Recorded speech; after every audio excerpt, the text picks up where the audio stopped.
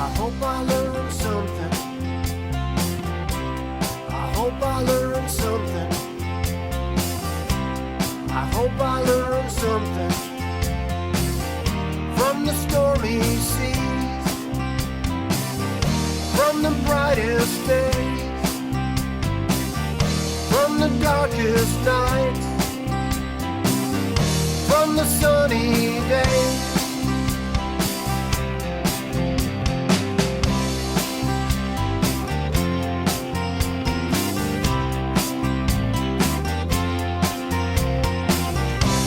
I hope you learned something. I hope you learned something. I hope you learned something from the stormy seas, from the brightest days, from the darkest nights, from the sunny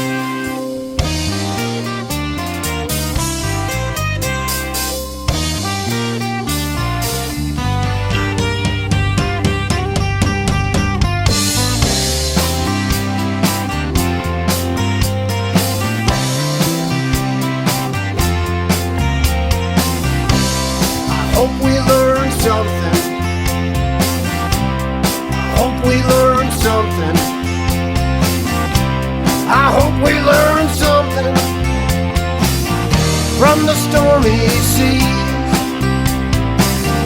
from the brightest days, from the darkest nights, from the sunny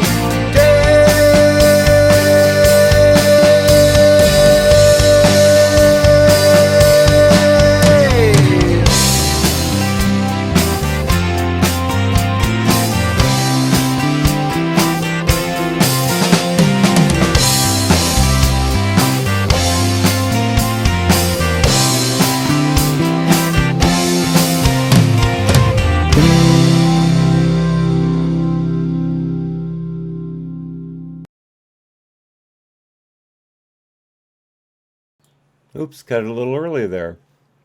I'm going to be totally honest, that's the very first time I've listened to the whole song.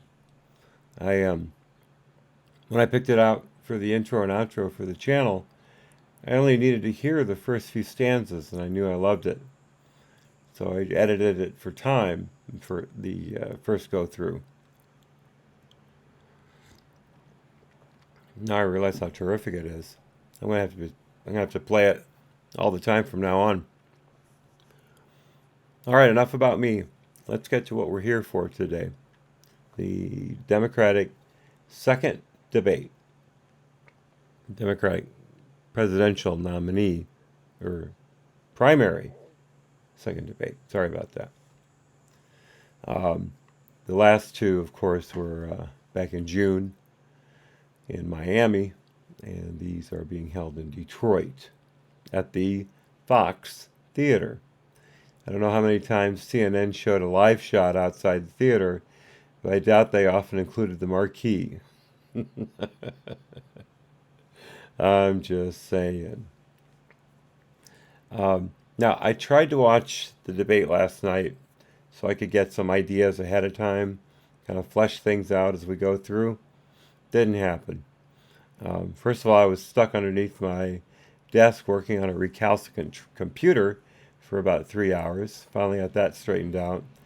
Would have been about a 45-minute job if it hadn't been for my idiocy. RTFM, everyone. RTFM. And once I got through that, it was pretty much like 45 minutes into the debate. Sat down, watched about 3 minutes, and I got so fed up, I had to walk away. So we'll punish ourselves together. Now, if you might have noticed in the chat, one of the friends of the chat, David Von Kettering, had said, "So sorry I can't join you today or tomorrow. Democrats were my party, and I'm unable to watch their shenanigans. Thanks anyway." And I, of course, replied, "That's totally fine, David. Thanks for the heads up." Oh, well, thank you, David. David chats, "God bless you," and Laura Weekly also sent her apologies. No apologies necessary, good sir. None whatsoever. I love having you all here, but I'm going to do it no matter what. But I really appreciate the thought. That means a lot to me. Thank you very much. Tell Laura Picasso knows and I send our best, as to you as well. Now, I had a prediction before the night of the debates. The debate at this point. The second one's tonight, of course. And that prediction was that this one would be all about Trump. Now, the little bit that I watched last night was, but I don't know about the beginning. I understand it had something to do with trade or economics, and that's Trump's strong suit right now. Strong suit. So let's see how they're able to get away without running him into the ground on that and sounding like complete fools. One thing I have to mention before we start. Down here in the lower left part of the corner here, you're going to see, let me see if I can blow this up.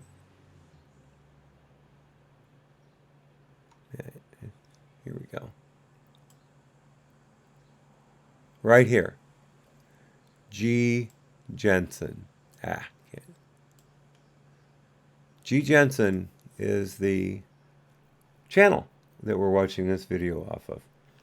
I tried to download it and render it so I could play it in my own video player, but I forgot how long the file is. It's 2 minutes and 13 seconds. 2 hours and 13 minutes. Decimal. Colon. And it blew me away how long it was taking to render, even at one of the lower resolutions. So I decided I had to kill that and play it through David's channel. Excuse me, G's channel. David's right up here.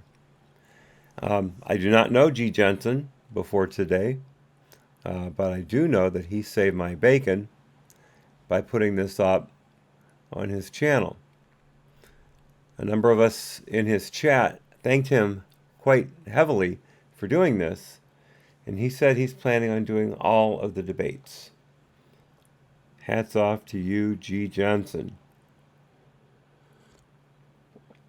He doesn't have very much content on his channel at all. In fact, right now it's 3 videos, 2 of which are short, but I couldn't watch. I don't know what the subject matter is, really. It looks something European. But he went from pretty much 0 subs to, the last I looked, 435 subs in about 13 hours. I highly suggest you look into his channel as well. Give him a sub just to be nice. He deserves it. Yeah, shrink this a little more. Wrong way. There we go. Okay. All right, that's it. Enough said. Let us get to it. Time now for opening statements. You'll each receive 1 minute. Governor Steve Bullock, please begin. Thanks, Dana. I come from a state where a lot of people voted for Donald Trump.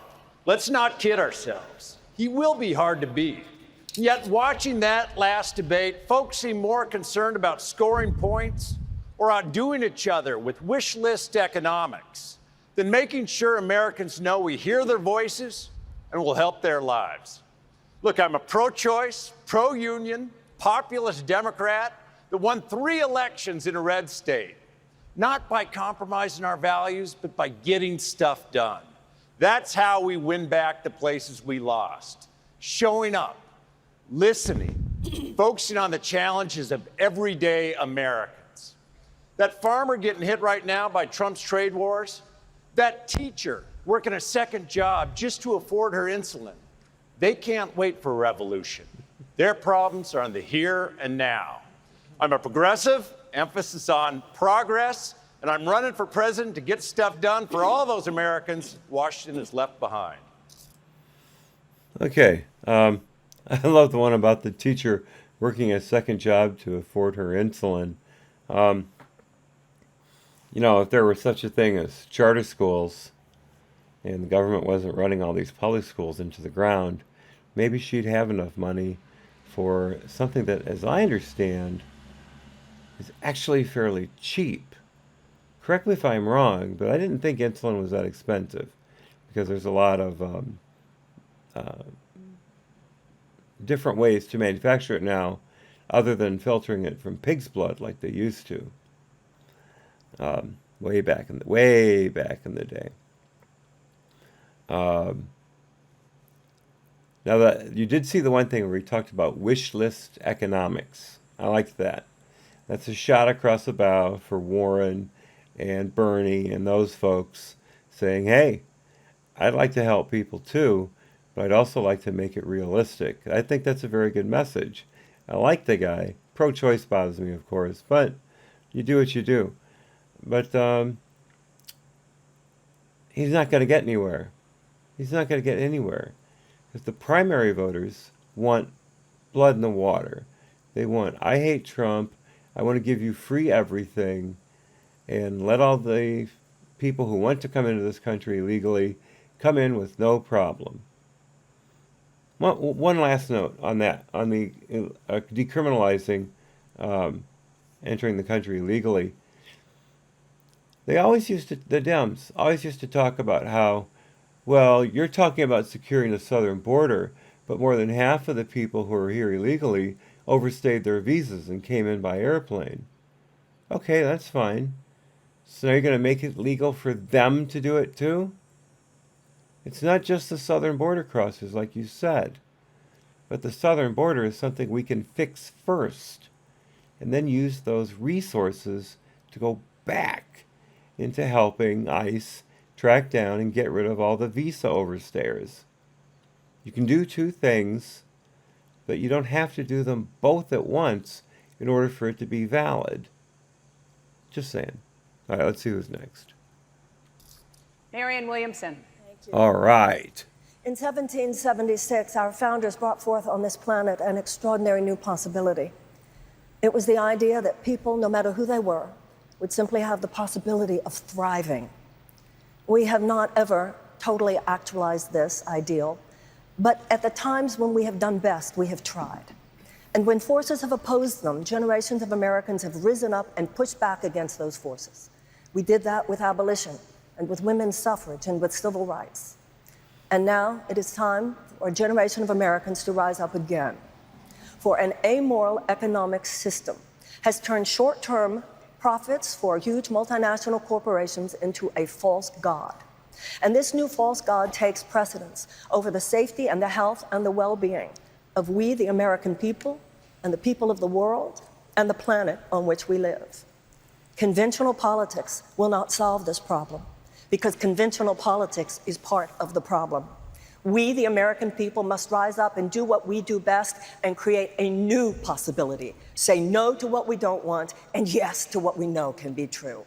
I'm Marianne Williamson, and that's why I'm running for president. A little breathless, but you still have to love her. She actually sounded reasonable there. She didn't make any strong points, but she sounded reasonable. except for the parts about everything she said was a lie. The thriving part that we've never realized our potential for thriving. What is she talking about? Manifest destiny, folks. Amoral government. What has this government done that's amoral? Name one thing. One thing. The closest you can come is the housing crisis at the border. I say housing, you know what I mean. The facilities being so overcrowded. Trump told the nation 6 months ago that we needed help at the border. But because he asked for it, and because he mentioned the wall, the Democrats called it a manufactured crisis, that it wasn't really happening, and then when it did happen, they screamed at Trump for creating it. That's your Democratic Party for you, folks. The last one was the multinational corporations, how they're the only ones being enriched. Trump is bringing these companies back into the United States. He's helping them get a foothold for American jobs to be created. I don't see how that's helping multinationals, except giving them a better business environment in which to work. Isn't that all what creating jobs is about? Who knows, I guess. Okay, I stepped over the next person a little bit. Let me back up just a tad. Okay. We know can be true. I'm Marianne Williamson, and that's why I'm running for president. Congressman John Delaney. Folks, we have a choice. We can go down the road that Senator Sanders and Senator Warren want to take us, with bad policies like Medicare for all, free everything, and impossible promises that'll turn off independent voters and get Trump reelected. That's what happened with McGovern. That's what happened with Mondale. That's what happened with Dukakis. Or we can nominate someone with new ideas to create universal health care for every American with choice, someone who wants to unify our country and grow the economy and create jobs everywhere. And then we win the White House. I'm the product of the American dream. I believe in it. I'm the grandson of immigrants, the son of a construction worker. My wife, April, and I have 4 amazing daughters. I was the youngest CEO in the history of the New York Stock Exchange, created thousands of jobs, and then served in Congress. That's the type of background, and my platform is about real solutions, not impossible promises, that can beat Trump and govern. Thank you. Congress. All right. And again, another practical, I almost said practical conservative, another practical Democrat, another non-progressive. He has some left ideas, but he is basically a business Democrat, which is what Trump was for his time in the Democratic Party. Then he saw how it was turning, and he became a Republican-clothed business Democrat. But he has governed much more conservative than people absolutely expected, myself included. So what did Delaney have to say that I wanted to take a note on? The impossible promises. Again, going back to what Bullock said. You can't just give things away to people without being able to pay for it. Remember what Margaret Thatcher said about socialism. Socialism is great until you run out of other people's money. That seems to be a lesson that none of the other progressive candidates have learned. But again, the progressive base is what's voting in the primary election, not the moderate base. So they're going for what they can, and then once the dust settles, let's see what the winner does when it comes to actually running in a general election. This ought to be interesting, folks. Okay, what congressman is up next? Congressman Tim Ryan. Tim Ryan. America is great, but not everyone can access America's greatness. The systems that were built to lift us up are now suffocating the American people. The economic system. All right. I've tried to hold my water while these guys were yelling, but this is enough. This systemic racism crap. The systemic racism was held by the Democrats until the 50s and early 60s, and then fought by the Democrats through the 60s and early 70s. Actually, through that. Because you have to remember, more Republicans voted for the first, I believe, 3 civil rights bills than did Democrats. It was only the Great Society that more Democrats got behind than before. And that's because they had a Democratic president in office. So they were backing Johnson. It's pathetic. It's absolutely pathetic, woeful, and disdainful that they still harp about this when it was fixed decades and decades ago. System that used to create $30, $40, $50 an hour jobs that you can have a good, solid middle-class living now force us to have 2 or 3 jobs just to get by. Bullshit. Bullshit. Middle class, especially blue collar workers, have seen the greatest rise in income since the tax cut. Theirs have gone up by percentage higher than anyone else. They will make the lie that the corporate big cats, the rich people, got the best part of the tax bill. That's only because if you look at it in dollars, and if you're making $100,000 a year and you get a 2% raise, that's more than 2% of $45,000 a year. But if it's even more than 4% of $45,000 a year. So you could get a 4% raise and be doing better, but because the upper class got a 2%, they made more dollars. If you want to make more dollars, make more money.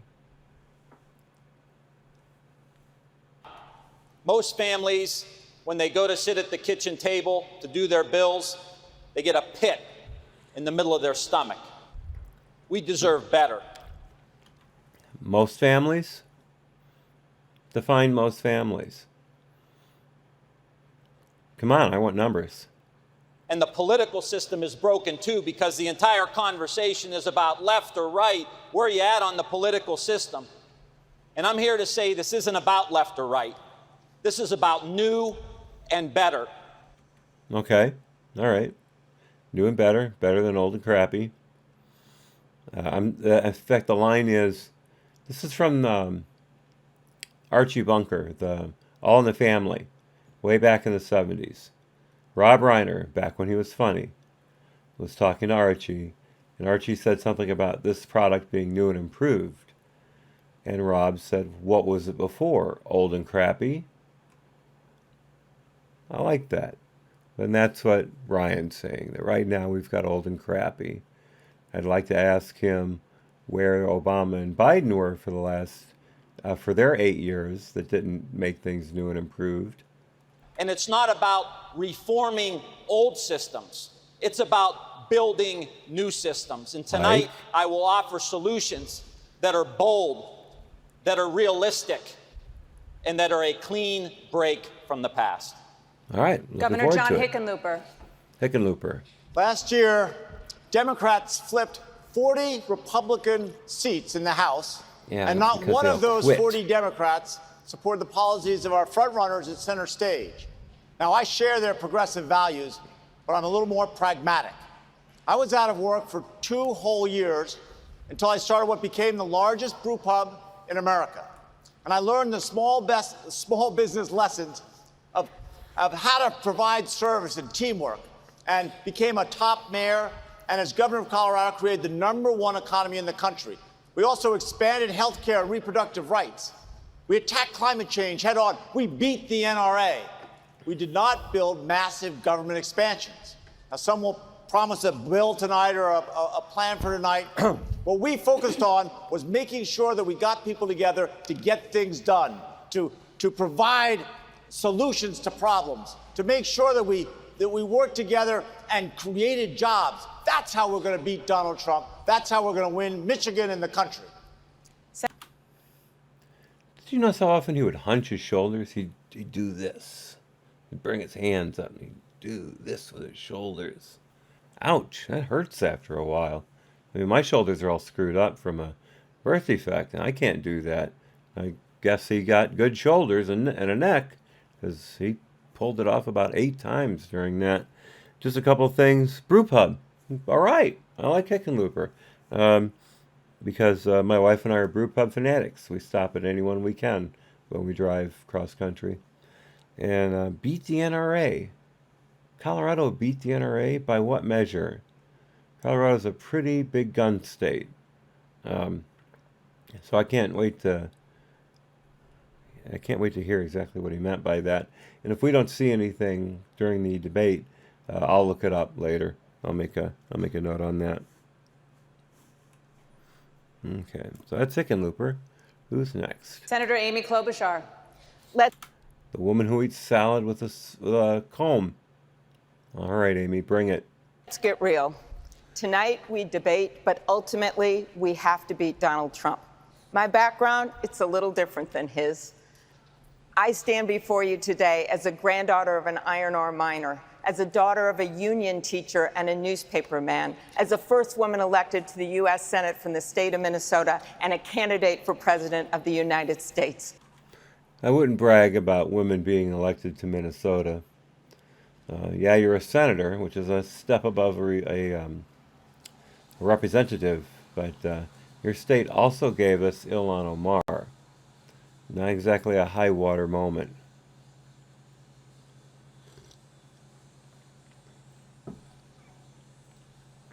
Excuse me, just a second. Okay. That's because we come from a country of shared dreams, and I have had it with the racist attacks. Okay, racist attacks by whom? The Democrats and the mainstream media, who have been doing it for 3 years now. Actually, since Trump came down the elevator in 15. Sorry, escalator. I hate when people do that. Came down the escalator in 2015. So that was basically 4 years ago. He's been putting up with it since then. So what racist attacks are you talking about? I have had it with a president that says one thing on TV that has your back, and then you get home and you see those charges for prescription drugs and cable and college.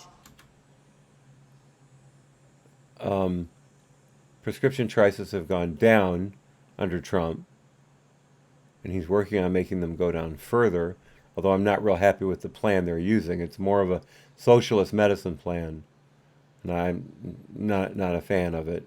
I think there are a lot of other ways to drop prescription drug prices than the method that he and the head of the Health and Human Services are thinking about doing. Personally, get regulations cut down on FDA regs for bringing new drugs to market. So remember, all the FDA regulations we have right now are because of the thalidomide disaster back in the 50s and 60s. Thalidomide was a drug that was supposed to help pregnant women sleep, because of course your hormones are aging, you're uncomfortable, so it was supposed to be just a sleep aid. Unfortunately, it also turned out to be a great inducer of birth defects in children, specifically paddle feet and hands. They would have no fingers; it would all be fused into a paddle. It was a horrible, disfiguring disease. The children were healthy otherwise, but still, it was just a debilitating birth effect. And the country obviously went up in flames over it. How horrible of a thing could you possibly get? Well, here's the thing. Thalidomide was developed by a non-American country. I believe it was a Canadian drug that we imported. And the FDA did not do due diligence in testing it further. They took the Canadians' word for it, and we see what we got for that. No offense, Canada, but you did give us thalidomide, so... And if I'm wrong about the country, slam me in the comments, please. Fix me. But that's where the FDA came from. They say all regulations are written in blood. And this is pretty much true for federal regulations. So what's the upshot of that? It is incredibly difficult to bring drugs to market. It's incredibly difficult to import drugs, because of all the extra hoops you have to jump through. I think you could cut bringing drugs to market costs in half. if you just looked at the regulations and put them in a moderate and safe zone as opposed to an incredibly difficult zone. I think that's more than possible.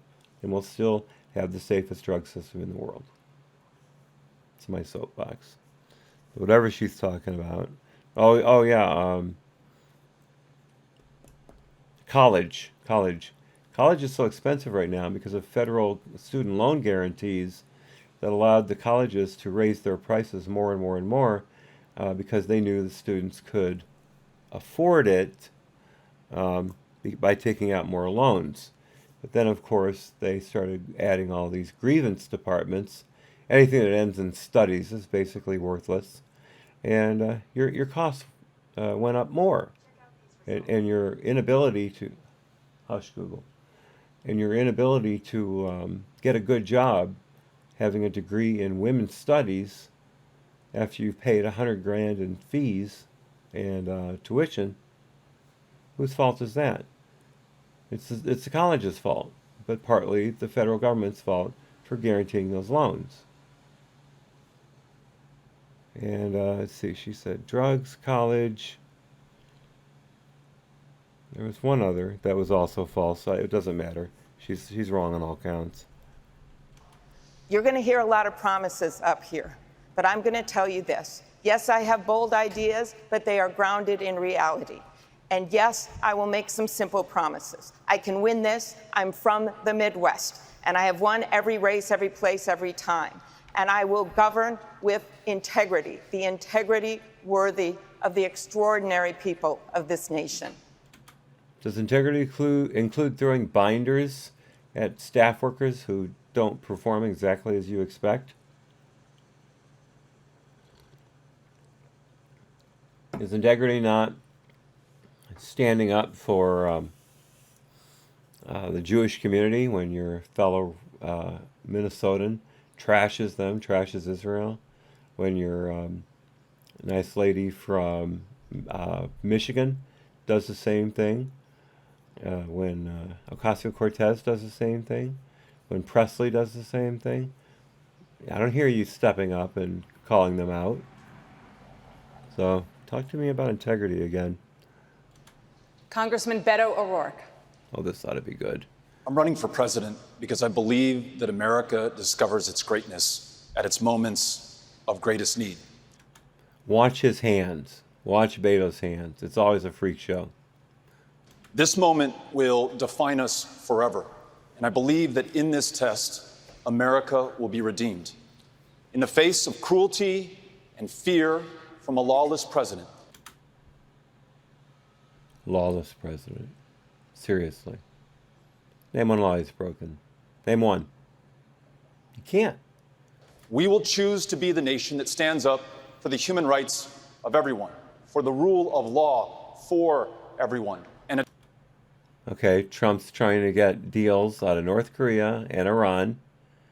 He hasn't shot anyone over there yet. He hasn't killed one person over there yet, either country. He asked and asked and asked for funding to fix the border. You people refused. You put your fingers in your ears and yelled la la la la la la la la la. And then when it did become a crisis, you used that to run him down. He has obeyed every freaking district court order that's completely out of bounds, making national policy from a district court. Can't wait for the Supreme Court to rule on that crappy practice. And he's waited for the courts to settle it out. And when he has to, he's taken measures that are fully his, according to the Constitution and to the legislative law. National Emergencies Act, it's a law, dude. It wasn't a lawless move at all. He had every right and every legal right to do it, every moral right and every legal right. a democracy that serves everyone. Whatever our differences, we know that before we are anything else, we are Americans first. Then why are we letting in all these illegal Central Americans and Mexicans who don't assimilate because they're illegals? They stay in their own little enclaves. They're preyed upon by other illegals who know that they won't go to the cops. Even though the cops say they won't deport you, they have a fear of authority nonetheless. You would too. So they're ripped off, raped, murdered by these people. And unless we can get in there and clean those people out by having testimony from the victims, it continues. That's what sanctuary cities get you. Not assimilation, but balkanization. And we will ensure that each one of us is well enough and educated enough and paid enough to realize our full potential. Educated enough, paid enough, and was that motivated enough?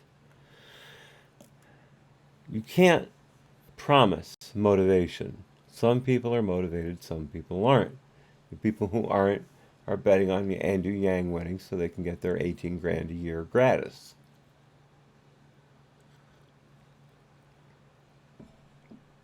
There is nothing that makes people equal. There is equal opportunity. There is no such thing as an equal society. That is socialism, pure, plain, and simple. You want to find socialism successes? Look under the blanket where the tooth fairy leaves your $100 bill. Which will you find first? We will meet these challenges here at home, and we will lead the world in those that we face abroad, successfully confronting endless war and climate change. Okay, we have successfully confronted endless war. Afghanistan is a real tough nut to crack. I think we're going to have to stay there. Because if we let Al-Qaeda get too big, they're going to start launching planes into buildings all over again. We've got to stay there to keep them under control. They're always going to be there. We'll never be able to kill them all and wipe it out. And you just saw the other day there was an attack where 2 Americans were killed by a supposed Afghan ally who instead brought in a bomb vest and blew it up and killed them. Blew the hole outside the building, if I remember correctly. I do believe I saw that picture. This is what we're doing in Afghanistan. If you think we can turn over the entire fight to the Afghan army, the National Afghan Army, when there are so many turncoats inside of it, you're out of your mind. I'm sorry, it's horrible. It's blood and treasure. I literally weep for everyone who's killed in Afghanistan and in the Middle East. I have good friends who have fought there. And they know people who have died, so through them, I weep. But I think we're going to have to stay there. That's all there is to it. But how's Beto's going to end them? This weak piece of dirt is going to be able to stop North Korea and Iran? I'd love to see it. Maybe he's got more of that magic dirt. That was where the piece of dirt came from. Maybe he's got more of that magic dirt that he can spread all over the desk in the Oval Office. At this moment of truth, let us pursue our national promise and make a more perfect union of everyone, by everyone, and for everyone. Everyone. So again, he's talking about illegals. He wants all the illegals to be let in without any process. And he doesn't want them to be illegal. He wants to give them all citizenship. Sorry, the honey is getting to my tongue. Excuse me. Give them all citizenship. Give them all jobs, good-paying jobs, and screw the minorities who are here legally, who can't find work because the illegals have taken the jobs. People who are poorly educated and need something to get a leg up, so then maybe they can go back and get their GED, and maybe they can even do some community college or trade school. But no, Beto wants to just give all those jobs to people who don't belong here.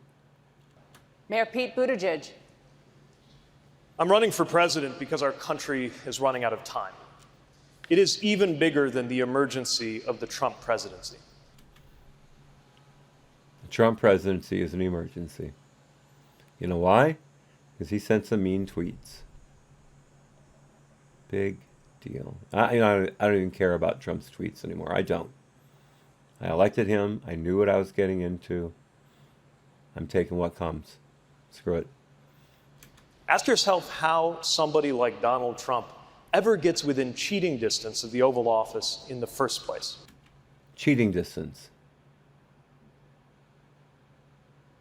Cheating distance. This sack of crap is trying to make it seem like Trump worked with the Russians. That was his implication. It was a direct implication that Trump cheated his way into the White House when there is no evidence of that whatsoever. Not through the House Judiciary Committee hearing, during the Republicans in office, of course. Not through the House Judiciary, not through House Intelligence, not through Senate Judiciary, and or Senate Intelligence, excuse me, and not through the Mueller report. I think I'm leaving out one.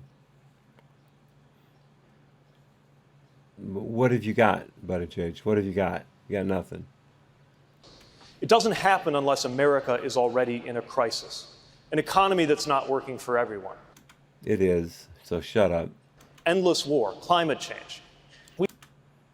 Okay, endless war again. Trump has ended the war in Syria. Trump has ended, as far as we're concerned, he's ended the war in Syria. He ended ISIS completely, except for pockets that we'll never get rid of, like Al-Qaeda. They're going to be here and there, but we're going to keep them tamped down so they don't spring up again. We're doing fine, man. We're doing fine.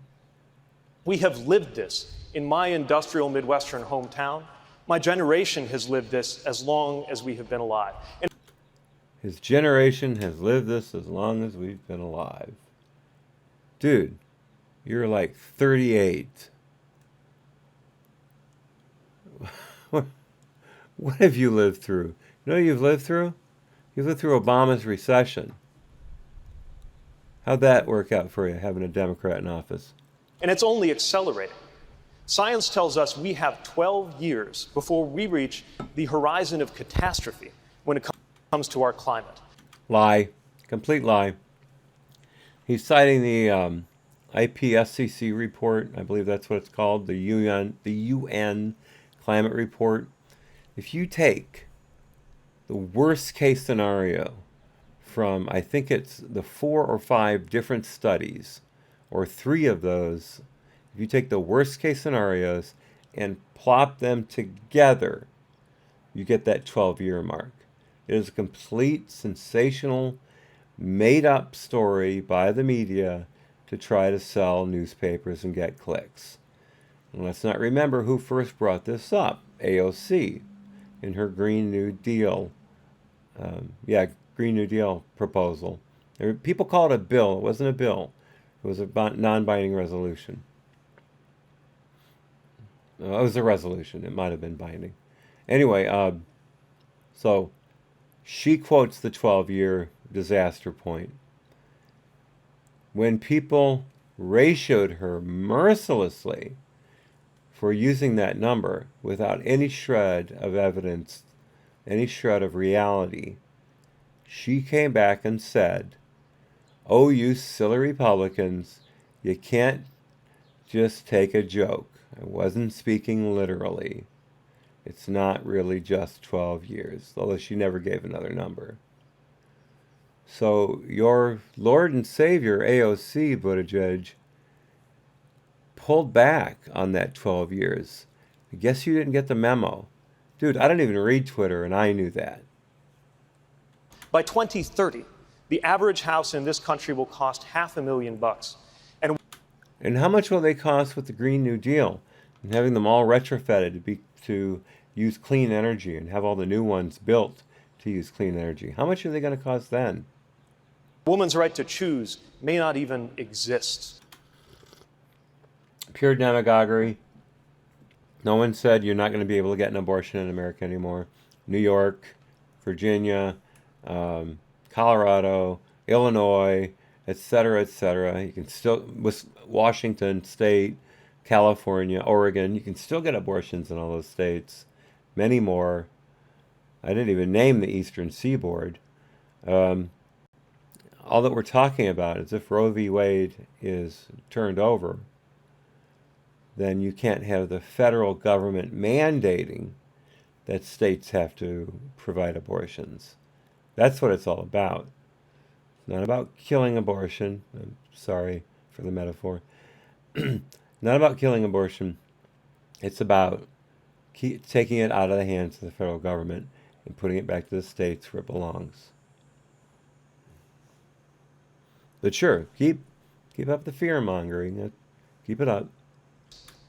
We are not going to be able to meet this moment by recycling the same arguments, policies, and politicians that have dominated Washington for as long as I have been alive.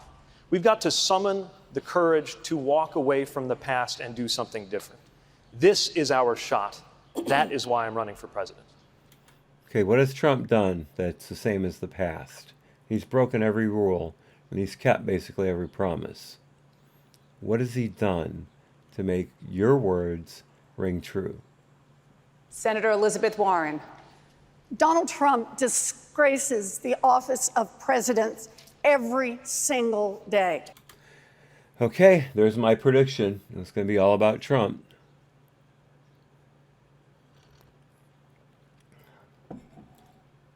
And I fail to see how Trump disgraces an office just by being who he is, when you disgraced your entire life by claiming to be something you're not. You're the original Rachel Dolezal. And anyone on this stage tonight or tomorrow night would be a far better president. I promise no matter who our candidate is, I will work my heart out to beat Donald Trump and to elect a Democratic Congress. But our problems didn't start with Donald Trump. Donald Trump is part of a corrupt, rigged system that has helped the wealthy and the well-connected and kicked dirt in the faces of everyone else. Elizabeth Warren is worth millions of dollars. In fact, let's just play along. How much is Elizabeth? Oops.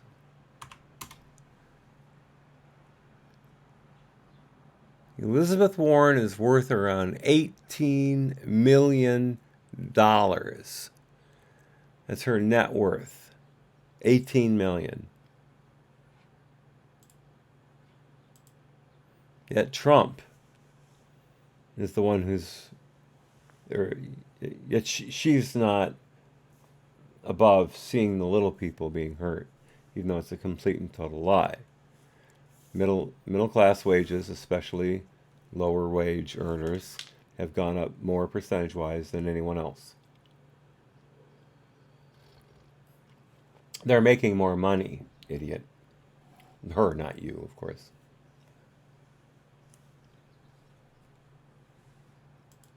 We're not going to solve the urgent problems that we face with small ideas and spinelessness.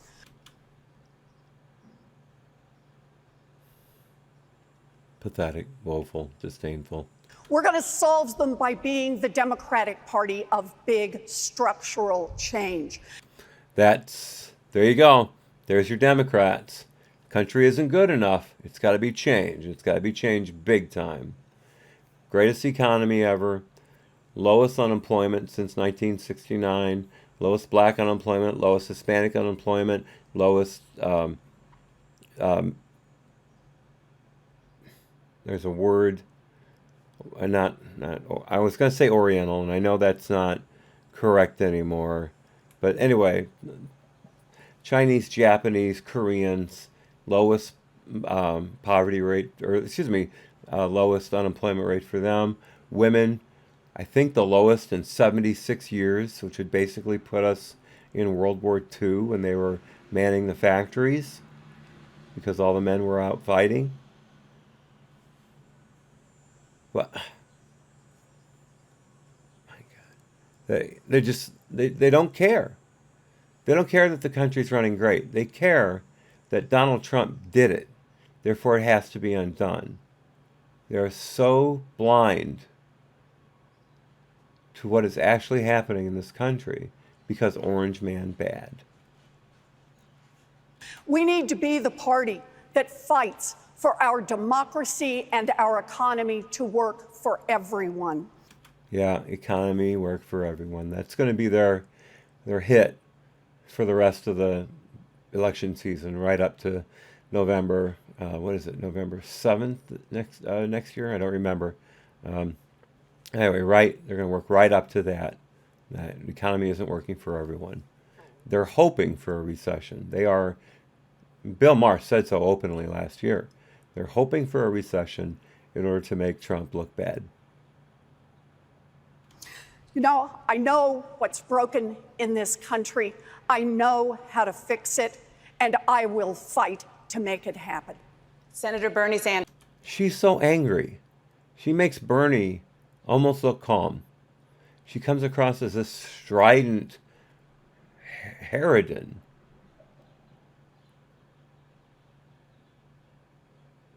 You have to be liked to win.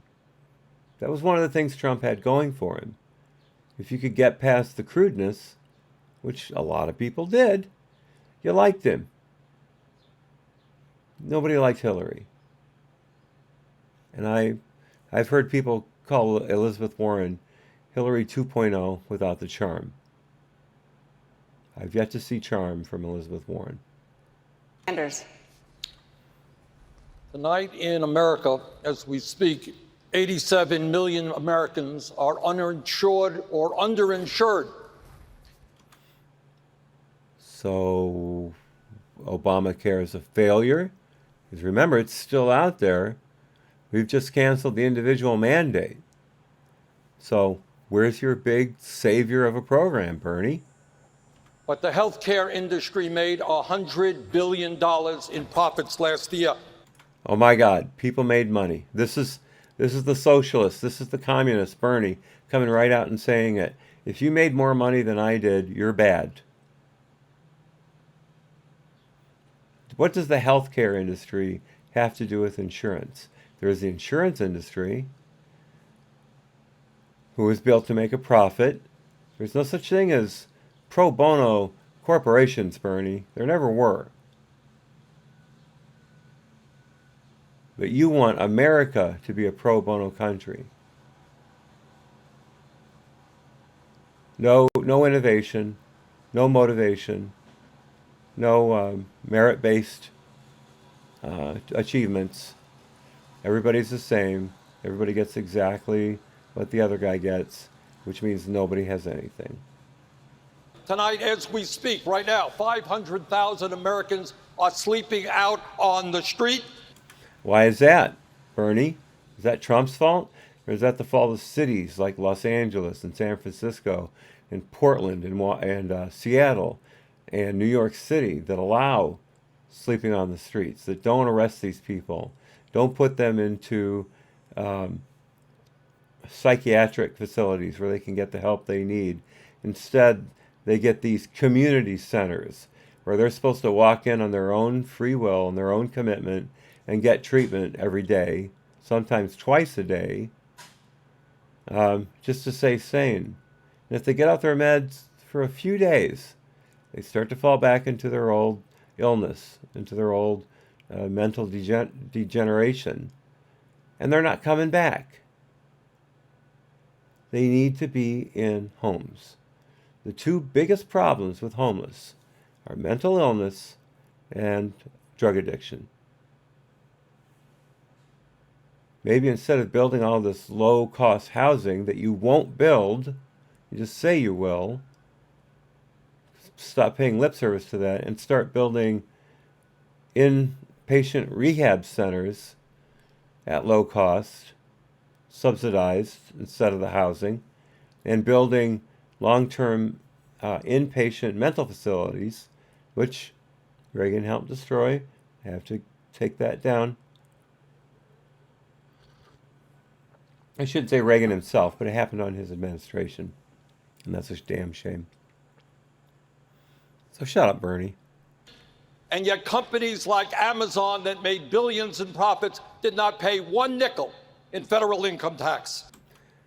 Bernie doesn't know how taxes work. Bernie doesn't know what a write-off is. I'm tired of people picking on Amazon. Amazon is a great country. It does what I need it to do, which is find stuff at reasonable prices that I may not be able to find anywhere else. For a small annual fee, I get them delivered between 1 and 2 days in 90% of the instances. 90%. Just because they're able to write off taxes on things like research and development, which makes them even better. What about the Social Security taxes their employees are paying? What about the federal income taxes the employees are paying? What about the state income taxes employees are paying? What about the property taxes that the homeowners of those employees pay? These people are running the country. They are putting money into this country every day. Yet you focus on the corporation and its tax bill. Screw you. Tonight, half of the American people are living paycheck to paycheck. I've lived paycheck to paycheck. My father lived paycheck to paycheck. His father lived paycheck to paycheck. It's hard. It's hard, but you know what? People do it. People get through it. And where's the motivation to go out and do something to better yourself, to get a better job? Right there in that paycheck to paycheck moment. I've borrowed money from friends to pay rent.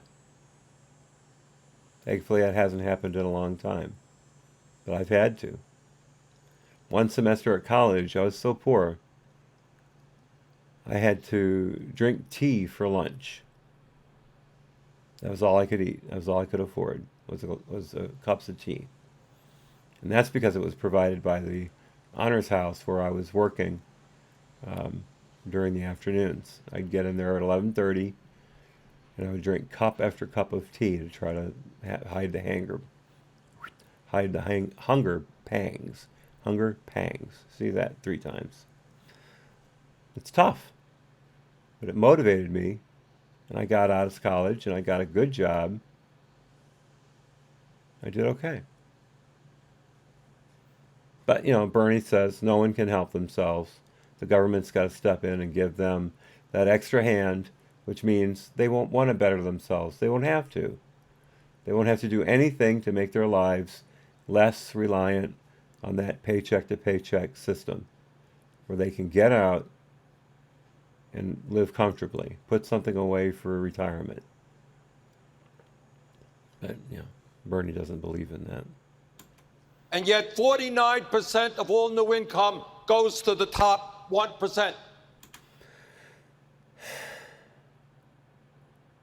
Bernie, you're the top 1%. At least you were a year ago. Did you give your money back? Did you take the book sales that you made and turn them over to the United Way or the Red Cross or St. Jude's Hospital? No. You built another house. Tonight, the fossil fuel industry continues to receive hundreds of billions of dollars in subsidies and tax breaks while they destroy this planet. The problem with this planet, Bernie, is the people who don't have access to fossil fuels. Millions of people die in Africa every year from lung disease that they get from breathing in the wood and dung they have to burn to heat their homes. If they had electricity, if they had anything other than an open flame to heat their home, they would live longer. But you don't care about those people. Trump's the racist, but you're the one who doesn't care about those people. Remember Obama said he didn't want the third world to have air conditioning? You know how many people die in heat waves every year? Tens of thousands. Bernie doesn't care, though. We have got to take on Trump's racism, his sexism, xenophobia, and come together. He's not racist. He's not sexist. He's not xenophobic. You're a liar. In an unprecedented grassroots movement to not only defeat Trump, but to transform our economy and our government. Yeah, transform the economy into something that doesn't work. Wonderful. I'm all for it. Sign me up. Thank you, Senator Sanders. Let's start the debate with the number one issue for Democratic voters, health care. And Senator Sanders, let's start with you. You support Medicare for all, which would eventually take private health insurance away from more than 150 million Americans in exchange for government-sponsored health care for everyone. Congressman Delaney just referred to it as bad policy, and previously he has called the idea political suicide that will just get President Trump reelected. What do you say to Congressman Delaney? Look at Delaney's tie and look at Bernie's tie. Delaney is out front. He is projecting power. Bernie is just shrinking back into himself. He has no flash. He has no panache. He's just a blank slate. Come on, Bernie, you got to dress powerfully for these things. Doesn't even look like your suit was pressed around the neck. You're wrong. Prove him wrong, Bernie. Prove him wrong. Right now, we have a dysfunctional health care system, 87 million uninsured or underinsured, $500,000 Americans every year going bankrupt because of medical bills, 30,000 people dying while the healthcare industry makes tens of billions of dollars in profit. 30,000 people dying of what? I mean, if you want people to die, just move up to Canada and deal with their healthcare system. The average wait for treatment is something like 5 months. 5 or 6 months to see a doctor for treatment. If you want a hip replacement, you're going to have to wait. Do you want that MRI? They may decide you don't need it, and then that cancer can grow undetected until it eats half of your liver away and you're dead. That's Canada. Something like 80,000 Canadians come into the U.S. for what's called medical tourism every year.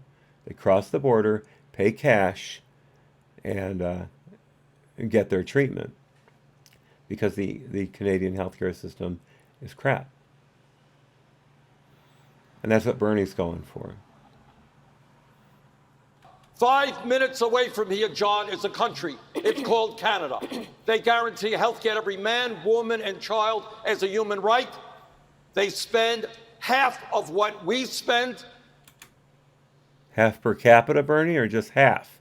Because Canada doesn't even have near the population that we do. How about shoring up that stat a little bit? And by the way, when you end up in a hospital in Canada, you come out with no bill at all. If you come out, America has a much greater standard of care, much higher, a much lower mortality rate, especially for things like cancer and other major diseases. We beat Canada to death in those stats. Healthcare is a human right, not a privilege. I believe that. I will fight for that. Thank you. Didn't say how you were going to pay for it. Senator Sanders. Congressman Delaney? Well, I'm right about this. We can create a universal health care system to give everyone basic health care for free, and I have a proposal to do it. But we don't have to go around and be the party of subtraction and telling half the country who has private health insurance that their health insurance is illegal. My dad, the union electrician, loved the health care he got from the IBEW. He would never want someone to take that away. Half of Medicare beneficiaries now have Medicare Advantage, which is private insurance, or supplemental plans. It's also bad policy. It'll underfund the industry. Many hospitals will close, and it's bad policy. Senator Sanders, My name was also... Last survey I heard said that 1/3 of American hospitals would close if we came up with this Bernie Medicare for All program, because Medicare does not pay hospitals enough. It pays 80% of operating costs. Insurance pays 120% of operating costs. Take away the insurance, you take away the hospital. So mentioned in We're going to come to you in 1 second, but let me go to Senator Sanders right now. Senator Sanders? The fact of the matter is, tens of millions of people lose their health insurance every single year when they change jobs, when their employer changes that insurance. Losing your insurance short term is not the same as losing your insurance completely. I don't know where he's getting the stat. Bernie's all stats and no flesh. You can run circles around him in minutes. If you want stability in the healthcare system, if you want a system which gives you freedom of choice with regard to doctor or hospital, you can keep your doctor. Which is a system which will not bankrupt you, the answer is to get rid of the profiteering of the drug companies and the insurance companies, move to Medicare for all. But now And again, not one word about how he's going to pay for it. Not one word. he's talking about a different issue. What I'm talking about is really simple. We should deal with the tragedy of the uninsured and give everyone health care as a right. But why do we got to be the party of taking something away from people? No one is the party. That's what they're running on. They're running on telling half the country that your health insurance is illegal. It says it right in the bill. All right, thank you. We don't have to do that. We can give everyone health care and allow people to have choice. That's the American way. Look, thank you, Congressman. Senator Warren? So look, let's be clear about. By the way, look at the stats for last night. Warren got more talking time than anyone, including Bernie. It was supposed to be even. She has no reason to be butting in here right now. None whatsoever. But they're letting her go in and run whatever diatribe she's about to say, thereby buffing up her time. I think the lowest time was... let me see if I can find it real fast here. Okay. July 30. Democrat debate. Time spoken.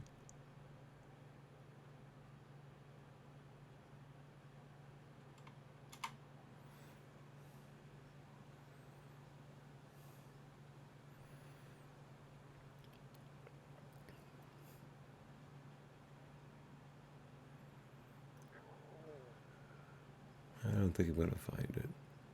Nah, I don't see it. Sorry. Oops, that's not what I wanted to do. There we go. Okay. Now, sorry for the interruption. But anyway, she got more talking time than anybody else. I think by about 3 minutes. And either Buttigieg or Bullock, I think, got the least amount of time. I don't even think they were in... I can't think of it now. Damn it, I should have linked that. Anyway. We are the Democrats. We are not about trying to take away health care from anyone. That's what the Republicans are trying to do. How? What are the Republicans doing? Getting rid of Obamacare? Which is you guys don't even talk about it anymore. You're trying to replace it. Trump's trying to replace it. How does that make him any different than you? And we should stop using Republican talking points in order to talk with each other about how to best provide that health care. Republican talking point. Saying you don't want to take away everyone's private health insurance, that you want to make Medicare for all at least feasible. Although I still don't understand this thing when there is Medicaid for poor people who can't afford health insurance. Medicaid covers basic medical care. I don't know much more about it than that, but I know it's there. So why do we even have Medicaid in the first place if Obamacare is there? Now, I want to have a chance to tell the story about my friend Addie Barkin. Oh, God. Anecdotal evidence. Shouldn't have expected much better. But notice how she talks, how she basically yells, like Bernie. Addie is 35 years old. He has a wife, Rachel. He has a cute little boy named Carl. He also has ALS, and it's killing him. Addie has health insurance, good health insurance, and it's not nearly enough. I'm staying with you. I'm staying with you, but you exceeded your time, and so let me just stay with you on Medicare for all. All right. At the last debate, you said you're, quote, with Bernie on Medicare for all. Now, Senator Sanders has said that people in the middle class will pay more in taxes to help pay for Medicare for all, though that will be offset by the elimination of insurance premiums and other costs. Are you also, quote, with Bernie on Medicare for all when it comes to raising taxes on middle-class Americans to pay for it? So giant corporations and billionaires are going to pay more. Eat the rich. It's the French Revolution all over again. And we all know how that turned out. Picasso knows, thank you so much. Her friend Addie T-Bone Larkin. A very nice and sly reference to our good friend, candidate Cory Booker. Beautifully done, Picasso knows. Thank you. Middle-class families are going to pay less out of pocket for... Less out of pocket. More taxes, but less out of pocket. ...for their health care. And I'd like to finish talking about Addie, the guy who has ALS. This isn't funny.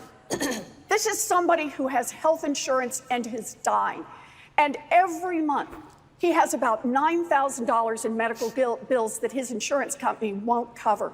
His wife, Rachel, is on the phone for hours and hours and hours begging the insurance company, please cover what the doctors say he needs. He talks about what it's like to go online with thousands of other people to beg friends, family, and strangers for money so he can cover his medical expenses. The basic profit model of an insurance company is taking as much money as you can in premiums and pay out as little as possible in health care coverage. It's called cost analysis. It's called making a profit. Insurance companies know that if they take in a lot of money and only give a little bit of service, they're not going to be in business for long. They have to provide a decent, if not a great amount of coverage in order to justify the premiums being paid and in order to justify staying in business, to keep those customers happy enough to where they keep paying those premiums, not jumping ship. It's true for every insurance company. Blue Cross Blue Shield is advertising right now. I've seen their ads all over the place. You've got good morning, Ray. Welcome to the show. And you've got non-healthcare companies like Progressive and Liberty, Allstate, the General, all these companies advertising insurance that's lower cost and will probably be lower coverage. That's the way it works. I'm devastatedly sorry for your friend Addie. It's horrible to think of someone going through ALS. And it's horrible to think that because he has a pre-existing condition, he can't get a different insurance. Republicans want to change that. They want to make it so that you can get insurance across state lines and with pre-existing conditions. I don't hear you saying anything about that. That is not working Thank for you. Americans across this country. Thank you, Senator. Medicare for all will fix that, and that's why I'll Thank you, fight Senator. for Just it. a point of clarification in 15 extra seconds. Would you raise taxes on the middle class to pay for Medicare for all, offset obviously by the elimination of insurance premiums? Yes or no? Costs will go up for billionaires and go up for corporations. For middle-class families, total costs will go down. Didn't answer the question. Didn't answer the question at all.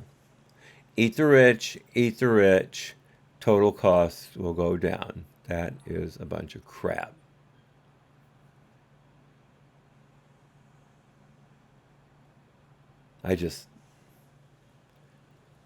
They think they're going to get away with it, and they will in the primary.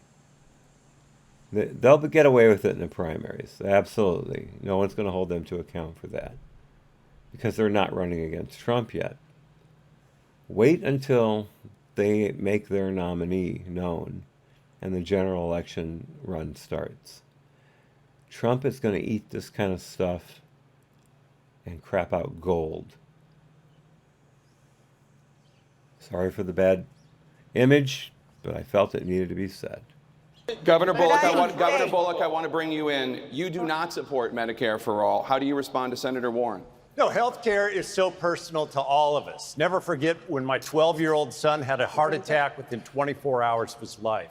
Had to be life-flighted to Salt Lake City. But because we had good insurance, he's here with me tonight. At the end of the day, I'm not going to support any plan that rips away quality health care from individuals. This is an example of wish list economics. It used to be just Republicans who wanted to repeal and replace. Now many Democrats do as well. We can get there with a public option, negotiating drug prices, ending. Thank you, Governor Bullock. I want to bring in Mayor Buttigieg on the topic of whether or not the middle class should pay higher taxes in exchange for guaranteed health care and the elimination of insurance premiums. How do you respond, Mayor? So we don't have to stand up here speculating about whether the public option will be better than, or a Medicare for all environment will be better than the corporate options. We can put it to the test.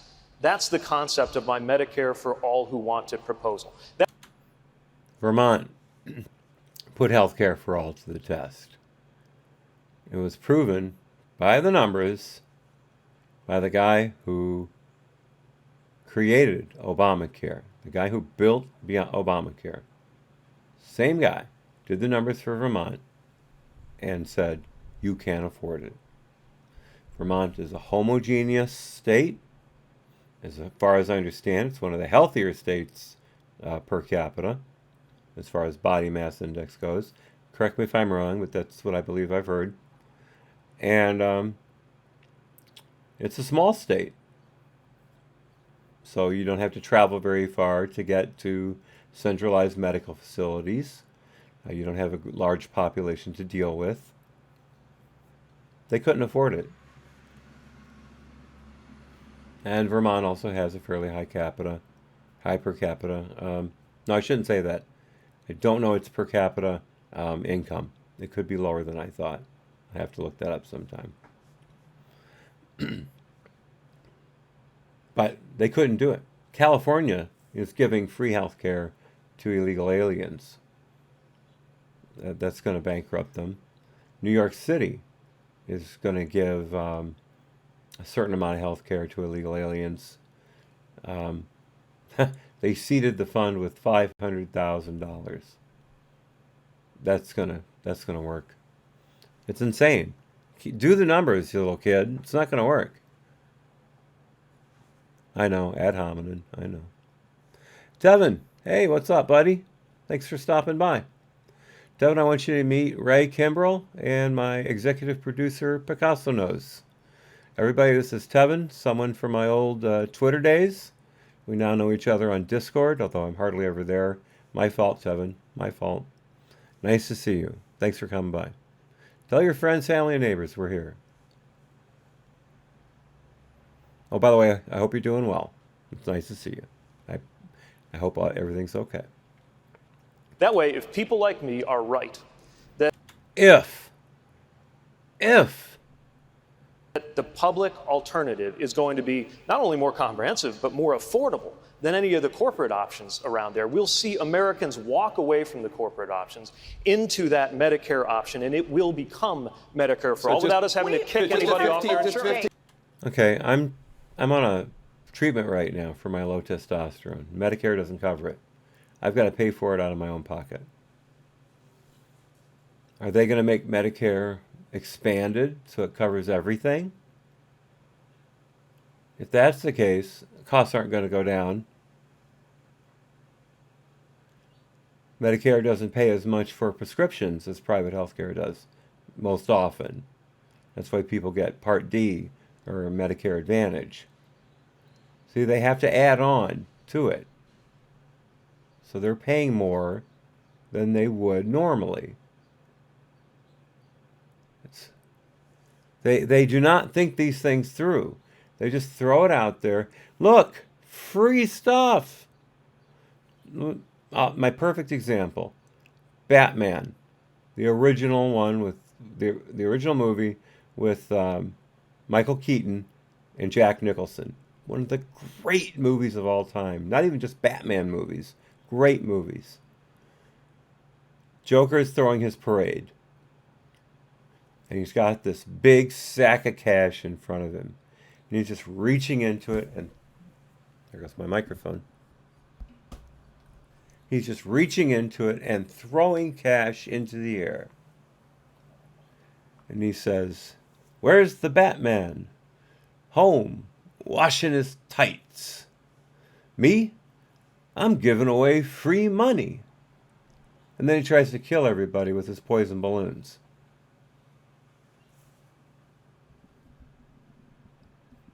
Tell me that's not the Democrats. 15 seconds on the clarification. You are willing to raise taxes on middle-class Americans in order to have universal coverage with the disappearance of insurance premiums, yes or no? I think you can buy into it. That's the idea of Medicare for all who want it. Look, this is a distinction. Doesn't answer the question. Give Jake Tapper credit. He's been a real suck-up to the Dems lately. But tonight so far, he's been doing a good job. Without a difference, whether you're paying the same money in the form of taxes or premiums. Look, in this country, if you have health coverage, if you don't have health coverage, you're paying too much for care. And if you do have health coverage, you're paying too much for care. I want to bring in Congressman O'Rourke on the topic of whether the middle class should pay higher taxes in exchange for universal coverage and the elimination of insurance premiums. What's your response? The answer is no. The middle class will not pay more in taxes in order to ensure that every American is guaranteed world-class health care. I think we're being offered a false choice. Some who want to improve the Affordable Care Act at the margins, others who want a Medicare for All program that will force people off of private insurance. I have a better path. Medicare for America. Everyone who's uninsured is enrolled in Medicare tomorrow. Those who are insufficiently insured are enrolled in Medicare. Just to 15 seconds. And those who have employer-sponsored... I love how politicians never pay attention to the rules. I think Bullock is the only one who stopped when he was asked to stop. It was Bullock or Delaney? Anyway, wow. Who's offering a false choice here? Who's offering a false choice here? You have some. Governor Bullock, who said that we will improve the Affordable Care Act at the margins with a public option. You have others, to my right, who are talking about taking away people's choice for the private insurance they have, or members of unions. I was listening to D. Taylor. Notice again the hands. Governor Bullock. His members you just said you're offering a false choice, sir. Congressman, not at all. You know, it took us decades and false starts to get the Affordable Care Act. So let's actually build on it. A public option, allowing anyone to buy in. You know, we pay more for prescription drugs than any place actually in the world. We got nothing to show for it. Nothing to show for it. We have the best pharmaceutical chest in the world. The world depends on us to produce these drugs for their use. I think pharmaceutical development in the U.S. is something like 80% of what it is in the rest of the world. I mean, the rest of the world comprises 20% of pharmaceutical development. The U.S. is by far and away the leader in that field. And he just said, what have we got to show for it? Negotiate prescription drug prices. enterprise medical billing.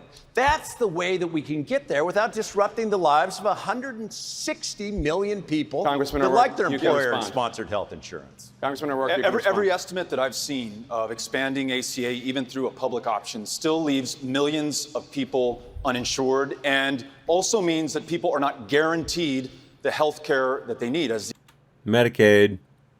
the example that Senator Warren showed us, our plan ensures that everyone is enrolled in Medicare or can keep their employer-sponsored insurance. When we listen to the American people, and this is what they want us to do, they want everyone covered, but they want to be able to maintain choice, and our plan does that. Thank you, Congressman. At least you finished on time. They just have no concept of reality. What program has the government taken over and made it run better? Housing and urban development? Nope. Education? Nope.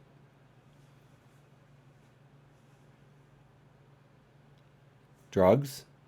Drug development? Nope. It's all been worse. The VA, the best example. Trump finally did something to help fix it by creating the Veterans Choice Act, I believe it's called, where they're able to go to a private doctor if they can't be seen at the VA soon enough and the government pays for it. That's saving money. That's actually saving money because we can catch illnesses in vets before they get so far along that then they're chronically ill and need to be on medications and treatment for the rest of their lives. Happens quite often at the VA, but not anymore. Not at least to the extent that it did. And so what does that do? That's Trump, that's the federal government stepping back away from a top-down run program and allowing the patient to be in charge. That's what will fix healthcare costs in America. Getting the government out of hospitals, getting the government out of insurance companies, letting the market take over, and letting costs come down as a result. Competition decreases costs, not regulation. So I want to bring in Senator Klobuchar. Senator Warren, at the beginning of the night, said that Democrats cannot win the White House with small ideas and spinelessness. In the last debate, she said, the politicians who are not supporting Medicare for all simply lack the will to fight for it. You do not support Medicare for all. Is Senator Warren correct? Do you just not lack the will to fight for it? That is incorrect. I just have a better way to do this. And in one of my first debates, Jake, I was called a street fighter from the Iron Range by my opponent. And when she said it, I said, thank you. So this is what I think we need to get done. We need the public option. That's what Barack Obama wanted, and it would bring healthcare costs down for everyone. And by the way, I just don't buy this. I've heard some of these candidates say that it's somehow not moral not moral to not have that public option. Well, Senator Sanders was actually on a public option bill last year, and that was Bernie, the Medicaid public option bill that Senator Schatz introduced. Clearly, this is the easiest way to move forward quickly, and I want to get things done. People can't wait. I've got my friend Nicole out there whose son was actually died trying to ration his insulin as a restaurant manager, and he died because he didn't have enough money to pay for it.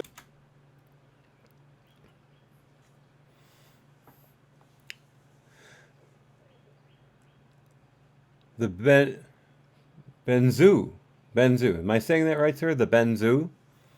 Like Mercedes-Benz, Benzu? Says, I'm pretty sure Trump will be reelected. I'm right there with you, sir. Right there with you. If you are a sir, if you're a ma'am, then forgive the misgendering. Maybe you'll just go either way. I don't know. And Ray says the VA here in Phoenix has become one of the best, in my humble opinion. Well, Ray, you would know better than anybody.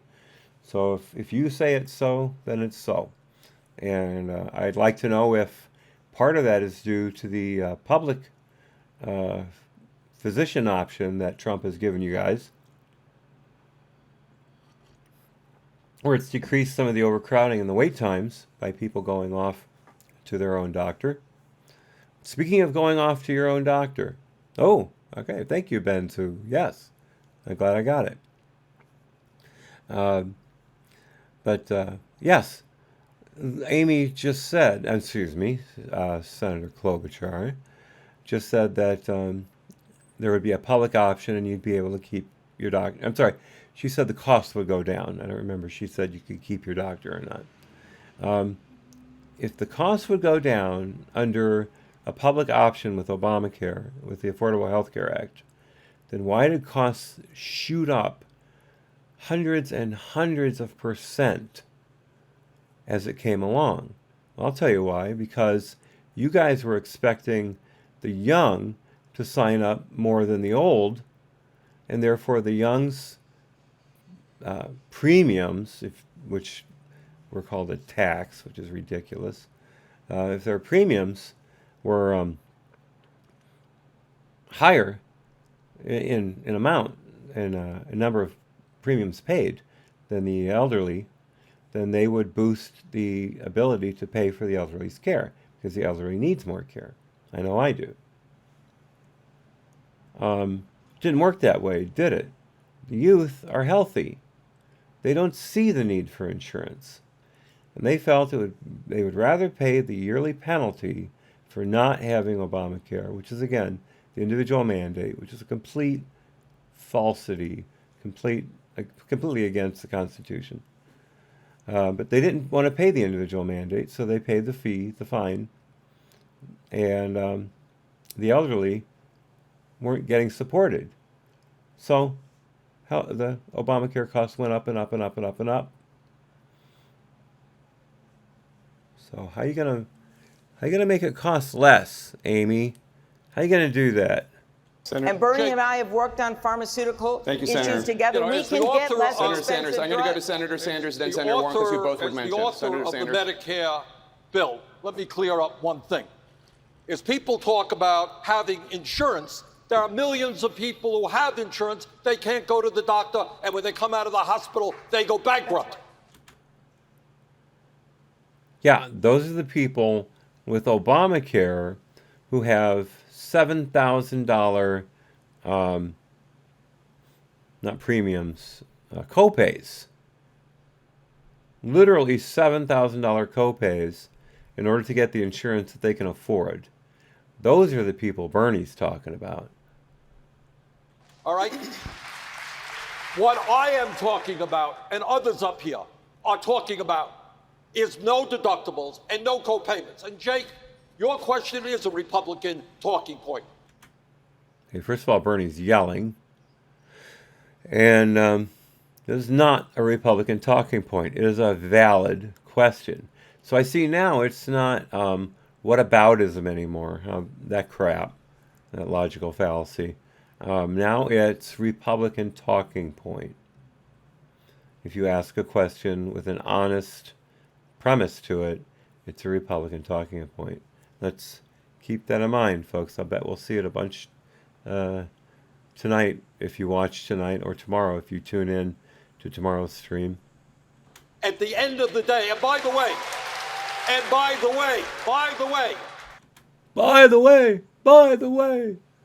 You have a microphone, idiot. the healthcare industry will be advertising tonight on this program. Thank you, Senator. Oh my God. And again, he lumps everything together. Healthcare industry, drugs, insurance, hospitals. Hospitals advertise. Cancer treatment centers advertise. There's a Cancer Treatment Centers of America just down the road from me, about maybe 20 minutes. They pick you up in a limo at the airport.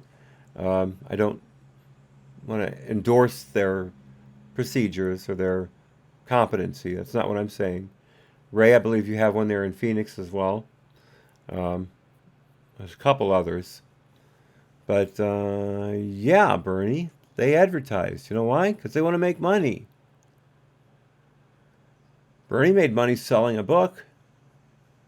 He didn't write it and say, no, I don't want any money. That was more Italian than Bernie. Sorry. I won't do that again. But no, I don't want any money. I want it to go towards the children's fund. No, he took the money. Bernie's as much a capitalist as the rest of us. He just wants the rest of us to live under socialism. Bernie's going to do just fine on his own. Senator Warren, it's your turn. Oh, can I complete that, please? Your time is up, They 30 will be seconds. advertising tonight with that talking point. Senator Warren. So we have to think of this in terms of the big frame. What's the problem in Washington? It works great for the wealthy. Yeah, because the stock market only supports the wealthy. No one's 401k went up enough to where they could retire early, like Picasso knows. We were looking at her working another 5 years at a job that was 14-hour days, 6 days a week, 8 days on Sunday. 8 hours. 14 hours a day, 8 hours on Sunday. I won't tell you what it was doing to her emotionally. And so she could retire at a particular age. Her 401k went up through the roof when Trump took office. This was before the tax cut. And it went skyrocketing. After the tax cut, it went up another $30 a share. We got out a little earlier than that. I'm glad we did because it didn't stay there long. But yeah. Bernie, it helped people. It's helping people. Shut the F up.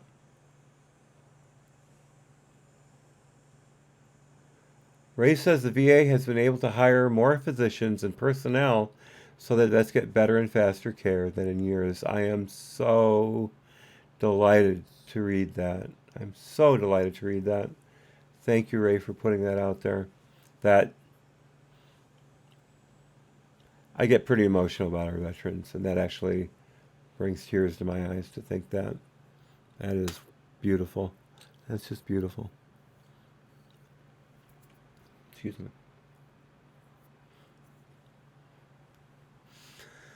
Okay, going on. Works great for those who can hire armies of lobbyists and lawyers, and it keeps working great for the insurance companies and the drug companies. What it's going to take is real courage to fight back against them. These insurance companies do not have a God-given right to make $23 billion in profits and suck it out of our healthcare system. Okay, there's Heidi. I like to call her Heidi. There's Heidi ripping apart capitalism. Another red. She's wearing the right color. Another communist. Another socialist. Socialism, and then it'll lead to communism if she gets 8 years. Same with Bernie. You don't have a right to earn a profit, is what she's saying. She will tell you how much money you can make. You know what happens when you do that? You pack up and you move to Norway, you move to Finland, you move to the Netherlands, you move to a place with hyper-capitalism where you're allowed to make money. She's insane. So is Bernie. They're absolutely insane. Thank you, Senator. They do not have a God-given right to put forms in place. Bill, it said that it will. Now we know why Heidi got all the talking time last night. Take everyone off of their insurance. Thank you, Senator. If we could all just stick to the rules of the time, that would be great.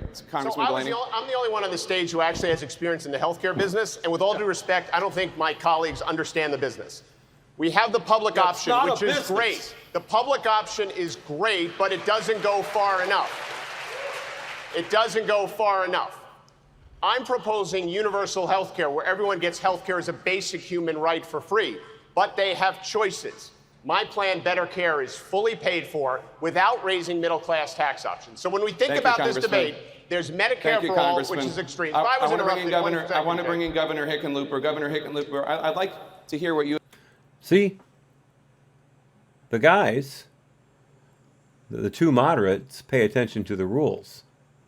have to say about Senator Warren's suggestion that those people on the stage who are not in favor of Medicare for all lack the political will to fight for it? Well, obviously, I disagree with that as much as I respect both of the senators to my right. You know, I think it comes down to that question of Americans being used to being able to make choices, to have the right to make a decision. And I think proposing a public option that allows some form of Medicare, that maybe it's a combination of Medicare Advantage and Medicare, but people choose it. And if enough people choose it, it expands, the quality improves, the cost comes down, more people choose it. Eventually, in 15 years, you could get there, but it would be an evolution, not a revolution. Thank you, Congressman. Senator Warren. You know, we have tried this experiment with the insurance companies. And what they've done is they've sucked billions of dollars out of our health. What is she talking about? Is she talking about the ACA? It wasn't the insurance company's fault. It was the restrictions that the freaking Obama administration put on them. There were, at the very last minute, they put on some incredibly draconian restrictions on the insurance companies about what they could sell, what kind of coverage they were allowed to give. Cut down on their options, so they had to charge more because they weren't making any money on any of the different level of policies. They put all their eggs in one policy basket. They were forced to sell that. How are you going to make any money selling a single option? So the prices kept going up. It wasn't the insurance company's fault.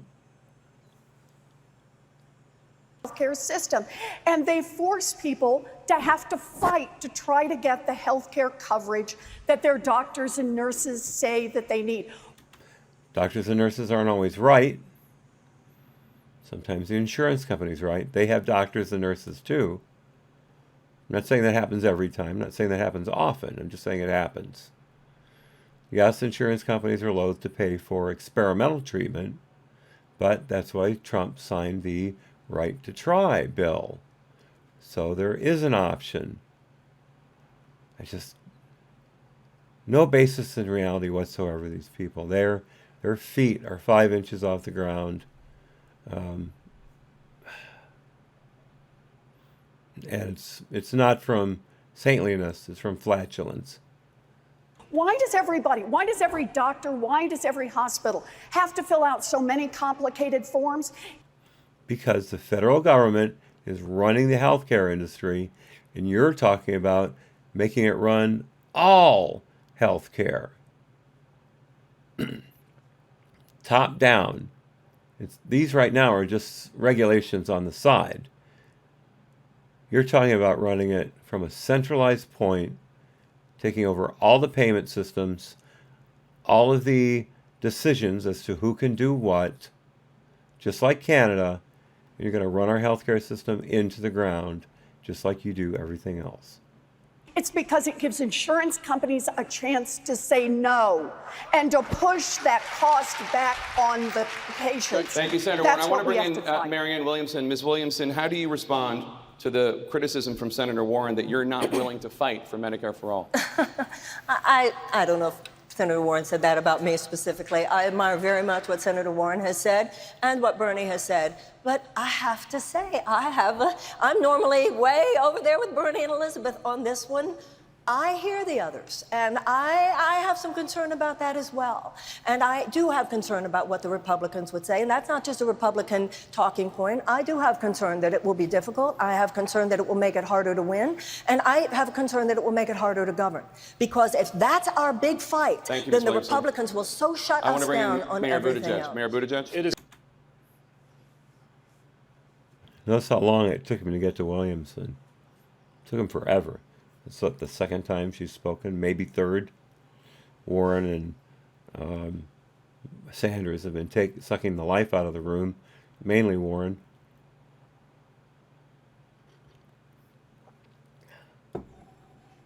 Yeah. The Benzo says, bring out the magic crystals. Yes, sir, absolutely. Absolutely. Tell you though, should sound pretty good there. No definite policy, but she did sound pretty good. In fact, in my opinion right now, the moderates are winning this debate. Warren's out there in front, but she turns me off. The moderates are calm, they're warm, they're easy to relate to. Too bad they're not going to have a chance. But so far, like I say, so far in my opinion, they're winning the debate. It's time to stop worrying about what the Republicans will say. Look, Yes. if it's true that if we embrace a far-left agenda, they're going to say we're a bunch of crazy socialists. If we embrace a conservative agenda, you know what they're going to do? They're going to say we're a bunch of crazy socialists. So Liar. Liar, liar, liar. You're the ones who are calling names all the time. And you don't even talk about policy anymore. I don't know if you ever did. You know, you don't listen to what, you don't pay attention to what Trump does. You pay attention to what Trump says. And you take him literally. The people who understand the world take his tweets thoughtfully, but take his actions literally. That's how we work. But no, you're content to call him a Nazi and a racist and a xenophobe and a homophobe and a sexist and an Islamophobe. You're content to do that all day and all night. And you've got your major media backers doing the same thing. They claim to be impartial, but they're absolutely in the bag for the DNC, and you know it. You should be worried about the Republicans are going to say, because you're going to be running against them. Try to think ahead. So let's just stand up for the right policy, go out there and defend it. That's the policy I'm putting forward, not because I think it's the right triangulation between Republicans here and Democrats there, because I think it's the right answer for people like my mother-in-law, who is here, whose life was saved by the ACA, but who is still far too vulnerable to the fact that the insurance industry does not care about her. Senator. So she was saved by the ACA. You're trying to destroy it. But her insurance still leaves her vulnerable. Are you saying that she has bad insurance under the ACA? Sounds like it to me. Thanks for proving my point, Mayor Pete. Mr. Sanders, your response? Let's be clear what this debate is about. Nobody can defend the dysfunctionality of the current system. What we are taking on is the fact that over the last 20 years, the drug companies and the insurance companies have spent $4.5 billion of your health insurance money on lobbying and campaign contributions. You know who spends the most money by far in lobbying and campaign contributions, Bernie? Unions and Planned Parenthood. I don't hear you bitching about that. That is why, when I went to Canada the other day, people paid 1/10 the price in Canada for insulin that they're paying in the United States. I want to bring in Congress. That's because the insulin is manufactured here under heavy regulation, and then they can sell it to Canada because the government subsidizes the cost. They're not selling it for 1/10 less out of the goodness of their heart. They're selling it because that's pretty much all they're going to get out of Canada. But they're still making a small profit. In order to pay for the costs of business here in the U.S. I'm sorry for the noise. I've got movers or something outside screaming their heads off. Yeah, it costs a lot of money to make things in the United States still. Corporate taxes are too high. There are still regulations on the pharmaceutical industry that need to be removed. That's the problem, Bernie. Stop just screaming about it. Congressman Ryan, your response? When was the last time we heard from Ryan in the opening speech? He's been standing there the entire time. Here we are in Detroit, home of the United Auto Workers. We have all our union friends here tonight. This plan that's being offered by Senator Warren and Senator Sanders will tell those union members who gave away wages in order to get good health care that they're going to lose their health care because Washington's going to come in and tell them they got a better plan. This is the left and right thing. New and better is this. Move Medicare down to 50. Allow people to buy in. Kaiser Permanente said that if those 60 million people do that, they will see a 40% reduction in their health care costs. Let businesses buy in, Jake. So, Senator, let's talk about that. There you go. Jake told him a couple times his time was over, and he shut up. If Medicare for All is enacted, there are more than 600,000 union members here in Michigan who would be forced to give up their private health care plans. Now, I understand that it would provide universal coverage, but can you guarantee those union members that the benefits under Medicare for All will be as good as the benefits that their representatives, their union reps, fought hard to negotiate? Now that's a question. Kudos to Jake Tapper. That is the question. Well, two things. They will be better because Medicare for All is comprehensive. It covers all health care needs for senior citizens. It will finally include dental care, hearing aids, and eyeglasses. You're telling me your Medicare for All is going to be better than UAW Cadillac Insurance? UAW, Blue Cross Blue Shield, is one of the best insurance plans in the world. I know, my dad has it. He was a UAW member for 30 years. And they fought to get that health care. You cannot tell me in any way, shape, or form that Medicare for All is going to beat UAW Blue Cross Blue Shield. That's impossible. You don't know Second of all, you don't know that, second Bernie. of all, We'll come to you in a second, I do know, Congressman. and I wrote the damn bill. Okay, they yell at Trump for cursing, that it's unpresidential. Thank you, Bernie. Guess it's time to run you out of office. And second of all, many of our union brothers and sisters, nobody more pro-union than me up here, are now paying high deductibles and co-payments. And when we do Medicare for All, instead of having the company putting money into health care, they can get decent wage increases, which they're not getting today. So socialism's going to increase wages too. Am I explaining how that's going to work, Bernie? Excuse me just a moment. I've got more tea arriving just in time. Oops, I almost stopped the stream. I don't want to do that.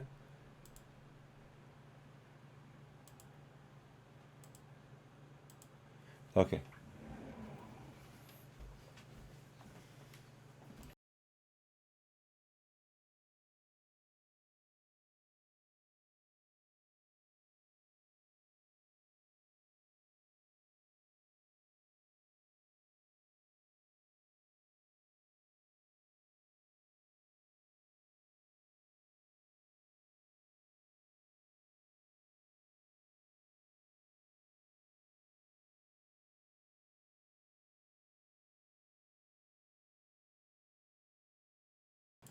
Okay, turns out that noise was our window and door installer. We had a problem with one of the sashes, and they came out and replaced it just now, so that's good. And I do have some more tea. I also have a kitty in front of me. You can't see her. It's Harley, our middle cat. The Benzo says, rules for thee but not for me. Absolutely, sir, absolutely. That has been the Democratic cry for as long as I can remember. Certainly since after Clinton. And even during Clinton, really, when you think about it. The whole sexual assault scandal, the rape scandal, the cigar scandal.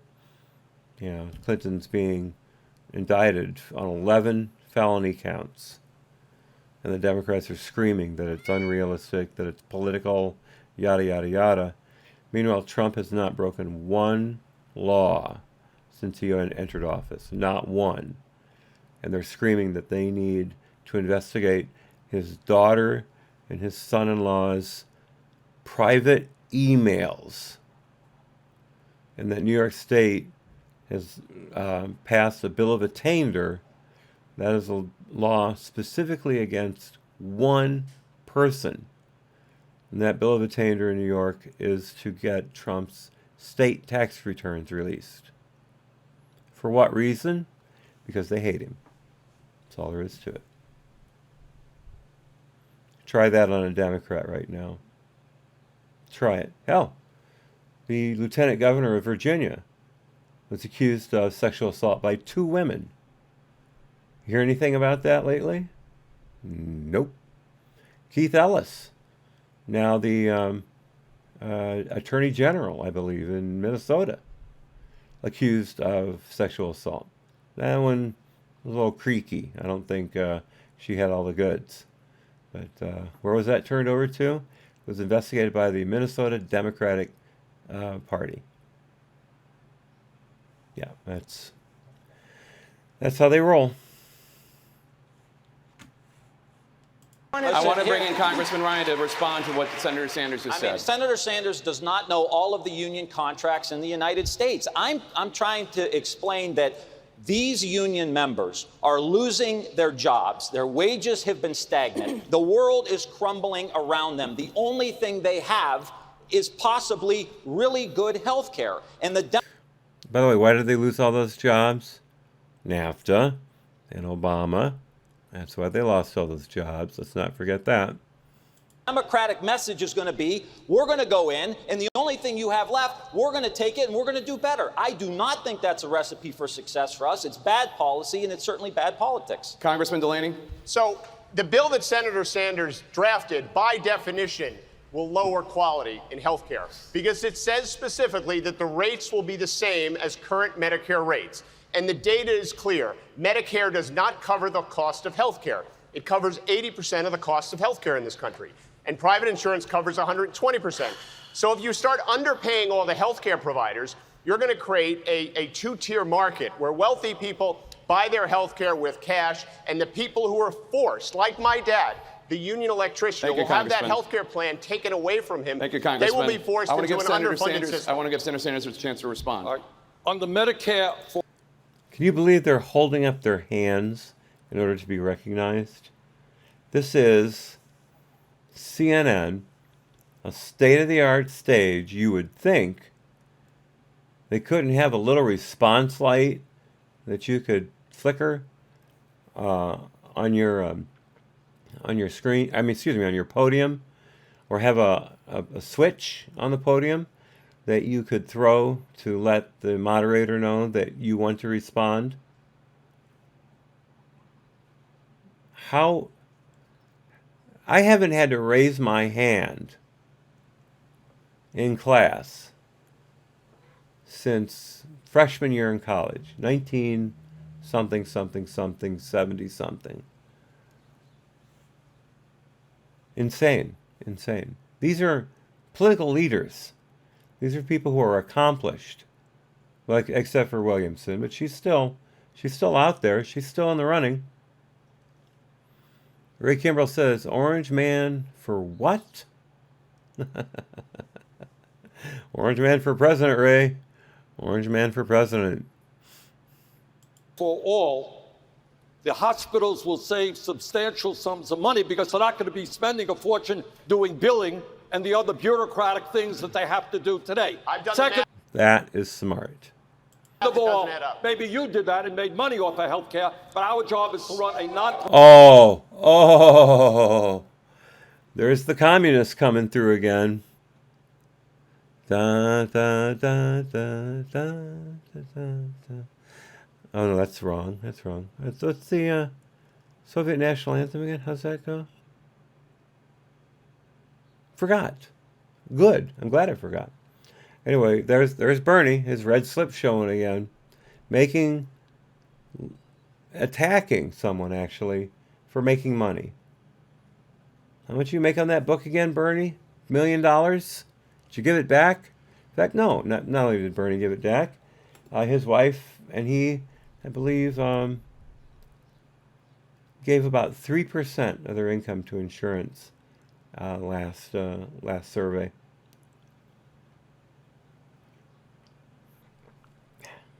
Really great guy about helping people out there, Bernie. profit healthcare system. Furthermore, when we save $500 billion a year by ending all of the incredible complexities that are driving every American crazy trying to deal with the health insurance company. Thank you, Senator. And how is universal health care going to make that better, Bernie? How is creating an entirely new department, which is not in the Constitution, by the way? All these departments that the feds have created over time, none of those are in the Constitution. That's extrajudicial almost, creating those. Hospitals will be better Congressman off Delaney, I than they want are to let you today. have a chance to respond. Listen, his math is wrong. That's all I'm saying.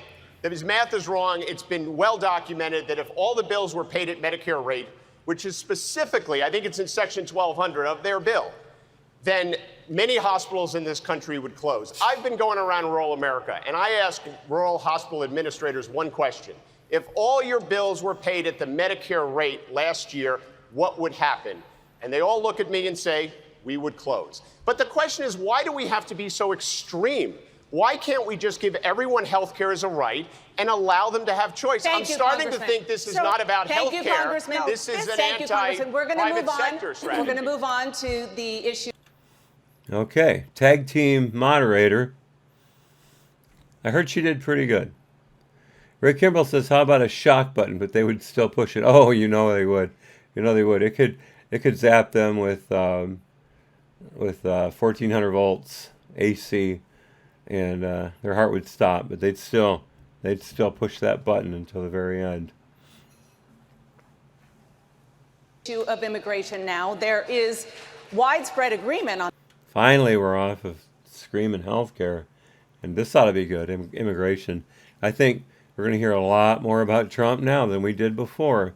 On this stage on the need for immigration reform, a pathway to citizenship for undocumented immigrants, including dreamers. But there are some areas of disagreement. Mayor Buttigieg, you're in favor of getting rid of the law that makes it a crime to come across the U.S. border illegally. Why won't that just encourage more illegal immigration? When I'm president, illegally crossing the border will still be illegal.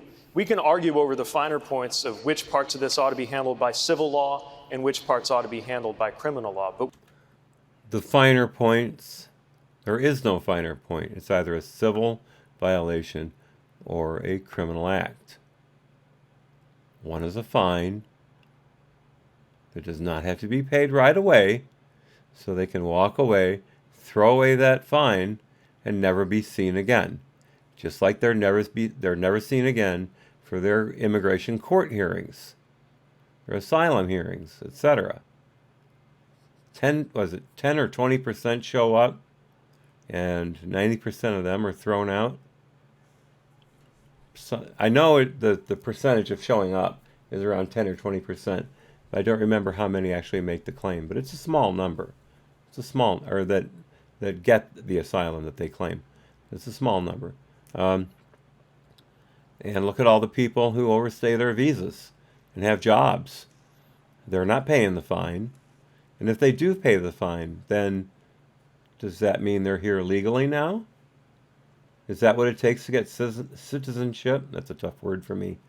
In the United States, is to pay a fine when people have waited 10 or 12 years to get their citizenship before that? And now? Is that all it's going to take? Mayor Pete? we've got a crisis on our hands. And it's not just a crisis of immigration, it's a crisis of cruelty and incompetence. Yeah, from you guys. Ray Kimbrell just said, I thought libs just wanted open borders.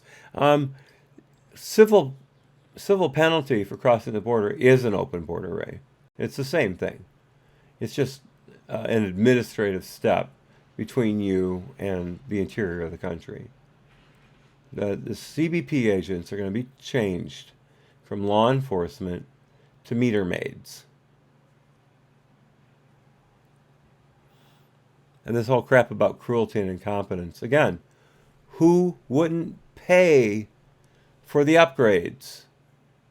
Who wouldn't pay to make the facilities better, bigger? Who wouldn't pay for the added infrastructure for the influx of families? The Democrats. They wouldn't pay for it.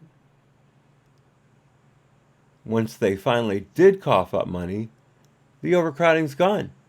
Within a week and a half, it was gone. but they're still screaming about children sitting in their own filth, diapers that weren't changed. I've never heard anyone claim that except a Democrat. Ocasio-Cortez saying that they wanted to rape her.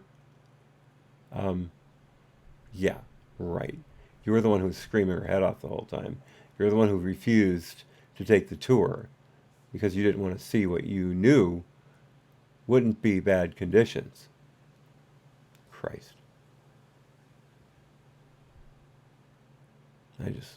That has created a humanitarian disaster on our southern border. It is a stain on the United States of America.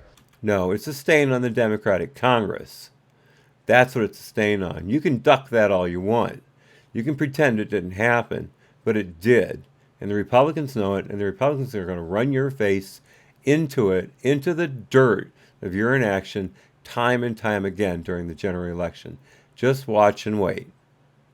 Americans want comprehensive immigration reform. And frankly, we've been talking about the same framework for my entire adult lifetime. Protections for dreamers, making sure that we have a pathway to citizenship for the undocumented. No, not everybody feels that way. Cleaning up lawful immigration. We know what to do. We know that border security can be part of that package, and we can still be a nation of laws. How? Well, you want to explain how you're going to do that? By making it a civil fine to cross the border? You want to explain how that's going to make a strong border? Problem is we haven't had the will to get it done in Washington. And now we have a... That's true. That's true. Republicans had the House and the Senate for 2 years. They wouldn't fix immigration because they tricked Trump into signing that crappy budget bill. Remember, they had both houses, and they came up with that bill. Made him, I shouldn't say made him sign it, but basically gave him the promise that if he signed that budget, they would get him the wall and immigration reform. And then they sat on our butts and didn't do a thing for the next year and a half. I blame Ryan, and I blame McConnell. And I blame the Republicans who sat there and tacitly agreed to have an open border because they wanted cheap labor for their factories. The Democrats want them in because they know they'll vote Democrat if they ever get citizenship, there's that word again, or if they're allowed to vote illegally, like in California and a few other states with no voter ID laws. President who could fix it in a month because there is that bipartisan agreement. What? What? But he needs it to be a crisis. Oh my God. Oh my God. You disingenuous, mendacious piece of shit. Rather than an achievement. That will end on my watch. Just a point of clarification. You did raise your hand in the last debate. You do want to decriminalize crossing the border illegally. So in my view, if fraud is involved, then that's suitable for the criminal statute. If fraud. How can you fraudulently cross the border? If not, then it should be handled under civil law. But these show of hands are exactly what is wrong with the way that this race is being covered. We're not doing that here. We appreciate that. Thank you. Congressman O'Rourke, you live near the U.S.-Mexico border in El Paso. You disagree with Mayor Buttigieg on decriminalizing legal border crossings. Please respond. I do, because in my administration, after we have waived citizenship fees for green card holders, more than 9 million of our fellow Americans, freed dreamers from any fear of deportation, and stopped criminally prosecuting families and children for seeking asylum and refuge. We're criminally prosecuting the ones who lied and committed a felony by falsifying a federal application. That's who we're prosecuting. And we don't prosecute children at all. Jesus Christ. They lie. They just lie and lie and lie. End for-profit detention in this country. Why? Why? So the federal government has to pay even more for these people? It's, you know, it's because people are making money. You can only make money on what they say you can make money on. Can't make money on health insurance. Can't make money on drugs. Can't make money on selling beds to facilities who want to give their kids a place to sleep that's not on the floor. This is the left for you. And then assist those countries in Central America so that no family ever has to make that 2,000-mile journey, then I expect that people who come here follow our laws. Okay, they're not. And I mean, they start out a criminal. So where do you go from there? How do you go up from there? And those Central American countries that are sending their best and brightest to us, I kid, of course. They're socialist countries for the most part. The kind of country that you want our government to be. So what you're saying is you want to see us turn into Central America. So what we'll do is we'll let all the Central Americans flow into the United States, and then the United States population will flow into Canada, overwhelm their healthcare system, overwhelm their infrastructure, and then turn Canada into the third world nation you just turned the U.S. into. Good plan. And we reserve the right to criminally prosecute them if they do not. Thank you, Congressman. Senator Warren, you say the provision making illegal border crossings a crime is totally unnecessary. Please respond.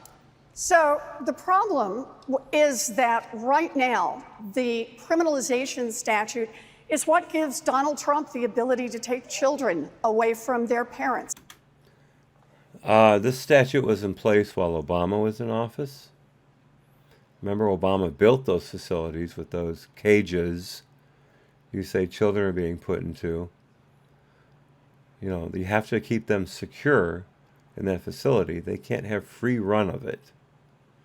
I don't like the idea of a cage, but what else do you want? A locked door? A fence? What else can you do? And again, Obama built those facilities, and you approved. You voted to let the funding go through. Obama deported more people than anyone ever. In fact, he deported more people, I believe, than the rest of the previous presidents combined. They called him the deporter-in-chief.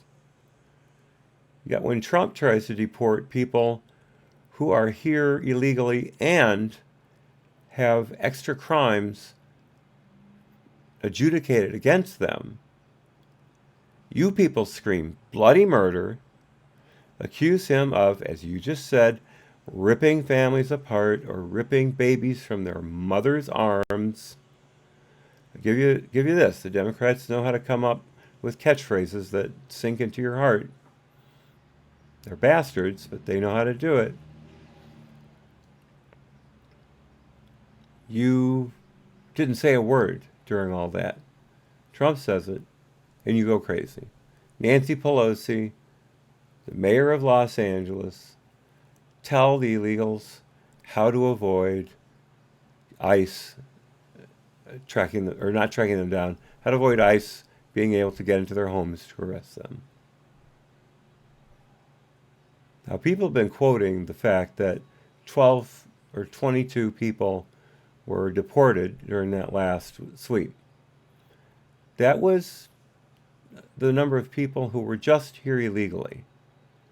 There were over 900 people who were deported, or at least over 800, who had committed extra crimes on top of their border crossing. Nobody talked about that. It's what gives him the ability to lock up people at our borders. They're criminals. And some of them are criminals who are criminals. Some of them are people who are trafficking children, trafficking drugs. And by the way, that tautology I said earlier, what I meant was they are fleeing criminal charges or have been convicted of crimes in their home countries. There was the guy who was in one of the first caravans, and he was interviewed. They said, "Why are you coming to America?" And he said, basically, "I was charged with attempted murder, and I'm hoping they'll let me get out of it." That's what we're getting. But we're not supposed to lock those people up. We're not supposed to lock up child traffickers and drug traffickers. No, no, no, no, no, no, no. Come on in, everybody. Come on in. We need to continue to have border security, and we can do that. But what we How do you define border security, dear? Come on, specifics. can't do is not live our values. I've been down to the border. I have seen the mothers. I have seen the cages of babies. It's always babies. Always babies. And if you don't want babies in cages, maybe instead of telling these people that they should come to America because they're home free, and if they bring a baby, it'll make it easier for them to get in. Maybe if you dissuade these people from making a 2,000-mile journey on foot or on the top of a train, the most dangerous mode of travel you can think of, and then paying thousands of dollars to coyotes who will get you across the river, sneak you across the desert, up to a point, and then leave you on your own with no water, no food, and maybe a point on the horizon that you're supposed to walk towards. We find thousands of dead bodies around the border in the interior every year. But it's fine with you. We must be a country that every day lives our values. Then stop trying to erase the Constitution. And that means we Senator cannot Warren. make it a Just to crime clarify- when someone Thank comes you, Senator. here. Just to clarify, would you decriminalize Yes. illegal border crossings? The point is not about criminalization. That has given Donald Trump the tool to break families apart. Jesus Christ.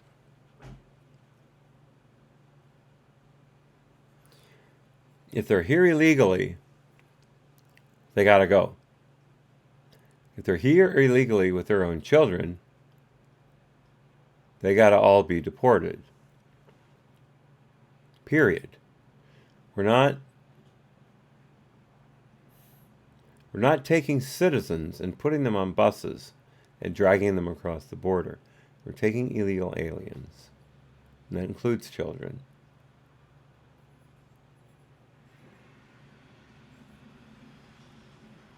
Mr. Holman, the former ICE director, who I think should have a job right now with Trump.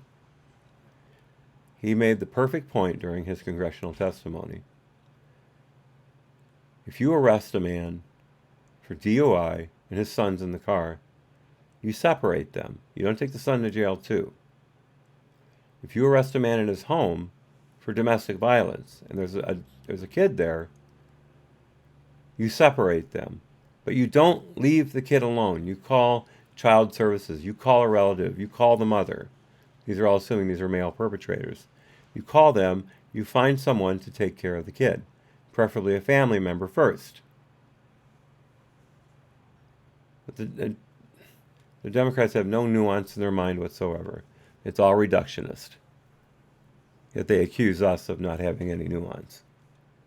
Thank you, Senator. We Governor Hickenlooper, your response.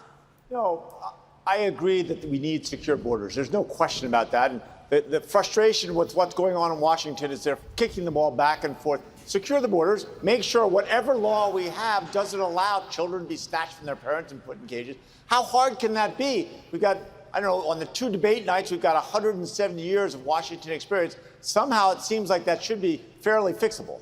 Well, and one way to fix it is to decriminalize. That's Yes, we'll fix it by making it more easy to cross the border without papers, to cross the border without checks, to cross the border without making sure those kids aren't being trafficked. Good call, Liz. Good call. That's the whole point. What we're looking for here is a way to take away the tool that Donald Trump has used to break up families. Again, Donald Trump made these tools in order to break up families. It's obvious. He passed all these laws. He signed all these executive orders allowing him to take families, grab the babies by the ankles, and throw them over the wall, and then keep the family in the jail. The rest of the family in the jail. That's what he's doing. Just throwing the babies away and then keeping the family. Because all he cares about are illegals.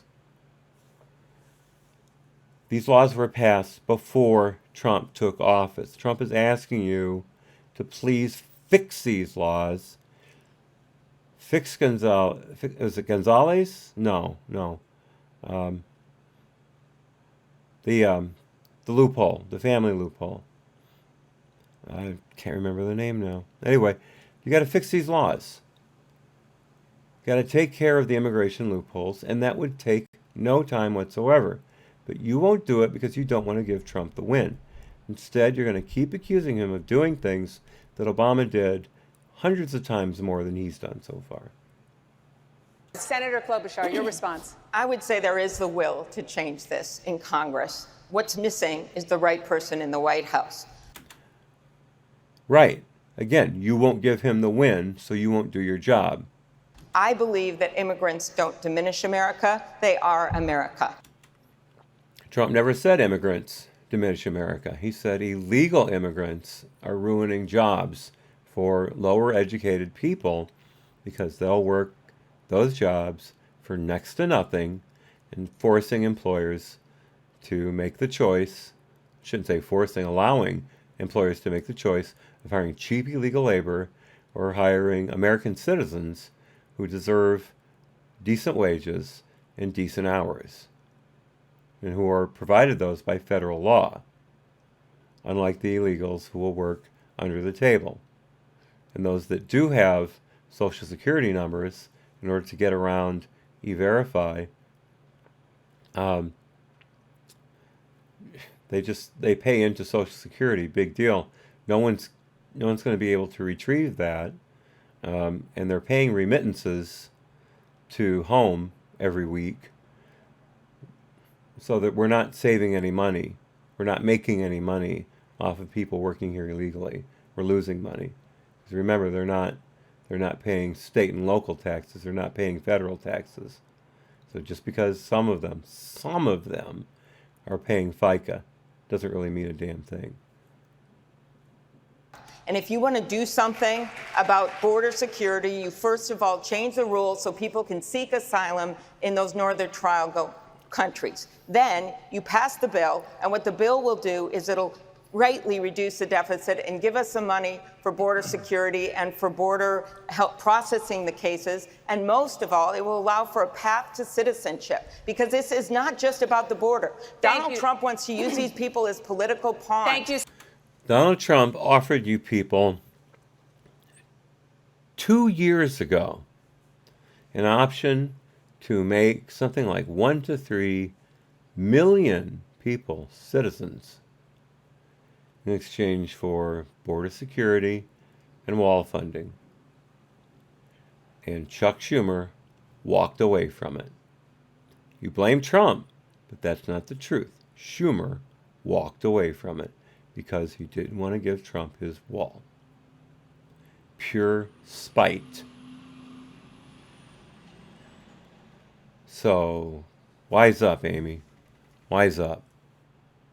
Senator when we have people all over our country that simply want to work and obey the law. Senator Sanders, you want to provide undocumented immigrants free health care and free college. Why won't this drive even more people to come to the U.S. illegally? This will have a strong border protections. But the main...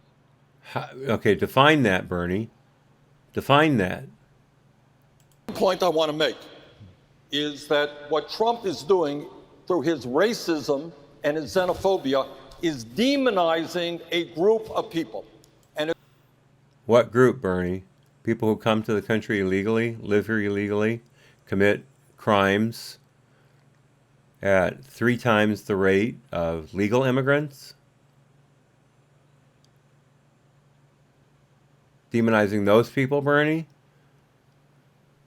As president, I will end that demonization. If a mother and a child walk thousands of miles on a dangerous path, in my view, they are not criminals. So why don't you do something about keeping them from walking that path in the first place? You're encouraging it. Somewhere between 60 and 80% of women are raped or sexually assaulted by coyotes on their way south. Many of them are children, at least 14, 13 children. Parents load their kids up with packets of birth control so they can take them along the way so they won't get pregnant when they're raped. Bernie doesn't care. He wants to make it more attractive to make that journey. They are people fleeing violence. And I think the main thing that we have got to do, Not all of them. among many others, Beto made this point, we've got to ask ourselves, why are people walking 2,000 miles to a strange country where they don't know the language? So, because they're told it'll be a cakewalk once they get here, that they'll get free everything, hint, hint, and they'll be allowed to go wherever they please. what we will do the first week we are in the White House is bring the entire hemisphere together to talk about how we rebuild Honduras, Guatemala, and El Salvador so people do not have to flee their own countries. Thank you, Senator. In 1 week, you're going to get the entire Southern Hemisphere leadership together.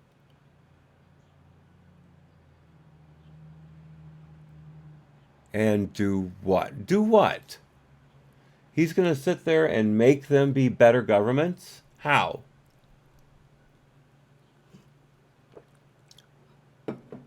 How? Tell us that, Bernie. Governor Bullock, about 2/3 of Democratic voters and many of your rivals here for the nomination support giving health insurance to undocumented immigrants. You haven't gone that far. Why not? Look, I think this is a part of the discussion that shows how often these debates are detached from people's lives. We got 100,000 people showing up at the border right now. If we decriminalize entry, if we get health care to everyone, we'll have multiples of that. Don't take my word. That was President Obama's Homeland Security Secretary that said that.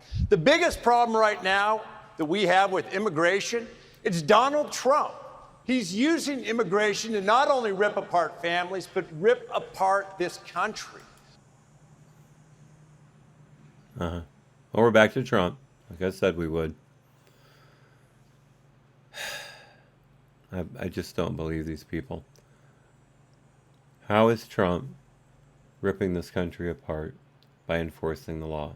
The law that Obama enforced every week. Because it's Trump time. It's ATE. Remember, folks, there's ATE and there's BTE. They both happened at the exact same point on the exact same day, November 9th, 2016, when Trump was declared the winner of the Electoral College. Everything before that, BTE, before Trump election, everything before that never happened. So Obama never deported people. Obama never separated families. Nothing like that ever happened. Obama never lied. ACA never happened. None of that happened. Then you've got BTE. I'm sorry, you've got ATE. And ATE is after Trump election. That's when history started. Anything that has happened since ATE is the first time it's ever happened. So that means it's Trump's fault. Period. ATE, BTE. After Trump election, before Trump election. That is the Democrat history book. We can actually get to the point where we have both safe borders, where we have a path to citizenship, where we have opportunities for dreamers. We do have a path to citizenship. It's called legal entry, visa, and then ultimately you take the citizenship test and you become a full-fledged American. There should be no process for that for people who came here illegally. That's jumping the line, and that is morally and legally wrong. And you don't have to decriminalize everything. What you have to do is have a president in there with the judgment and the decency to treat someone that comes to the border like one of our own. Why? Why do we have to treat someone who has just broken sovereign law, who has just trashed our border, who has almost no skills, no English language capability, and we're supposed to accept them as our own? They're not our own. They are someone else.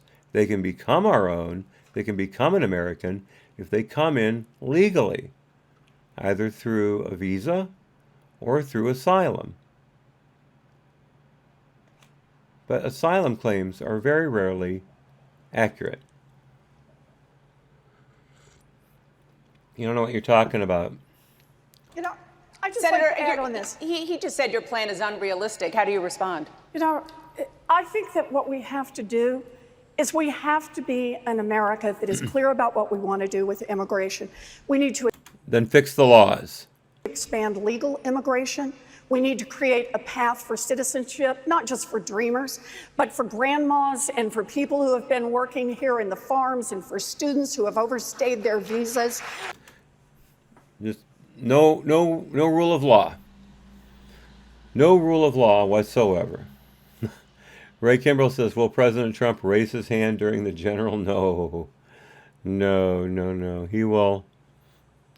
He'll pull a Khrushchev. He'll take off his shoe and he'll slam it on the podium. I would love to see that. And of course the Democratic press will come out, Trump emulates hero Khrushchev. So then the Soviets will be bad again.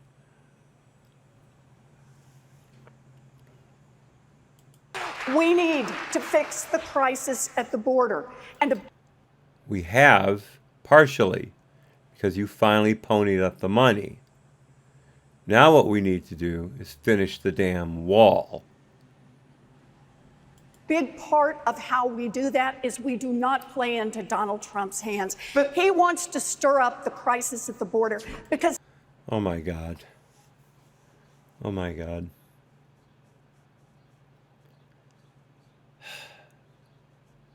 If Trump was the one stirring up the crisis at the border, then why did you people go down to the southern Texas border facilities and come back screaming and crying and rending your clothes and gnashing your teeth over things that weren't there? How often did we hear AOCs, they had to drink out of toilets? They were told to drink out of toilets. How often did we hear Cummings with his forced to sit in its own unchanged diaper or own feces, whatever? It's just, Trump's stirring up the border. Ray says, I think what we have here is a failure to communicate. Well quoted, Ray, except for one thing. Strother Martin did not say that. Strother Martin said, I think what we have here is failure to communicate. There is no in that sentence. I appreciate the quote. One of my favorite movies. Just thought I'd let you know that you've fallen into the trap that millions of other Americans have fallen into over the years. That's his overall message. If there's anything wrong in your life, thank you, blame Senator Warren. them. Governor Bullock, your response. Yes, if there's anything wrong in your life, blame the immigrants. You know she was going to say immigrants. She wasn't going to say illegal immigrants. She was going to say immigrants. Trump has completely drawn a very hard line between those two groups every time. And if he hasn't, they assume that he's talking about everyone. She did make the point about opening up legal immigration. Why? What's your reasoning for that? We already accept about 1 million people a year, more than any other country in the world. Why are we responsible for more immigration? Tell me that. But you are playing into Donald Trump's hands. The challenge isn't that it's a criminal offense to cross the border. The challenge is that Donald Trump is president and using this to rip families apart. Oh, screw you with that rip families apart. Remember ATE, buddy. ATE is what's happening now. What Obama did is BTE, and you're conveniently leaving that out because that's how you roll. A sane immigration system needs a sane leader, and we can... Now he's insane. 25th Amendment time. Do that without decriminalizing, providing health care for everyone. And it's not me saying that. That's Obama's Homeland Security Secretary that said you'll cause further problems at the border, not making it better. Look, what you're saying is ignore the law. What he's saying is ignore the law? What he's saying? Okay, what rules for radicals? Saul Alinsky, one of the main tenets, accuse others of what you are doing. This is pure projection on her part. Pure projection. She needs to be slapped around for that. In Minecraft, as someone who I watch regularly says, hard bastard. Check out his channel. That's ridiculous. Laws matter. And it Laws matter to a Democrat. matters if we say our law is that we will lock people up who come here seeking refuge, who come here seeking asylum. Asylum seekers are treated differently. That is not a crime. And no, that's not the majority of actual cases of asylum. These people are being coached on the southern side of the border on how to claim asylum, including being told to say that you don't speak Spanish, so you can't live in one of these other countries.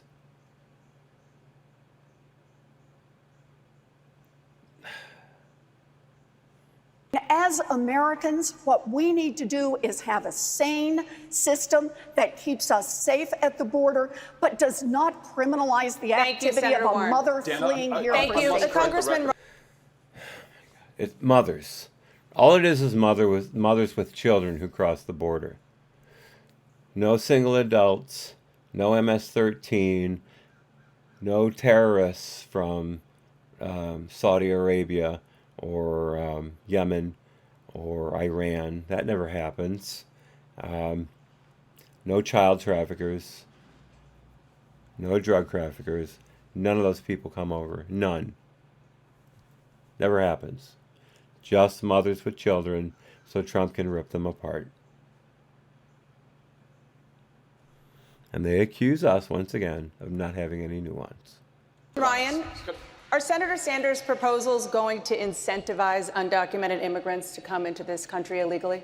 Yes. And right now, if you want to come into the country, you should at least ring the doorbell. We have asylum laws. I saw the kids up in Grand Rapids, not far from here. It is shameful what's happening. But Donald Trump is doing it. And even if you decriminalize, which we should not do, you still have statutory authority. The president could still use his authority to separate families. So we've got to get rid of Donald Trump. But you don't decriminalize. Wow. It's Trump's fault. Again, ATE. People just walking into the United States, if they're seeking asylum, of course we want to welcome them. We're a strong enough country to be able to welcome them. And as far as the health care goes, undocumented people can buy health care too. I mean, everyone else in America is paying for their health care. I don't think it's a stretch for us to ask undocumented people in the country to also pay for health care. Racist. Racist. He's going down in flames now. That's racist. I guarantee that's going to come out. I guarantee it. Senator Sanders, your response. Well, two things. A sane immigration policy moves to comprehensive immigration reform. It moves to a humane border policy in which, by the way, we have enough administrative judges so that we don't have incredible backlogs that we have right now. Maybe if you would stop filibustering judges, let them get through faster, give Trump the money for more administrative judges, that would happen. Right now, again, you can't give Trump those things because that would make it a win for Trump. You're going to wait him out. You're going to screw over hundreds of thousands of migrants trying to cross our border because you won't close the loopholes. But to answer your question, I happen to believe that when I talk about health care as a human right, that applies to all people in this country. And under a Medicare for all single-payer system, we could afford to do that. Insanity. Absolute insanity. There are probably anywhere from 12 to 20 million illegal immigrants in this country right now. That's from conservative, a conservative, to the conservative opinion. How are you going to pay for that? Seriously, how? Senator Sanders, thank you. Ms. Williamson, your response. Everything that we're talking about here tonight is what's wrong with American politics. And the Democratic Party needs to understand that we should be the party that talks not just about symptoms, but also about causes. When we're talking about health care, we need to talk about more than just the health care plan. We need to realize we have a sickness care rather than a health care system. We need to be the party talking about why so many of our chemical policies and our sickness, this is the old, they don't want to cure you, they just want to treat you so you'll keep coming back.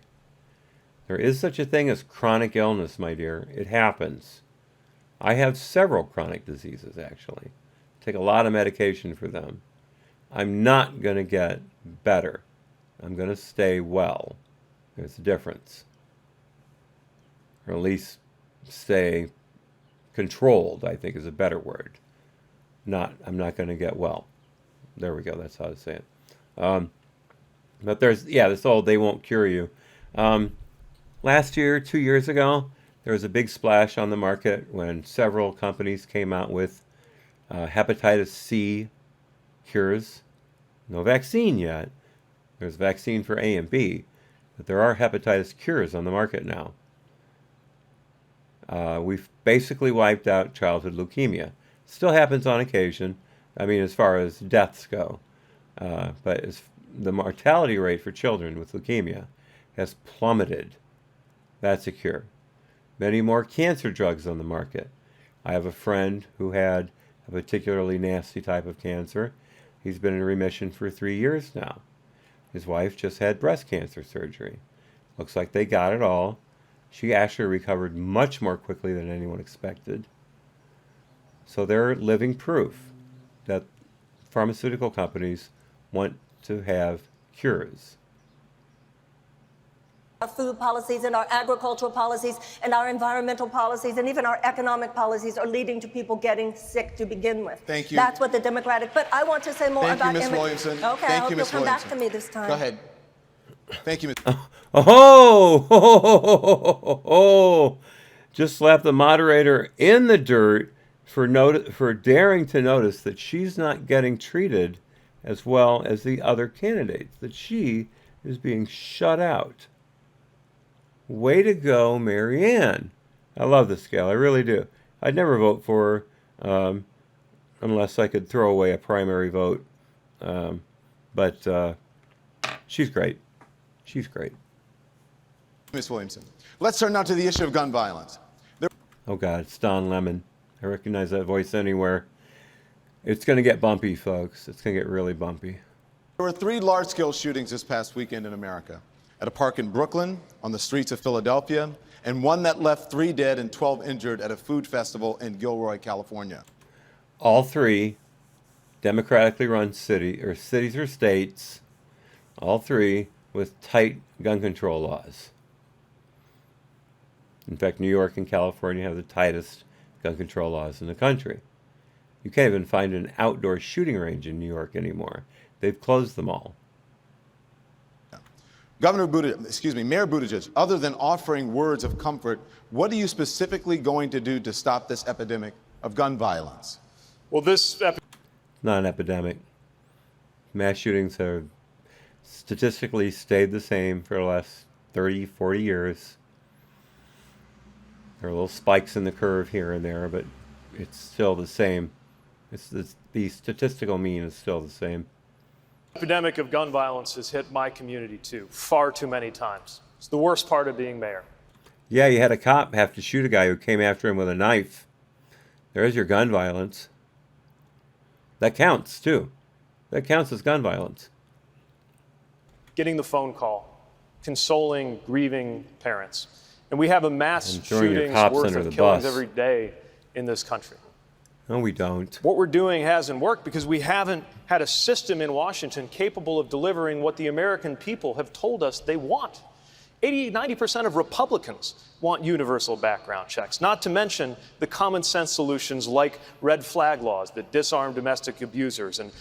Yeah, red flag laws that allow anyone to get your guns taken away by making a claim that are not adjudicated first. These claims are taken at face value, cops show up and want your guns.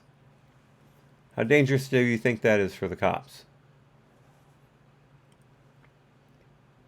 It's ridiculous, absolutely ridiculous. The red flag laws are unconstitutional unless there is adjudication with both parties in front of a judge and or a jury. I should say a judge, yeah, and or a jury. And it's properly handled, where you get to stick up for yourself and you get to cross-examine the witnesses against you. That's not what red flag laws are right now. In fact, Washington State passed a fairly egregious one, and a number of county sheriffs in Washington State signed a letter saying, we're not going to enforce this law. Pretty sure it was a red flag law. Might have been a law against AR-15s. But still, that's how bad gun control has gotten, to where sheriffs are saying, this is illegal, this is unconstitutional, we're not following it. Flag mental health risks and an end to assault weapons. Assault weapons. Okay, flagging mental health risks? Absolutely. That's what's missing in this country right now, is the ability to commit people to long-term psychiatric care, because the laws have been absolutely gutted by the Democrats.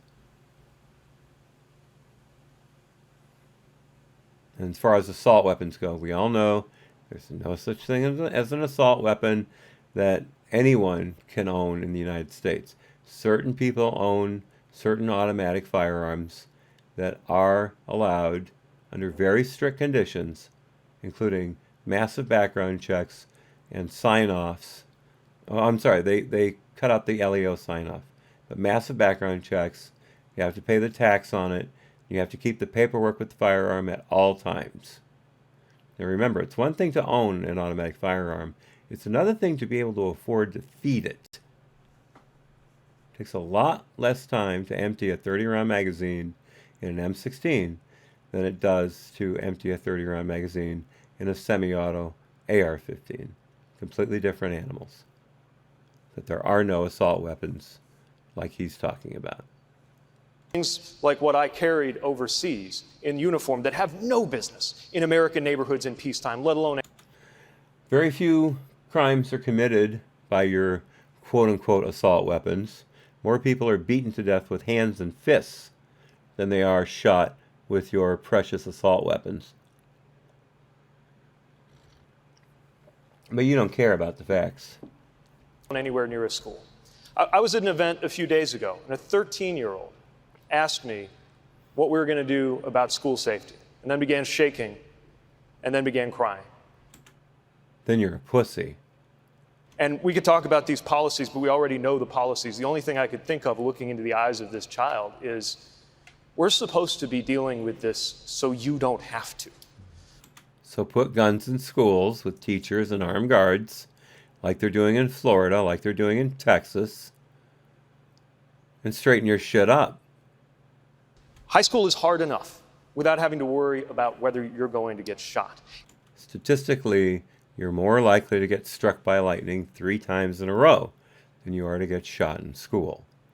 And when 90% of Americans want something to happen, and Mayor. Washington can't deliver, we can't expect the Thank you, Mayor. same- Governor Hickenlooper, your response, please. I disagree with his Please stand by, diagnosis of Senator. the problem Please stick here. to the rules. We'll Okay. get to you. We'll come to you in just a minute. There goes Elizabeth again. I'm sorry, Heidi. There goes Heidi again. Governor Hickenlooper, please respond. Well, this is the fundamental nonsense of government. Another thing, another place where, despite our best efforts, we can't seem to make any progress. You know, when I went to the movie theater in Aurora in 2012 and saw that footage of what happened at that crime scene, I'll never forget it. And we decided, you know, that we were going to go out and take on the NRA. The NRA tries to stick up for the Second Amendment. They don't stick up for mass shooters. They don't stick up for the insane, like the guy in Aurora, who should have been committed years before, instead of being allowed to wander around and ultimately purchase a firearm. That was your problem, not the firearm. It's never the firearm's problem. It's the person behind it. The NRA has the largest shooting safety arm in the world. They teach more gun safety to more people than anyone else. I know. I'm one of those instructors. I have taught 13-year-olds how to handle large caliber firearms, and they are now some of the best shots I've ever met. A 15-year-old girl can shoot a .38 caliber Taurus Model 66 so accurately that the last time I took her out shooting, she did not have multiple holes in the target. She had one ragged hole in the center at 21 feet. That was the 3rd time she'd ever shot.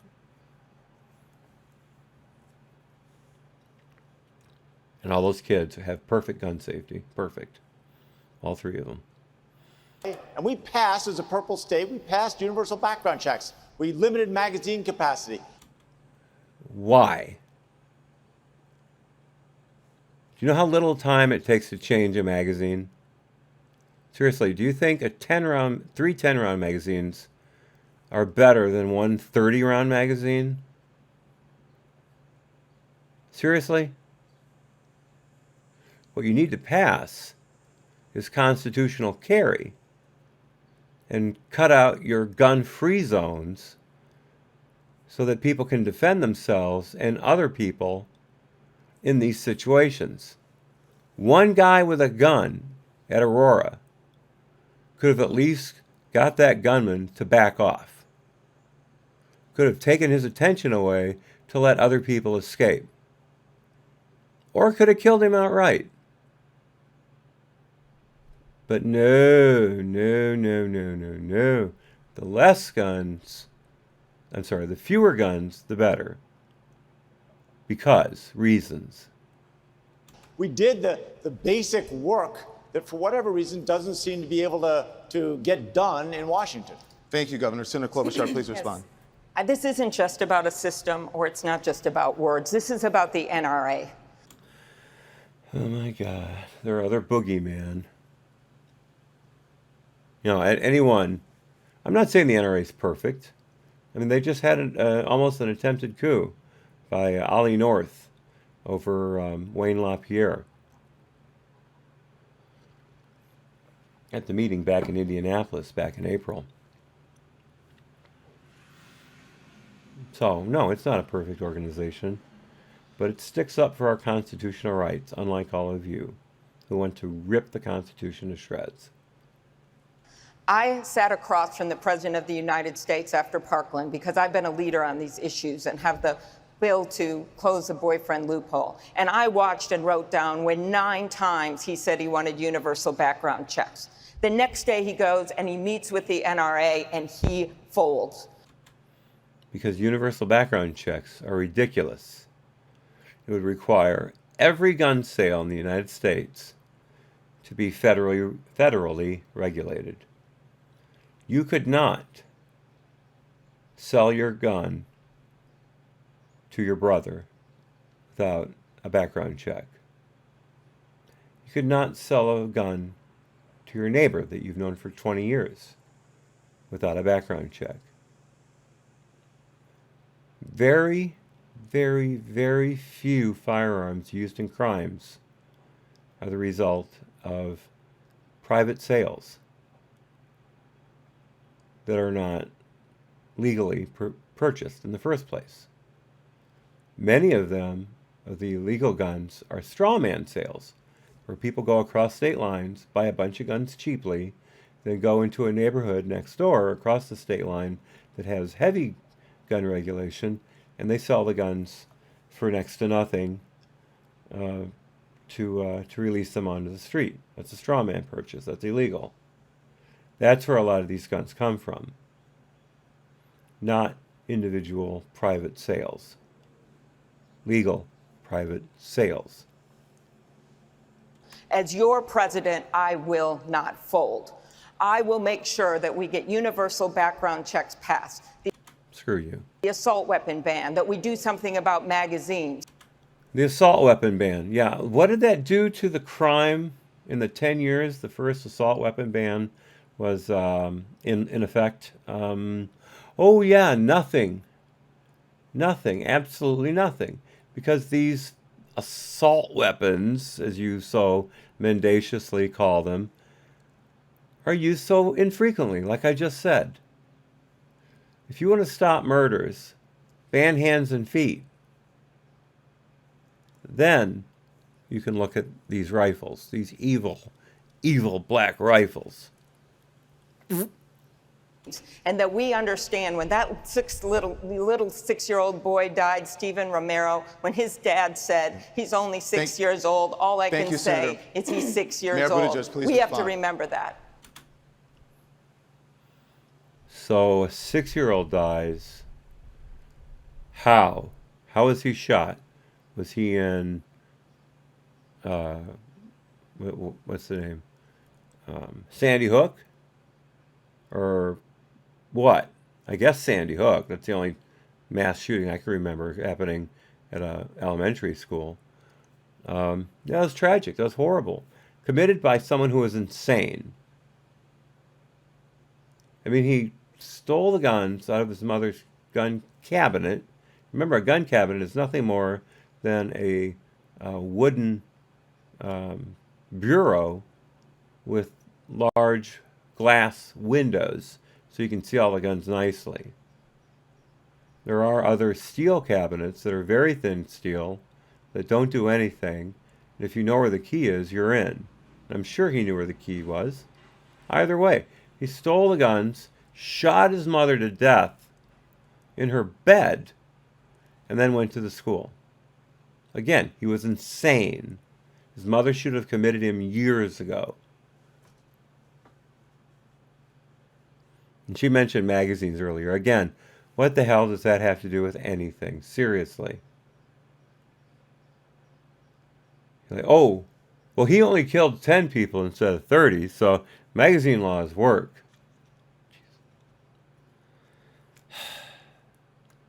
It's not the equipment, it's the person. The Parkland shooter only had smaller magazines because he couldn't fit the 30-round magazines into the bag he carried the rifle in. And how many people did he kill? 13? So yeah, your magazine laws they're great. Oh, Romero was at the Garlic Festival. I didn't know a small child was killed at the Garlic Festival. I haven't really read up on that much. Thank you for letting me know, Picasso knows. That's a horrible tragedy. And it happened in the state with the greatest gun control laws in the country. The most rigid, the most stifling. But we need more laws. We need more laws. That same conversation we've been having since I was in high school. I was a junior when the Columbine shooting happened. I was part of the first generation that saw routine school shootings.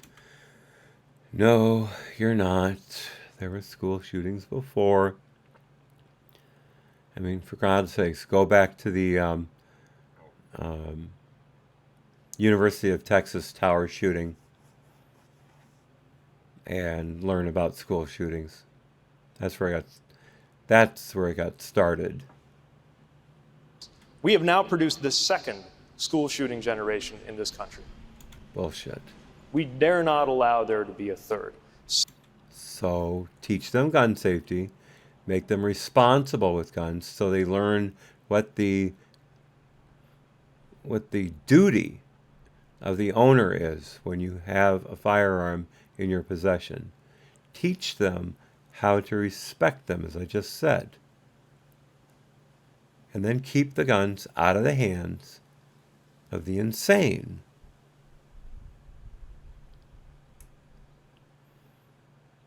Not one shooting in recent memory has the shooter not violated at least one federal law in his act. And if the Garlic Festival's a new one that did, okay, I'll give you one out of how many. Arm the schools, arm the teachers if they want to be armed. No one's going to go to a school with guns in it to shoot it up. Something is broken, if it is even possible, for the same debate around the same solutions that we all know are the right thing to do. They won't prevent every incident, they won't save every life, but we know what to do, and it has not happened. Thank you, Mayor. Senator Klobuchar, please respond. Yes. What is broken is a political system that allows the NRA and other large, big money to come in and make things not happen when the majority of people are for it. We don't rule by polls. Excuse me, we don't run the country. Rule is the wrong word. We don't run the country by polls. We run the country by policy. And if universal background checks are not seen to be good policy, they're not going to pass. It's not the NRA. It's common sense. Your common sense gun laws crap needs to be thrown out the window. In fact, I haven't heard that once this time. Interesting. People are with us now. After Parkland, those students just didn't march. They talked to their dads and their grandpas and the hunters in their family, and they said there must be a better way.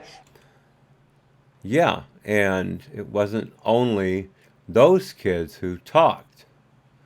I forget his name right now, and I'm very embarrassed that I have. But there were several Parkland kids who came out and advocated for armed schools, advocated for stricter mental health laws. I mean, let's not forget how many times the Parkland shooter was seen by police over and over again because his mother would call them because he was acting crazy. He took pictures of knives and guns and posted them on Facebook. He brought live ammunition to school to show it off. You know what happened? He was moved to another school. Police weren't called. He was moved to another school. So what happens? He comes back to the school he had been kicked out of, which was a soft target, and shot it up. Kyle Kashuv, thank you so much, Picasso Knows. My executive producer, everyone, Picasso Knows. Kyle Kashuv. He has a great voice for responsible gun laws and responsible school safety. Look him up.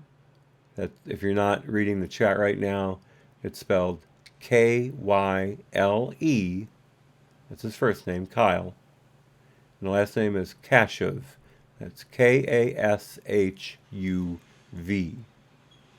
Look him up. You'll be impressed beyond all words. Then we elected people in the House of Representatives, and guess what? It changed, and they passed universal background checks. And now that bill is sitting on Mitch McConnell's doorstep because of the money and the power of the NRA. Stop blaming the NRA because you can't get bad policy passed. For crying out loud. As president, I will take them on. Thank you, Senator. This is not about systems and words. Thank you. Yeah, how many Democrat presidents and lawmakers have promised to take the NRA on and then done nothing? Obama had the entire House and Senate for 2 years. No gun control was passed.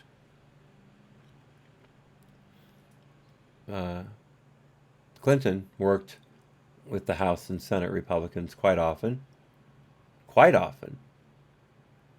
And he didn't get any gun control laws passed. Except for the AWB, the assault weapons ban. And we saw how incredibly useful that was. That's your major gun policy win for the Democrats in the last 20 years. Congratulations. Thank you, Senator Klobuchar. Governor Bullock, how can Democrats trust you to be the leader on this fight for gun safety when you only changed your position to call for an assault weapons ban last summer? People aren't allowed to change their minds in the Democrat Party. If you're not pure from day one, you don't count. You're a bad person. It's the way it works. There's no redemption in the Democrats. There's no redemption on the left. Once you step out of line with the party, once you step out of line with their dogma, you're dead meat. And there's no coming back. I mean, look at the way Don Lemon just attacked him. Don Lemon is an opinion host. He is not a news host. Just like Rachel Maddow. The fact that these people are sitting at the podium just goes to show how in the pocket the Democratic Party is of the mainstream media. They forced the DNC to take these people on as moderators.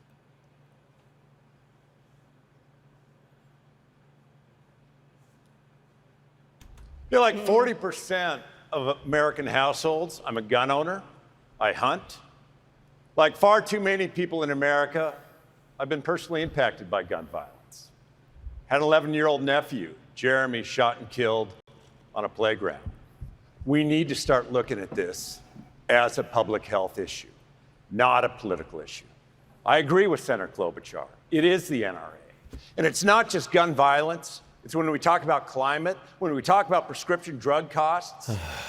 Washington, D.C. is captured by dark money, the Koch brothers and others. That's been the fight. Oh, yeah. Planned Parenthood and unions, they don't influence Democratic policy at all, do they? You guys are pure as the driven snow. You never take any corporate money. You're just on top of it the entire time. White as white can be. Not a stain on your clothes. By white, I mean a purity test, not color. This is an all-white panel. That's not what I'm referring to. White as a purity test. And the Democrats pretend to be as completely free of any corruption as anyone possibly can. When again, rules for radicals, accuse the others of what you're doing. Picasso knows, what do you mean by these people? What do you mean by these people? Ray, Obama got weapons with Holder across the border. What a president. Oh, yeah. And George Soros. Thank you, Picasso knows. Yes, George Soros is on the left, and he is, he's great. George is great. He has never done anything wrong. Just collapsed the economy of England and Thailand. But Ray asks an excellent point. The Fast and Furious debacle, where they thought they could track weapons that crossed the border illegally and then find the nests of those cartels and shut them down. And all they wound up doing was letting high-quality firearms flow across the border into hands of illegal owners, and then getting a border agent, or was he border agent or DEA? I think it was DEA actually, shot and killed by one of those guns. And then Eric Holder and Obama did everything they could to preclude Congress from looking into this mess, finding out how it originated and who ran it, when of course it was Holder and Obama the entire time. Holder was given executive privilege to not testify in front of Congress, and a judge 6 years later ruled that that was illegal, that Holder should have testified, but I don't know if they're ever going to bring him in or not. He's a private citizen, you know, and you can't bother private citizens. Of my career, kicking the Koch brothers out of Montana, taking the first case after Citizens United up to the Supreme Court. And you lost. Making it so that elections are about people. That's the way we're actually going to make a change on this, Don, is by changing that system. And most of the things that folks are talking about on this stage, we're not going to address until we kick dark money and the post-Citizens United corporate spending out of these elections. Didn't answer the question at all. But you know what? I don't blame him, because it was an unfair question. It was a bullshit question. But that's Don Lemon for you. Congressman O'Rourke, what your response? How else can we explain that we lose nearly 40,000 people in this country to gun violence? 60% are suicides. A number that no other country comes even close to, that we know what all the solutions are, and yet nothing has changed. It is because in this country, money buys influence, access, and increasingly outcomes. The Centers for Disease Control prevented from actually studying the issue in the first place. By Obama.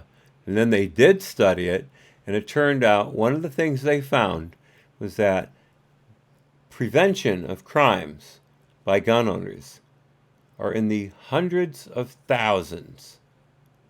And that's just what's reported. Some people, someone tries to mug them on the street, they pull the gun, the mugger runs away.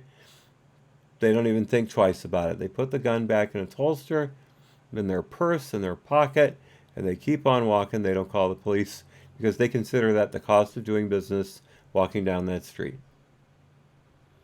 Some people don't report it because they may have been in a place that they weren't supposed to be, or out at a time they weren't supposed to be out. But nonetheless, those guns prevent crime more by almost an order of magnitude, and possibly an order of magnitude, than people are killed. So don't tell me about gun violence. The reason we have gun violence in this country is because we have balkanized neighborhoods, we have not assimilated cultures, we have not kept the family unit together, and we have created a generation after generation of youth who have no purpose, and they see the only way out as death, but they want to kill as many people as they can before they're killed. It's turf wars, it's gang wars. Those are the problems. You take away gang wars from the murder statistics, and it looks more like Australia or Europe.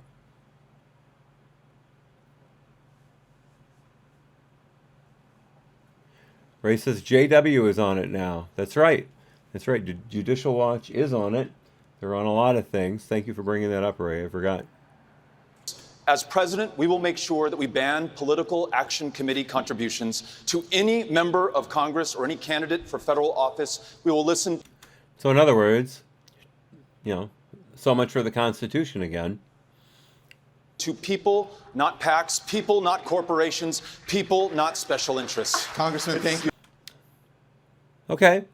No more NRA, no more Planned Parenthood, no more unions. Who's going to vote for that? Seriously. Who in the world is going to vote for that? You people are going to talk about my God, I just forgot the name. The court ruling that allowed corporations to put money into PACs. Citizens United. There's that word again. Citizens United. Yeah. They seem to think anything that helped a Republican win should be banned. But when they get into office, it's okay for them to take all the money they want. Picasso knows it was the Republican representative in Montana and his constituents that, quote-unquote, kicked the Koch brothers out of Montana, not Bullock.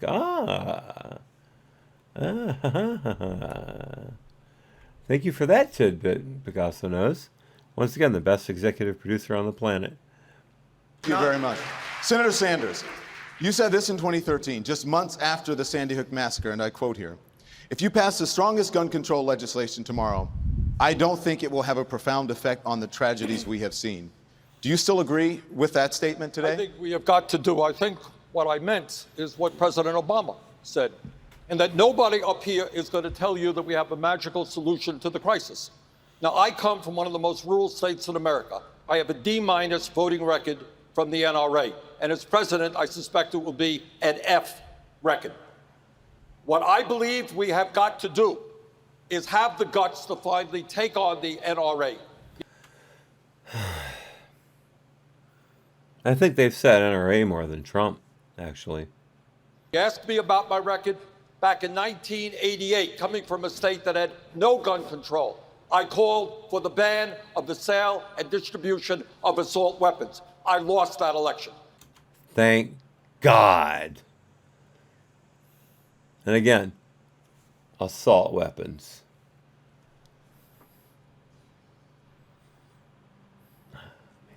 I will do everything I can, not only to take on the NRA, but to expand and create universal background checks, do away with the straw man provision, do away with the gun show loophole.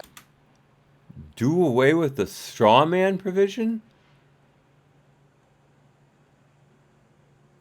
What? I just explained what the straw man law is. Why would you want to do away with a law that makes it illegal to traffic in guns illegally? What the hell is he talking about?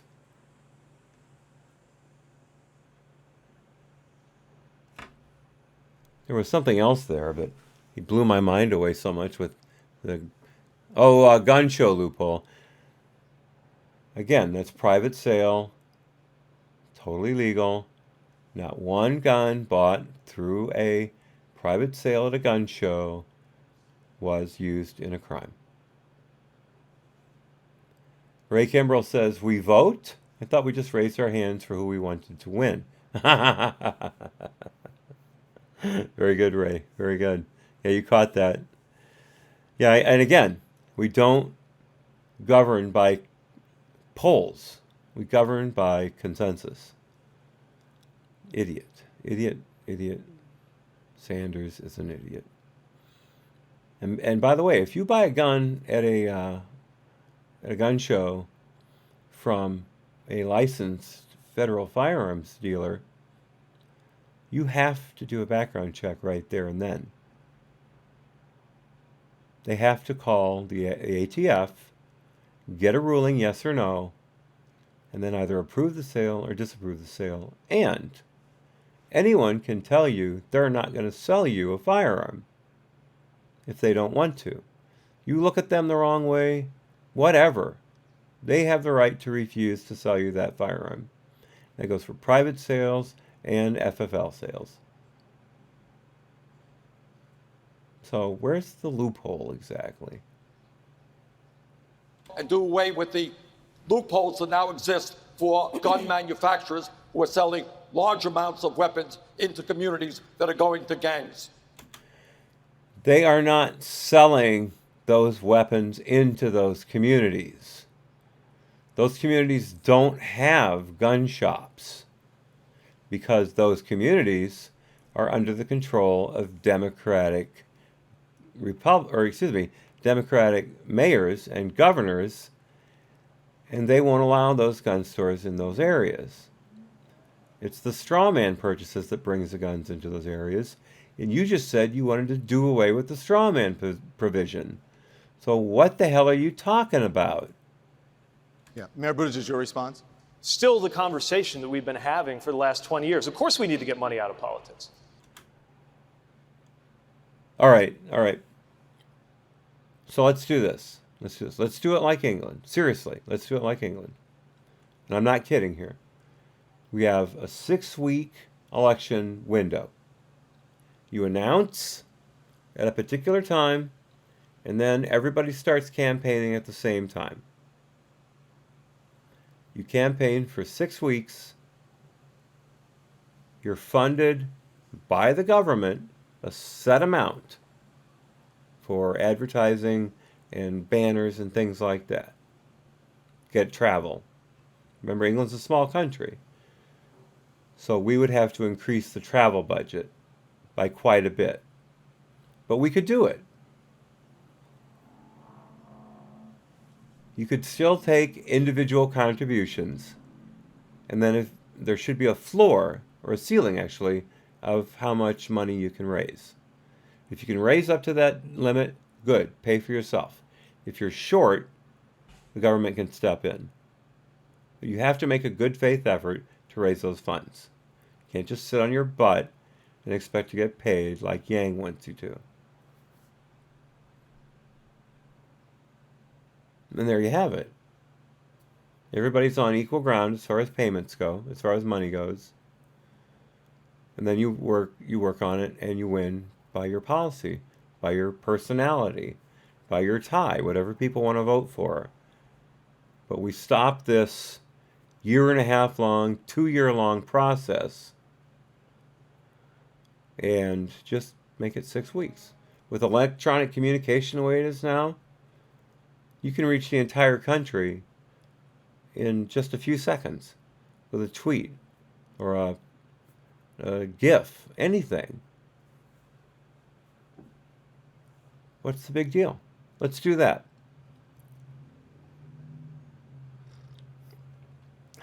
But they're not going to vote for it. But when I propose the actual structural democratic reforms that might make a difference, end the Electoral College, amend the... And the Electoral College. So California and New York rule the country. Great idea. Do you think you'd get elected from Indiana if you if you took away the Electoral College? You would win that state and maybe a few other Midwestern states, and the East Coast and the West Coast would eat you alive. That's how it works. You only want to end the Electoral College because the last 2 Republican presidents entered the office by electoral vote, not popular vote. You are such crybabies. Ray says, when I got my 22, they did background check, but back in the early 90s, just went to Kmart. Yeah, absolutely. Remember, in the 60s, you could get a gun delivered to you by mail. That's how Oswald got his Carcano. He ordered it through Sears. But he could have bought a gun legally, too. He would have been able to answer all the questions on the 4473. He hadn't broken any laws. He hadn't been jailed. At least not as I remember. Yeah. Was that a bad thing? I don't think so.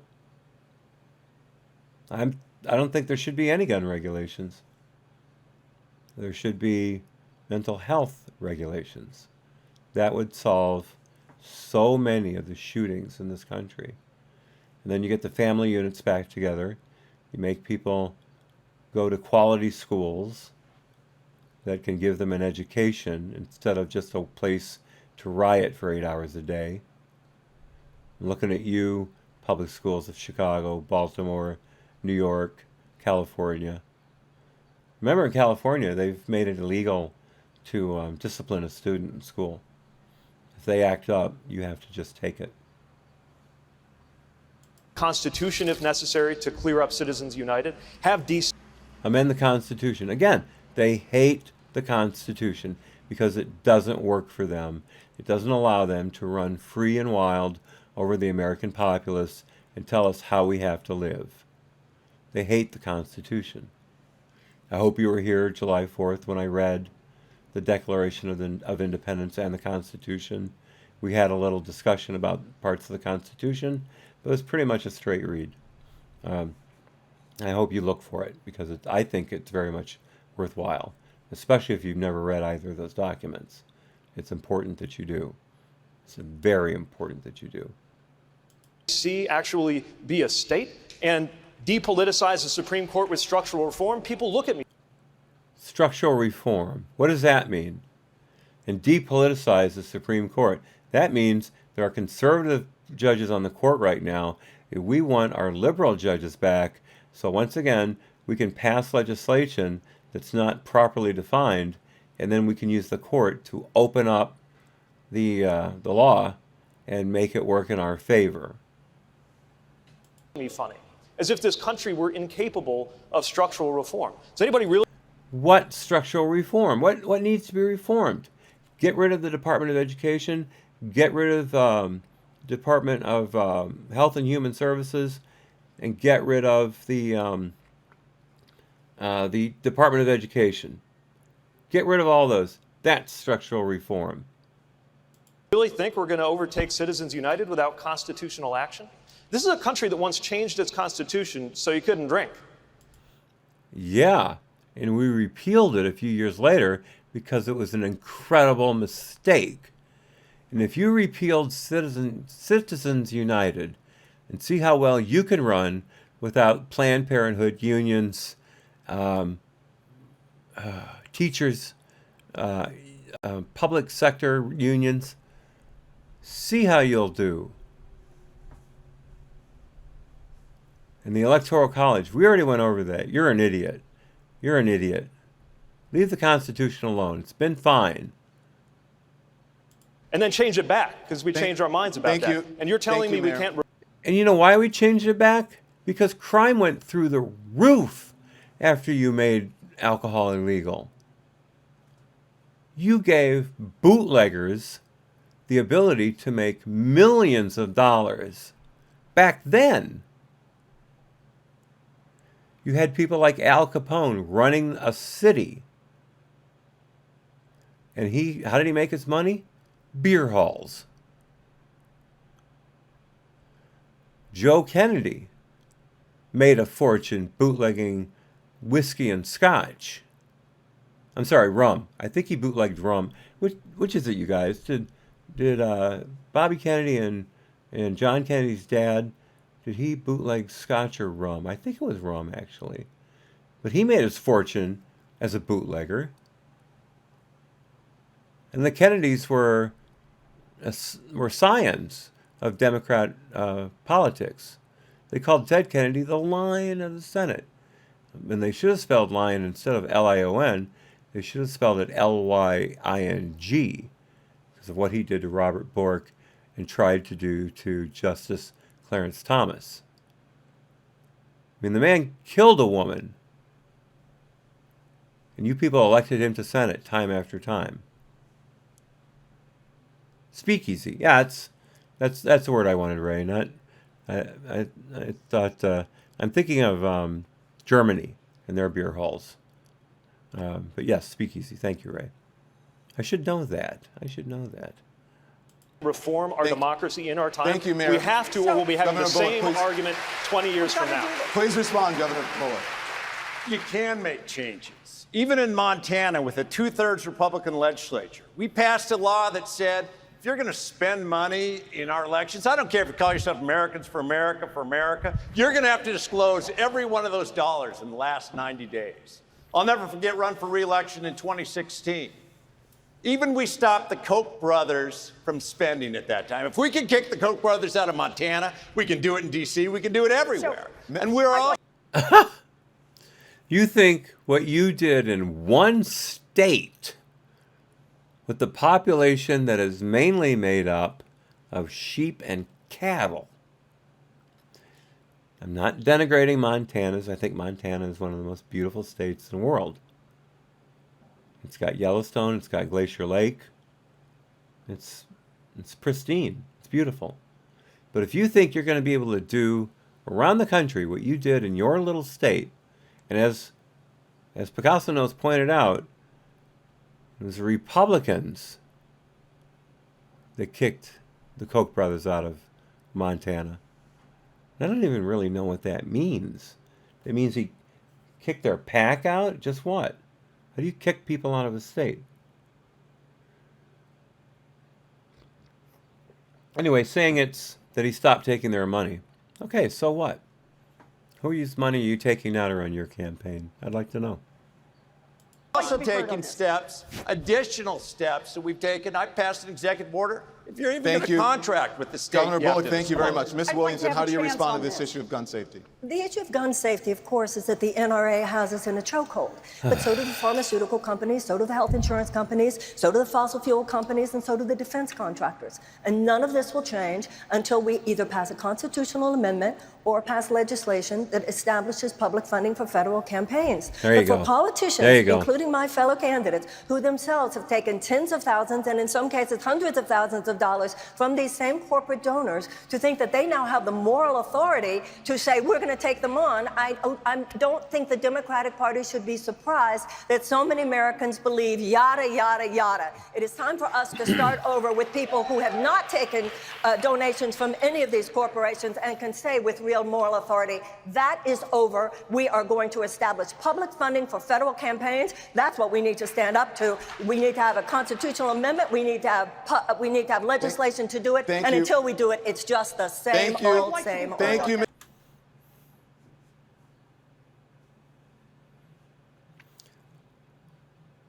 Okay, first of all, aside from the constitutional amendment, which she did not specify,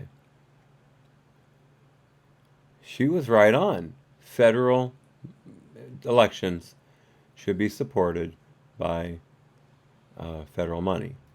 They should be given a stipend from the government. And then maybe they can raise, again, like I said, raise to a certain point. If you don't make it, the government kicks in, whatever.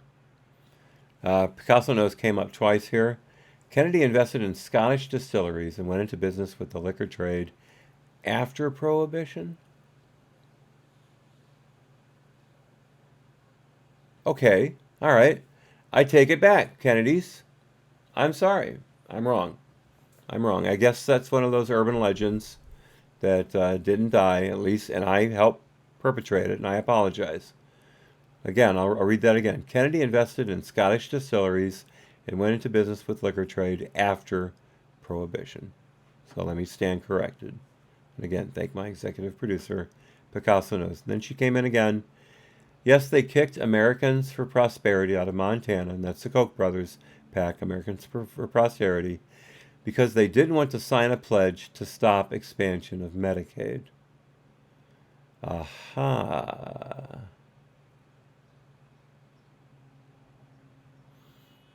So in other words, they kicked a Republican group out, even though it was a Republican representative that got them out, because they didn't want to sign a pledge to stop expansion of Medicaid. Sounds like some rhinos up there in Montana. Ms. Williamson, the debate will be right back, right after this short break.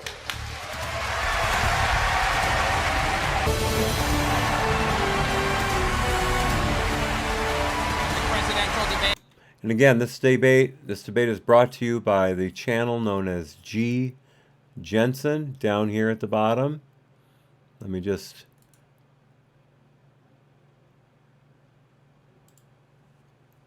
show you his channel real quickly, because I wouldn't be able to do this without him. Come on, load, baby, load. There we go.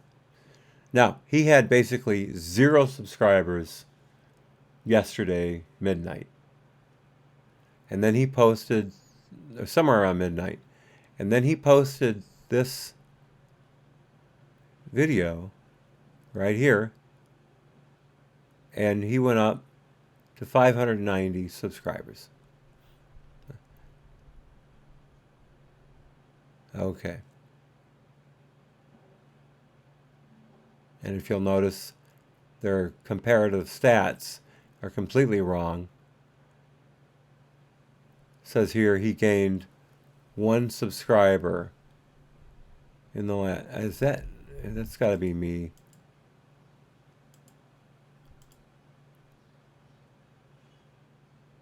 That doesn't make any sense. The them isn't on here. That's ridiculous. He just gained basically 600 subscribers in a few hours. But here's a short video from him thanking us for his support. And then, of course, then we'll have the other debate tonight, and he'll record that, it looks like. But this video right here, 28,000 views in 14 hours. That's more than CNN gets on special reports. You could go to CNN right now, pick any video, and I bet 80% of them don't even have 28,000 views.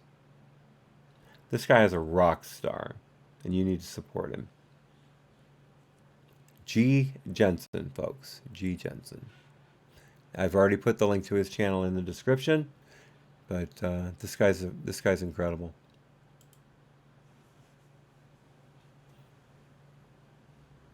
We are live from Detroit, Michigan. In poll after poll, Democratic voters say that they want a candidate who can beat President Trump more than they want a candidate who agrees with them on major issues. Governor Hickenlooper, you ran a Facebook ad that warned, quote, socialism is not the answer.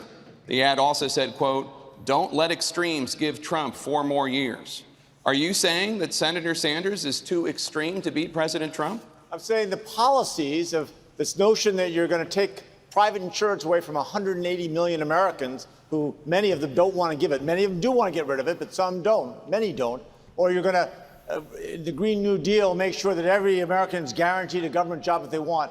That is a disaster at the ballot box. You might as well FedEx the election to Donald Trump. I think we've got to focus on where Donald Trump is failing. You know, the word malpractice, and this is interesting. I always thought it was doctors or lawyers. It's, you know, negligent, improper, illegal professional activity for doctors, lawyers, or public officials.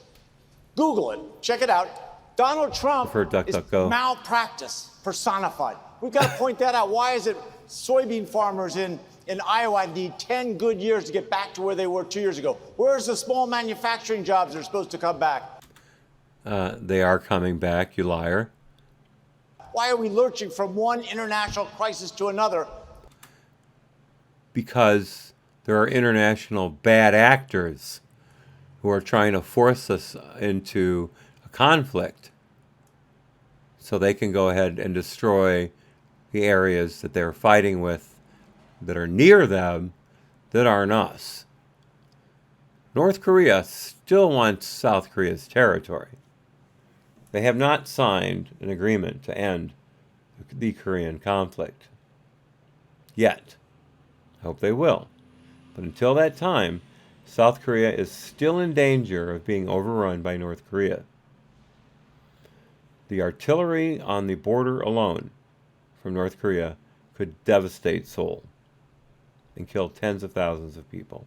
The artillery, not to mention the short-range missiles. South Koreans live in fear. Israel is living in fear of Iran. So is Saudi Arabia. So is basically everybody who is in Iran, Yemen, or Palestine. I should say Lebanon. There really is no such thing as Palestine in my view. Israel wants to defend itself against Iran, which has pledged to wipe Israel off the face of the earth, and has pledged to wipe America off the face of the earth. These are the people creating these international crises, as you so deftly put it, not Trump. Trump is keeping a lid on them. Trump has stopped North Korea's intercontinental ballistic missile program. Trump has stopped their nuclear testing, nuclear bomb testing. But he has not created peace yet. But it's only been, what, a year and a half? 2 years? For a country that's been trying to kill everyone around it for the last half century? Iran has been a bad actor ever since the 70s, when the Ayatollahs took over. we're supposed to let it happen. We're supposed to let Iran put limpet mines on tanker after tanker and blow them up in the Strait of Hormuz. You know, if those tankers sink, the Strait of Hormuz is closed. Strait of Hormuz is closed. It's not that deep of water. And just a couple of them sunk would close down that shipping lane. But we're supposed to sit by and take it because you say that it's Trump's fault. ATE, BTE. All things that he promised American voters, we've got to focus on that and the economy and jobs and training so that the economy and jobs and training are at all-time highs. Literally at all-time highs. What is your problem with that? Oh, Trump did it. I forgot. we can promise a future for America that everybody wants to invest in. Stock market has set record after record after record. It's now, last I checked, over 27,000. The S&P is over 3,000. They may have dropped slightly, but only by tenths of a percent. They're out of their minds. They're so hung up in Trump derangement syndrome that they can't see their hand in front of their face. Thank you, Governor. Senator Sanders, you are a proud Democratic socialist. How do you respond to Governor Hickenlooper? Well, the truth is that every credible poll that I have seen has me beating Donald Trump, including... No, those are not credible polls. Those are Democrat enacted polls. They paid for them. And that's you against Trump without Trump saying anything. That's you against Trump without Trump coming against you. Remember, Trump didn't run against you in the primaries. He ran against other Republicans. Trump ran against Hillary in the general. So you were basically unscathed. Trump, I think I said this before, would eat Sanders alive and poop gold. Including the battleground states of Michigan, where I won the Democratic primary. You won the Democratic primary in Kenosha, too. Partly because I voted for you, because I was an idiot. Yeah, I voted for Bernie in the primary. I did. And then he was gone, and I was a little upset. And then I saw Hillary, and I realized immediately I only had one choice, and that was Trump. And I'll just be perfectly honest. I'll admit, I didn't think Trump was going to be a very good president. I figured he would do some things, but his cabinet and his advisors would keep him in check and keep him from doing something crazy or something that would be harmful to the country. And it was the exact opposite. His White House and his advisors were fighting against him, against his good policies, against his good actions.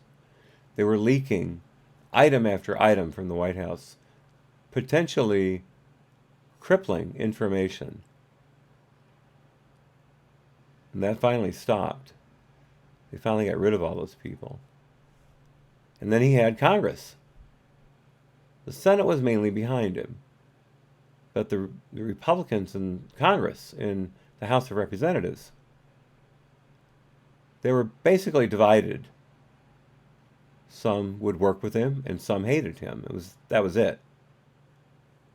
Paul Ryan was one of them.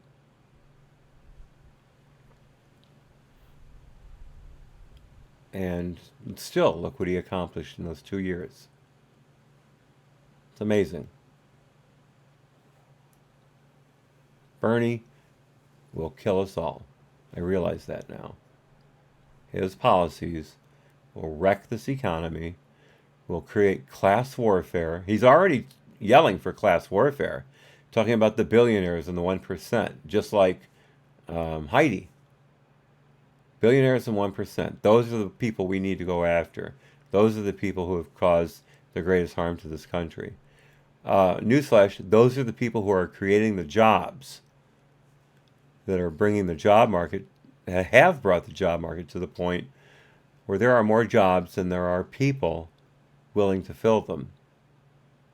That's where legal immigration comes in. Work visas, things like that. That's where that plays a role. Idiots. Wisconsin, where I won the Democratic primary, and Pennsylvania. And the reason we are going to defeat Trump and beat him badly is that he is a fraud and a phony, and we're going to expose him for what he is. A fraud and a phony, and we're going to expose him for what he is. What has he done fraudulently, and where has he been a phony? Trump is the most transparent man in office I have ever seen. He lays it all out on the line. And remember, it's not what he says, it's what he does that counts. But to Bernie, and to everyone else on that stage, and to everyone else on the stage tonight, it's all about Trump's words. They completely pretend that he has done nothing in the White House except rip families apart, rip babies from their mother's arms. The American people want to have a minimum wage, which is a living wage, $15 an hour. I've helped lead that effort. Yeah, they want that because they're stupid. No one deserves $15 an hour working part-time at a mom-and-pop burger joint. Because you know what happens? You know what happens if you make that place pay $15 an hour to their part-time, or excuse me, I guess, is minimum wage part-time and full-time? Let's just assume it's part-time too. If you pay $15 an hour for part-time help, you're going to go out of business. Or you're going to cut their hours to the point where they're actually making the $7.35 minimum wage that it is now. That's the only way you can afford to stay in business. Or you raise your prices, which means people are probably going to stop coming to your shop unless everyone else around you raises their prices the same way. And you know what that does? That raises the cost of living. So now suddenly that kid, that adult, whomever, who was making $15 an hour, doesn't have the same purchasing power as they did before. $15 becomes a new minimum wage. You're going to see the job market collapse. It's already happened in New York with the restaurant industry. Keep it coming, idiots. The American people want to pay reasonable prices for prescription drugs, not the highest prices in the world. I've helped lead the effort for that as well. Governor Hickenlooper, I want to bring you back to respond. So, again, I think if we're going to force Americans to make these radical changes, they're not going to go along. You throw your hands up, but you haven't. Oh, I can do it. But you haven't implemented the plans. Us governors and mayors are the ones that we have to pick up all the pieces when suddenly the government's supposed to take over all these responsibilities and there's no preparation, the details aren't worked. You can't just spring a plan on the world and expect it to succeed. Senator Sanders. John, I was a mayor, and I helped. I'm tired of this back and forth all the time. One guy speaks, the other guy responds, done. This is why Marianne Williamson and Delaney and Ryan aren't getting any time. Not Klobuchar either. They're being throttled. In fact, you notice that we haven't heard from Heidi in a while. I'm sure she'll make up for it. Help transform my city. I have some practical experience. You did nothing for Burlington. Second of all, interestingly enough, today is the anniversary of Medicare. 54 years ago, under Lyndon Johnson and the Democratic Congress, they started a new program. After 1 year, 19 million elderly people in it. Please don't tell me that in a 4-year period, we cannot go from 65 down to 55 to 45 to 35. This is not radical. Making Medicare available to 35-year-olds is not radical.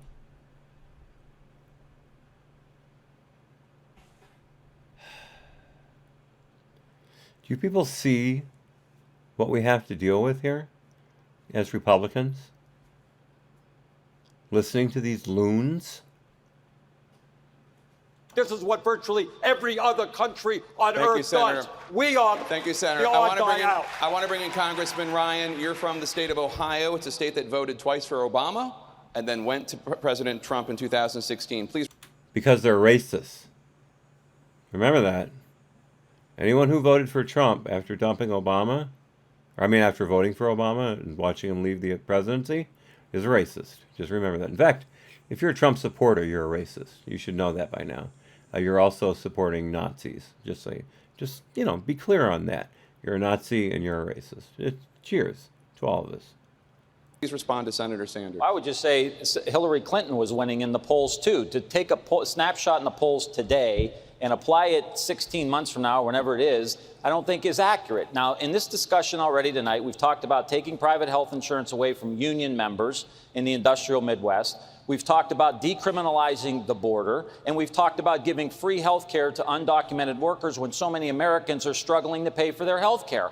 I, quite frankly, don't think that is an agenda that we can move forward on and win. We've got to talk about the working class issues, the people that take a shower after work who haven't had a raise in 30 years. Okay, that's no one that we know in the workforce right now.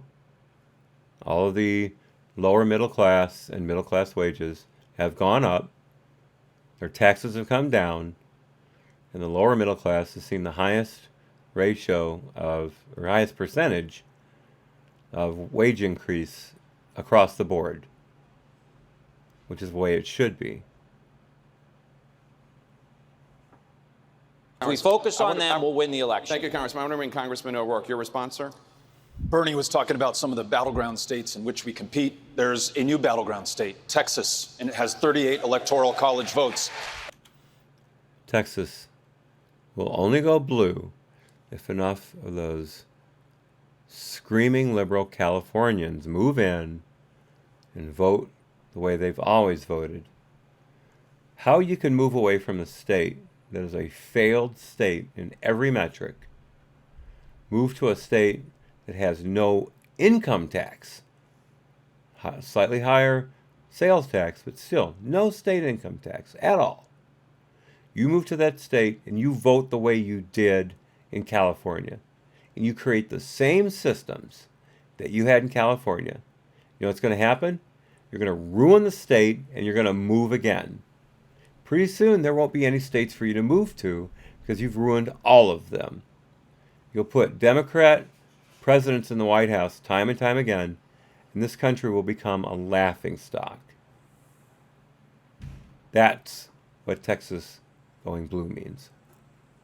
And the way that we put it in play was by going to each one of those 254 counties. No matter how red or rural, you still didn't win, idiot. No matter how blue or urban, we did not take you for granted, and we didn't trim our sails either. We had the courage of our convictions, talking about universal health care, comprehensive immigration reform, and confronting the challenge of climate before it is too late. We brought everyone in, and now we have a chance to beat Donald Trump with Texas. Thank you, Congressman. I want to... Delusional. He outspent Ted Cruz something like 3 or 4 to 1. This idiot got money from every liberal state, every liberal PAC you could think of. And Ted Cruz blew him away. What does that tell you about Texas going blue? If you can't win with the entire Democratic National Committee behind you, all the money in the world behind you, and you still can't win Texas, that says a lot about you, and that says a lot about the Democrat position on issues. Basically, you're a fraud. Ray Kimbrell says, how can you vote for an old screaming geriatric? Exactly. Bernie and Heidi are unlikable. They're high in the polls right now, and I have no idea how. Biden's still beating them, but Biden's been up and down. He's not exactly on an upward trajectory. But Bernie, and actually, Ray, I kind of got mixed up here. That chat of yours could be for both Bernie and Heidi. It's very possible. Governor Bullock, we're talking about whether Democrats are moving too far to the left to win the White House. President Trump won your home state of Montana by 20 points. How do you respond, sir? Yeah, as the only one of the field of 37 that actually won a Trump state, 25 to 30% of my voters voted for Donald Trump.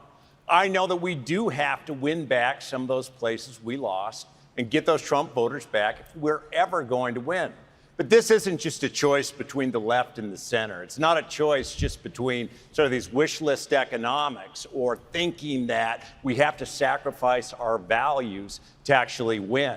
What folks want is a fair shot. The way I won, the way we can win is actually focusing on the economy, and democracy aren't working for most people. Thank you, That's Governor. how I win. That's Liar, liar, liar. how we can take back the office. Senator Warren, you make it a point to say that you're a capitalist. Is that your way of convincing voters that you might be a safer choice than Senator Sanders? No, it is my way of talking about I know how to fight and I know how to win. I took on giant banks and I beat them. How did you take on giant banks exactly? How? I took on Wall Street and CEOs and their lobbyists and their lawyers, and I beat them. I took on a popular Republican incumbent senator, and I beat him. I remember when people said... Beating a Republican in Massachusetts is not exactly a high watermark in anyone's career as a Democrat.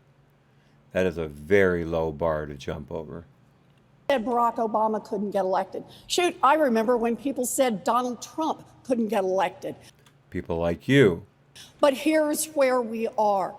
I get it. There is a lot at stake and people are scared. She is so unlikable. She's just strident. But we can't choose a candidate we don't believe in just because we're too scared to do anything else. And we can't ask other people to vote for a candidate we don't believe in. Democrats win when we figure out what is right and we get out there and fight for it. I am not afraid. And for Democrats to win, you can't be afraid either. Congress.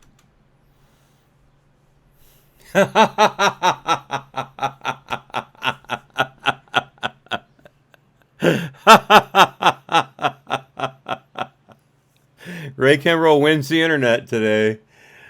2 words, war paint.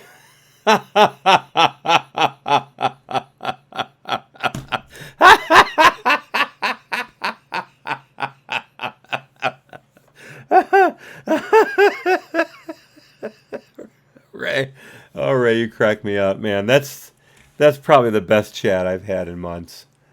Oh my God, that's perfect.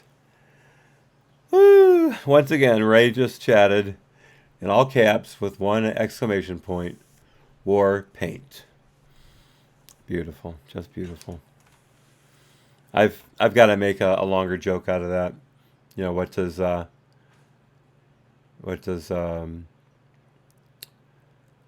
oh gosh, I forgot her name. Sorry, I'm having trouble with my memory lately.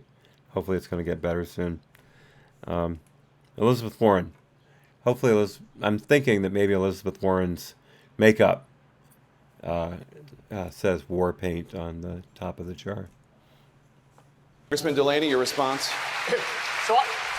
So I think Democrats win when we run on real solutions, not impossible promises. When we run on things that are workable, not fairy tale economics. Look at the story of Detroit, this amazing city that we're in. This city is turning around because the government and the private sector are working well together. That has to be our model going forward. We need to encourage collaboration between the government, the private sector, and the nonprofit sector, and focus on those kitchen table, pocketbook issues that matter to hardworking Americans. You mean like the job market, like the lowest black unemployment rate, the lowest Hispanic, the lowest woman in 75 years, the lowest, there's that word again, Asian American. I almost said it again. The lowest Asian American in years, in ever, since the stats have been kept. Lowest unemployment rate since 1969. Is that what you're talking about? That's a kitchen table issue right there. raising wages, rising wages. There's your kitchen table. Securing the border against illegal aliens. Got that. Keeping America safe from foreign adversaries. Got that. Pretty much sweeps the board there. Building infrastructure, creating jobs, improving their pay, Thank you, Congressman. creating universal health care, lowering drug prices. Senator We can do it. You know, I don't understand why anybody goes to all the trouble of running for president of the United States just to talk about what we really can't do and shouldn't fight for.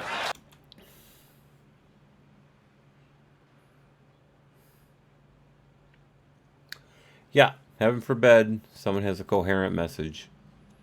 You see what they're doing here? They're allowing the far left to beat up on the moderates. The moderates were winning early on economy. In my opinion, they were winning. But now, it's just the crazy people taking over. This is a damn shame.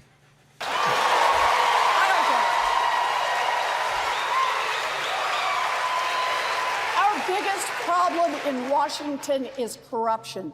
It is giant corporations that have taken our government and that are holding it by the throat. I thought she was a capitalist. Sounds like a socialist to me. Disingenuous. And we need to have the courage to fight back against that. And until we're ready to do that, it's just more of the same. So Trump departments looking at Google and Facebook and Twitter and Amazon. I don't agree they should be looking at Amazon, but anyway, looking at them for being monopolies, being predatory in their corporate practices. That's not taking on the big tech. It's not taking on giant corporations that hold America by the throat, literally. I'm sorry, not literally, but they certainly gag people with their restrictions and their bans. I mean, no one's going to see this video because YouTube won't promote it. YouTube won't promote any of my videos anymore. I was getting thousands of views just a few months ago, and now I'm getting nothing. You know what? I don't care. I don't care. I'm doing this for anyone who cares to watch. I'm doing this for myself, too. People like Ray and David and John. I got to get a couple names here. We had my friend Tevin in here. The Benzo was here. And Laura. That's it, Laura Weekly. I'd forgotten the word Laura. Yeah, all these people who come in. Uncle Bobbity. You guys make my day. But I'll do it without you. Not because I don't care about you, because I do. I care about you deeply. But I care about this. About getting this message across. And if people want to watch, great. If YouTube would help them watch, even better. But I would do this with 0 people in the chat. I wouldn't enjoy it as much, but I'd still do it. Ray, I know you care. I know you care greatly. Again, you're probably my original and bestest subscriber. I consider you a friend.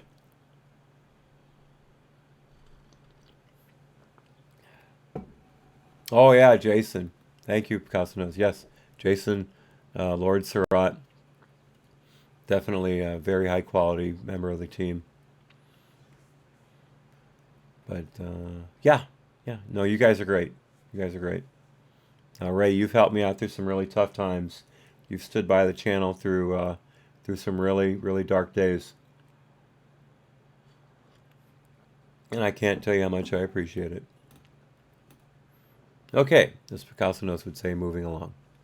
Well, I'm ready to get in this fight. I'm ready to win this Thank you, fight. Senator. Congressman Delaney. When we created Social Security, we didn't say pensions were illegal, right? We can have big ideas to transform the lives. I mean, I started 2 companies and took them public before I was 40. I'm as big of a dreamer and an entrepreneur as anyone.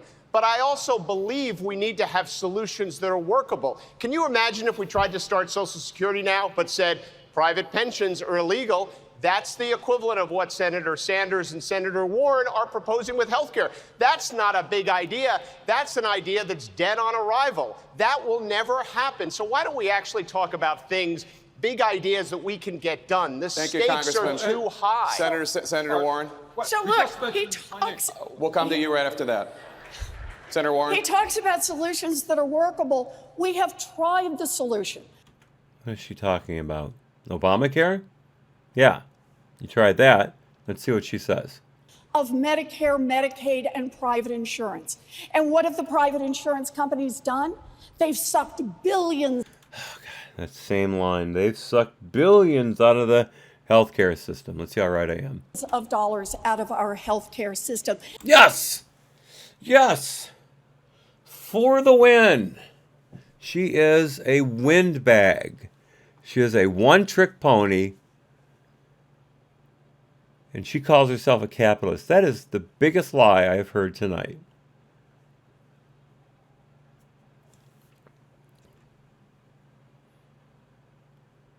What is she going to do? Take a tomahawk to insurance regulations? They've made everybody fill out dozens and dozens of forms. Why? Not because they're trying to track your health care. They just want one more excuse to say no. Those forms are from the federal government due to regulations on the insurance companies. Insurance companies do not have a God-given right to suck money out of our healthcare system. Thank you, Senator. We hold these truths to be self-evident, that all men are created equal. They have the right, I'm going to get it wrong here, but they have the right to pursue, they have the inalienable right to life, liberty, and the pursuit of happiness. That was originally life, liberty, and property. Basically, though, the same thing, if you get right down to it. She is against the Declaration of Independence. 2020 is our chance to Thank you, stop Senator that. Sanders. Detroit was mentioned, and I'm delighted that Detroit is rebounding. But let us understand, Detroit was nearly destroyed because of awful trade policy, which allowed corporations to throw workers in this community out on the street as they move to low-wage countries.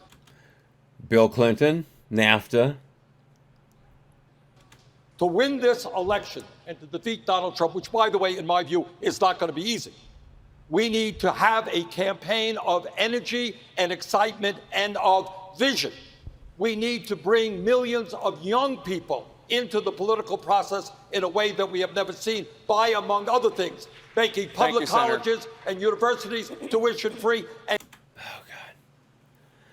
Yeah, tuition-free colleges. I'm sure the quality of education is going to go through the roof when you do that, when you tie all funding of colleges to the feds. Not going to be any regulations that will stifle creativity, no regulations that will stifle any kind of workable solutions coming out of those universities and colleges. None, because they're going to be socialized. Socialized education is just like socialized medicine. It doesn't work. How many world-class physicians or physicists or chemists have come out of countries with socialized school systems? China's trying. They have a few good rocket scientists. They were able to get a satellite up into space. I don't know if they ever managed a manned mission or not. Perhaps they did. They have the technology. But look at the studies that come out of China for different medical breakthroughs and things like that. They're crap.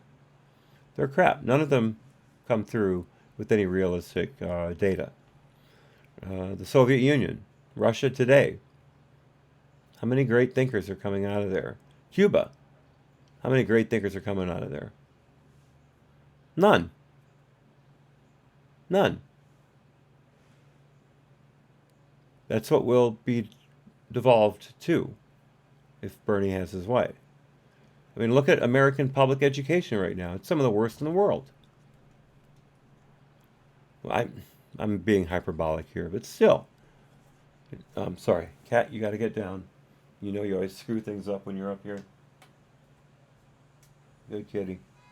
But yeah, it's a complete sham because of the federal government stifling curricula. I mean, remember, oh gosh, what was that? Not Head Start. There was that curricula that was very, very popular. I think it began with a C. Common Core. Common Core. Remember that? Remember Common Core? Remember how well the school systems did under that? A disaster. A complete and utter disaster. That's what the feds can do for education. And let's face it, teachers' unions have ruined public education because they don't care about quality, they care about pay. If there were charter schools, like there should be, that the states would let them thrive, you would see a great, great increase in educational stats, math, reading, science, than you compared to now. We'd be back to the 60s. One of the reasons we're not going to Mars right now is we don't have the rocket scientists like we used to. We don't have the engineers coming out of schools like we used to. They're still coming out. They're still good, but not like before. People don't go to STEM anymore. They go to grievance studies. Anything with a studies after the name. That's what they're attracted to because they don't have to think. Picasso says the federal government involvement in healthcare is what has caused the astronomical prices in healthcare. Get the federal government out of it and insurance. Absolutely. You could be more right. Uncle Bobbity, welcome to the show, sir. I'm sorry I didn't get you earlier. Uncle Bobbity says, who needs thinkers when you got great drinkers? Well, absolutely. I mean, we know that Elizabeth Warren can really pound away those beer things, that amber liquid in a bottle, I think she knows it as, that you use to make chicken, beer can chicken in the Weber. Look at Bernie's face, for God's sake. Look at that face. Ray said it earlier. Who wants to elect? I almost said hire. Who wants to elect an old screaming geriatric? And I think that goes for Bernie and for Warren too, or as I like to call her, Heidi, because she's so white.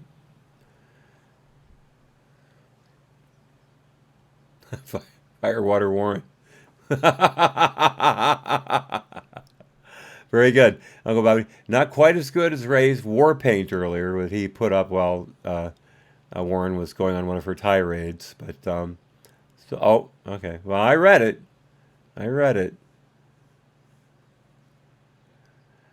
And canceling student debt. Thank you, Senator. Canceling student debt. How was that? Like $1.2 trillion? He's going to suck out of the economy. He's going to tell the loaners, you don't need to be paid back for that. Or, if he doesn't cancel the debt and has the feds pay for it, how much is 1.2 trillion of our GDP? Seriously. They don't think. Thank you, Sarah. Listen to the cheers. I want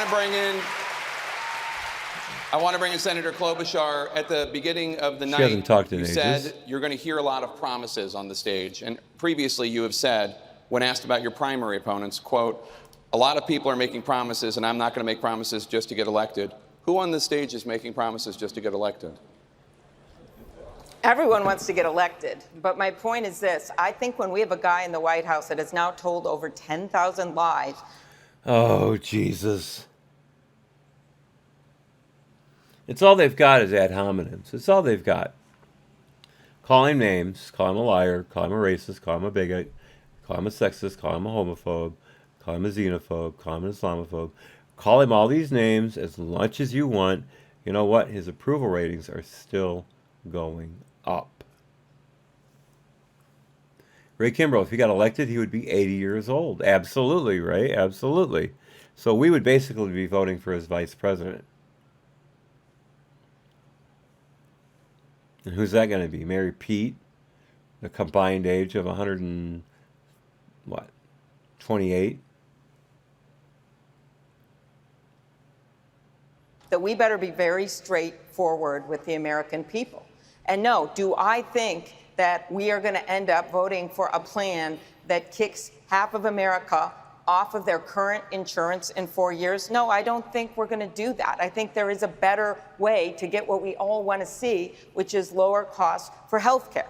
Do I think that we're going to vote to give free college to the wealthiest kids? No, I don't think we're going to do that. So that's what I'm talking about. But what I don't like about this argument right now, what I don't like about it at all, is that we are more worried about winning an argument than winning an election. And I think how we win an election is to bring everyone with us. And yes, I am one in a state every single time statewide. I have won those congressional districts that Donald Trump won by over 20 points. He just targeted Minnesota last week. And I've done it by getting out there and talking to people, by knowing rural issues and farm issues, and bringing metro people with me in the state that had the highest voter turnout in the country. At least she didn't go completely crazy. Uncle Bobbity says, Klobuchar is the Forrest Switch from fairy tales. I agree with you completely. She lures children into her Minnesota Iron Range cabin and then throws binders at them and then cooks them. That's an opinion. It's not a fact. But still, it could be. Congressman O'Rourke, please respond. I think a big part of leadership and showing our commitment to the American people is delivering on our commitments. As a member of Congress, when I learned that the El Paso VA had the worst wait times for mental health care in the country, meaning that care delayed functionally became care denied and was related to the suicide epidemic, we made it our priority and we turned around the VA in El Paso. We took that lesson nationally. And I worked with Republican and Democratic colleagues to expand mental health care to veterans, and we got it signed into law by the one person with whom I agree on almost nothing, Donald Trump, to show that at the end of the day, we will put the American people first, before party, before any other concern. He just gave Trump a win in the leftist parlance. He just humanized Trump. He's going to lose points for that, I'll bet you. I'll bet when the polls come out, he goes down. And right now he's only at, 4 or 5%? He'll probably go down to 3. No one's going to forgive him for that. Thank you, Congressman O'Rourke. We've been asking voters to weigh in on what they'd most like to hear Democrats debate. Among the topics they told us they're most interested in, the climate crisis. Congressman Delaney, I'll start with you. You say the Green New Deal is about as realistic as Trump saying Mexico is going to pay for the wall. But scientists say we need essentially to eliminate fossil fuel pollution by 2050 to avoid the most catastrophic consequences. What scientists? That is not a consensus. There are many scientists who say that the increased carbon dioxide is good because crops are growing better, tree life and plant life are growing better because they suck up carbon dioxide. And what do they do with it? They create oxygen. The more plants we've got, the better the oxygen content in the atmosphere is. Certainly we don't need more than, I think it's 12% oxygen in order to survive, but at least it's not a greenhouse gas. It doesn't trap light. And it's good for us. And as far as crap, what was her first point? I'm going to back up. She said something I wanted to cover.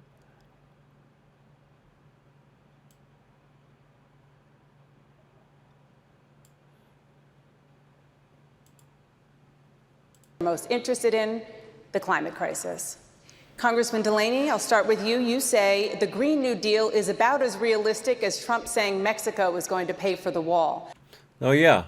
Actually, look at what Mexico's doing right now. They have tens of thousands of troops, at least thousands of troops. I may have the number wrong. But still, they have thousands of troops on their southern border. They're trying to clean up the cartels in the northern half of the country, or a third of the country.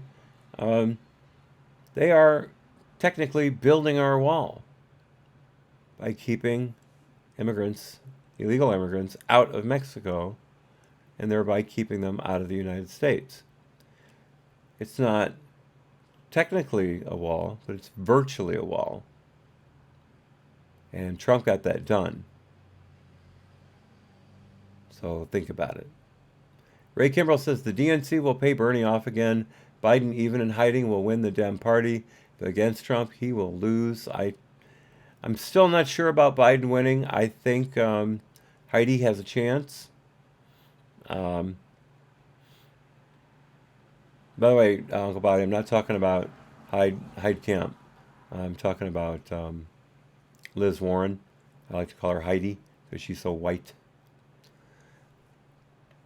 But no, that's definitely possible, Ray. I don't think Bernie's going to last anyway.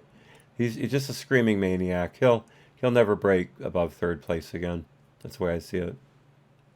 But scientists say we need essentially to eliminate fossil fuel pollution by 2050 to avoid the most catastrophic consequences. Why isn't this sweeping plan to fight the climate crisis realistic? Well, first of all, because it ties its progress to other things that are completely unrelated to climate, like universal health care, guaranteed government jobs, and universal basic income.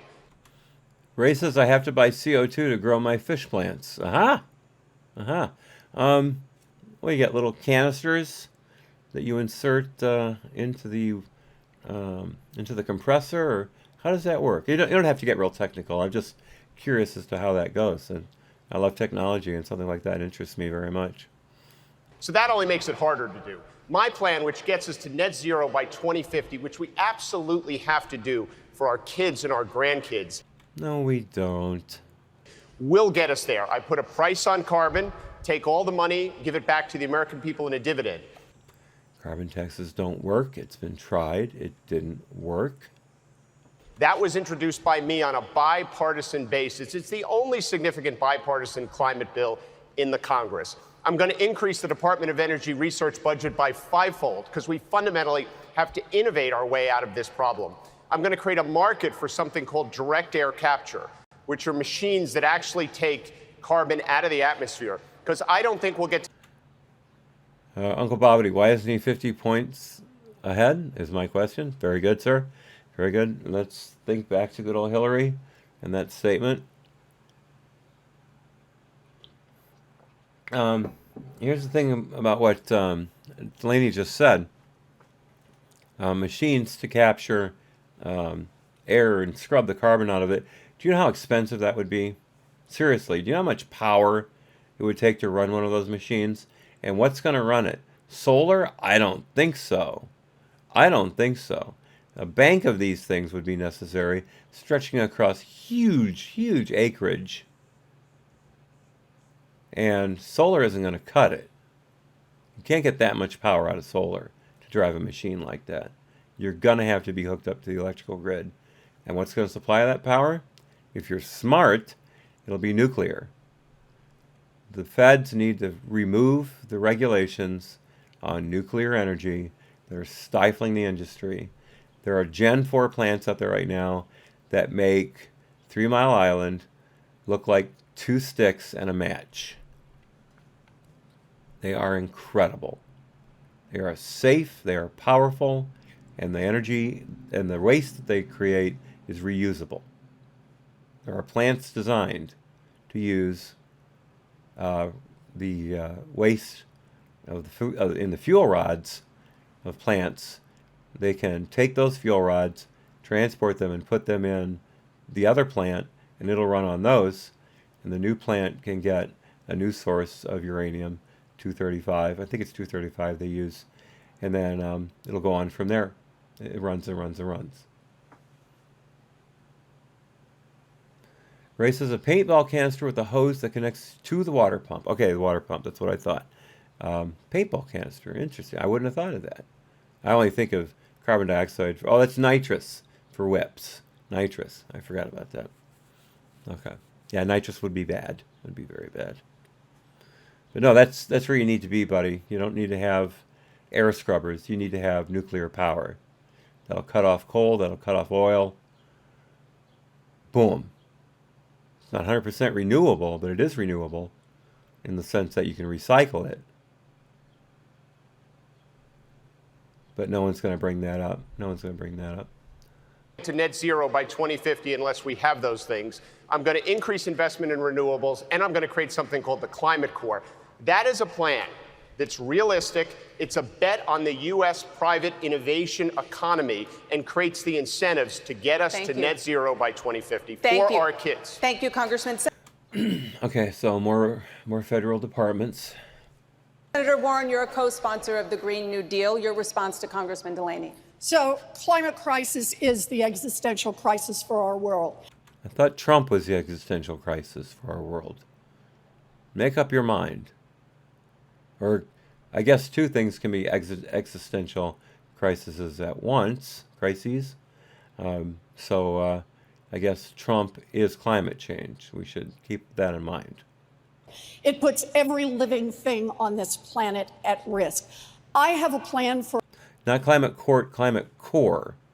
Kind of like Peace Corps. A green industrial policy that takes advantage of the fact that we do what we do best, and that is innovate and create. So I've proposed putting $2 trillion in so we do the research. Where's that money going to come from? From your paying for health care for illegal immigrants? Oh, wait, that's a net loss. From your making college free to everybody? Oh, wait, that's a net loss. From your creating Medicare for all and having the federal government run every aspect of the healthcare system? Oh, that's a loss. Yeah, good thing you've got a grip on where the money's coming from, Liz. Heidi, good thing. We then say anyone in the world can use it so long as you build it right here in America. That will produce about 1.2 million manufacturing jobs right here in Michigan, right here in Ohio, right here in the industrial Midwest. And the second thing we will do is we will then sell those products all around the world. China's going to buy them? No. India's going to buy them? No. France, they've got nuclear. They don't need it. Germany, they've got renewables. They are screwed because of their reliance on renewables, but they've got them. Right now, Uncle Bobbity, add 1 part political promise plus 5 parts cliche, triple word score for the kids. Yes. I let that go right by. For the kids, indeed. I think that's the only one. Won't somebody think of the children we've had, except for a couple of responses on Don Lemon's completely egregious question about gun control. for every $1 the United States spends trying to market around the world, China's spending $100. Thank you. I'd love to see that stat in real life. I think China's investing in nuclear power. Thank you, Senator Warren. Governor Hickenlooper, you take issue with the Green New Deal. Please respond. Well, I think the guarantee for a public job for everyone who wants one is a classic part of the problem. It's a distraction. I share the urgency of everyone up here. We have to recognize, I mean, everyone's got good ideas. What we do in this country is no better than just a best practice, right? It's what we do here is a best practice and a template, but it's got to be done all over the world. So we've got to be building bridges right now with people like China who were cheating on international agreements and stealing intellectual property. We need to work on that, but not with the tariff system. We need every country working together if we're going to really deal with climate change in a realistic way. So you're going to go to the UN with your proposal, right? That's the only way you can get everyone together. They're all in one room. How often has the UN gotten together and done something right? Seriously. Never.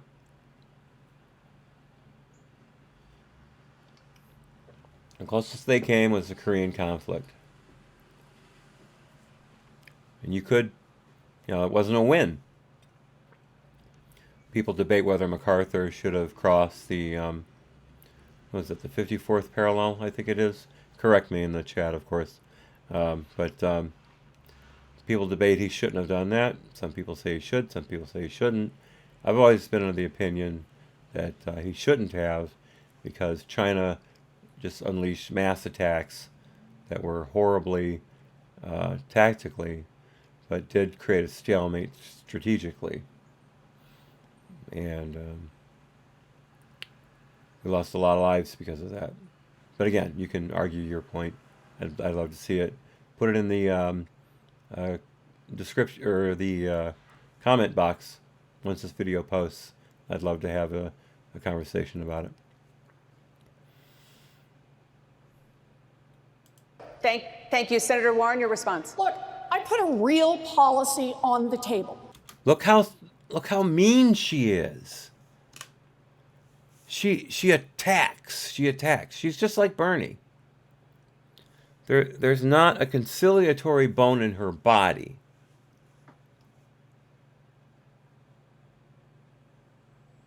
She shows no respect. Can you imagine dealing with that in a political position? Can you imagine having someone like that sitting across from you and you're trying to negotiate with them? I'd love to see her likability ratings in a Senate poll, a secret poll taken by senators. They'll never release one, but I would love to see that. To create 1.2 million new jobs in green manufacturing. There's going to be a 20. Yeah, Obama tried that, didn't he? Didn't he? How'd that work out again? Oh yeah, it was a complete failure. The government had to bail out a number of companies that went bankrupt. Companies that Obama backed without any real thought behind it, except it looked cool. It was a complete disaster. But I'm sure, you guys will fix that now. $23 trillion worldwide market for this. Where they pull these numbers out of is just amazing. Just amazing. If this stuff is so important, if it's supposed to change the world, you should give the patent away. The ABS brakes, I believe Volvo invented those. Volvo or Benz. They gave the patent away so that everyone else could make them and make cars more safe. I think the same thing with Volvo and the 3-point seatbelt. I think. Still, if it's that important, we shouldn't make a profit, should we, Liz? Because they would be sucking millions out of the green economy, wouldn't they? Why is it that the Green New Deal is allowed to create trillions of dollars in profit, but healthcare isn't allowed to make any money at all? I don't quite get it. But she's a capitalist. She's a capitalist. Could revitalize huge cities across this country, and no one wants to talk about it. What city is not vitalized because of lack of energy? What the hell is she talking about? Picasso says she saw what worked for Harris. Pocahontas wants to be seen as tough. She comes across as a stereotypical bitch. I can't argue that point at all. And if you say that Liz or Warren, Liz or Harris are rough around the edges, are confrontational, then you're being a sexist. They want their cake and eat it too, all the time. What you want to do instead is find the Republican talking point of a made-up piece of some other part and say, oh, we don't really have to do anything. Made up of some other part. In other words, if you don't follow our science, you're wrong. Even though there's a wide array of discussions about what part of climate change is what. Insane. And of course, you know, there are more than one gender. Your genomes, your chromosomes, they don't define you. It's how you feel that defines you. 7-year-old transsexuals getting hormone treatments, that's okay. That's okay.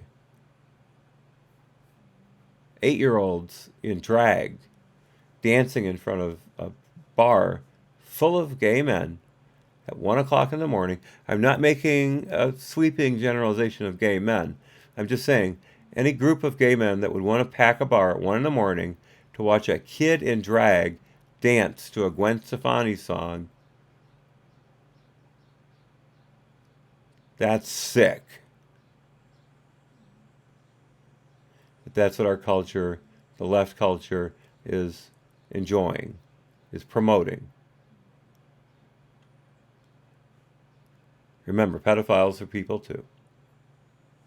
That's the problem we've got in Washington right now. It continues to be a Washington that works great for oil companies, just not for people worried about climate change. Thank you, Senator Warren. Congress.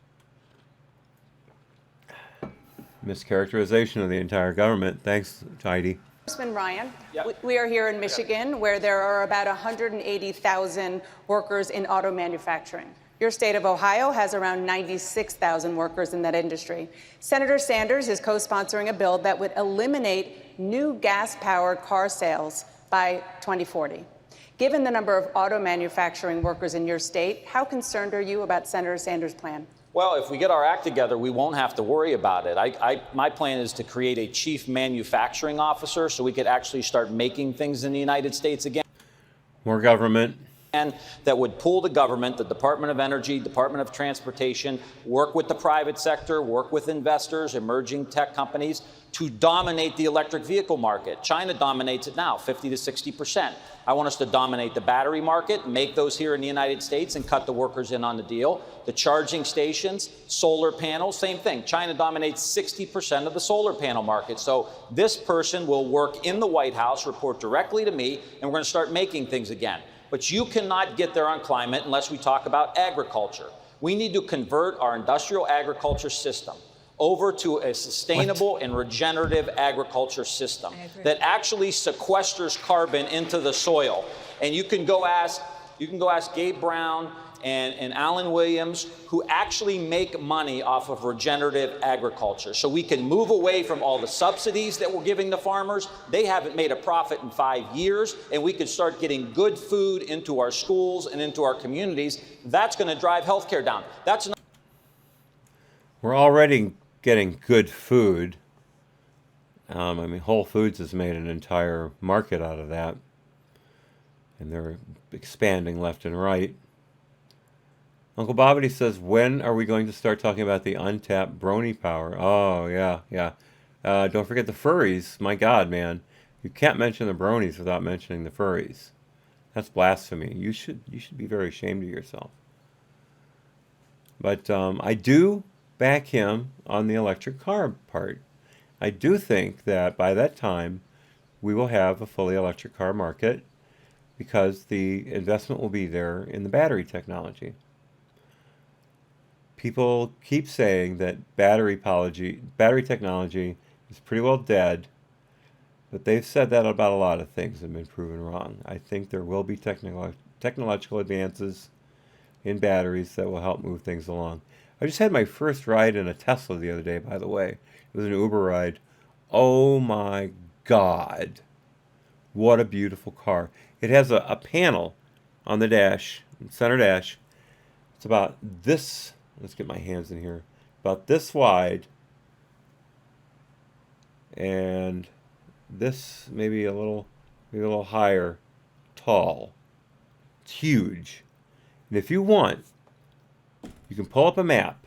And it has every charging station in the United States on that map.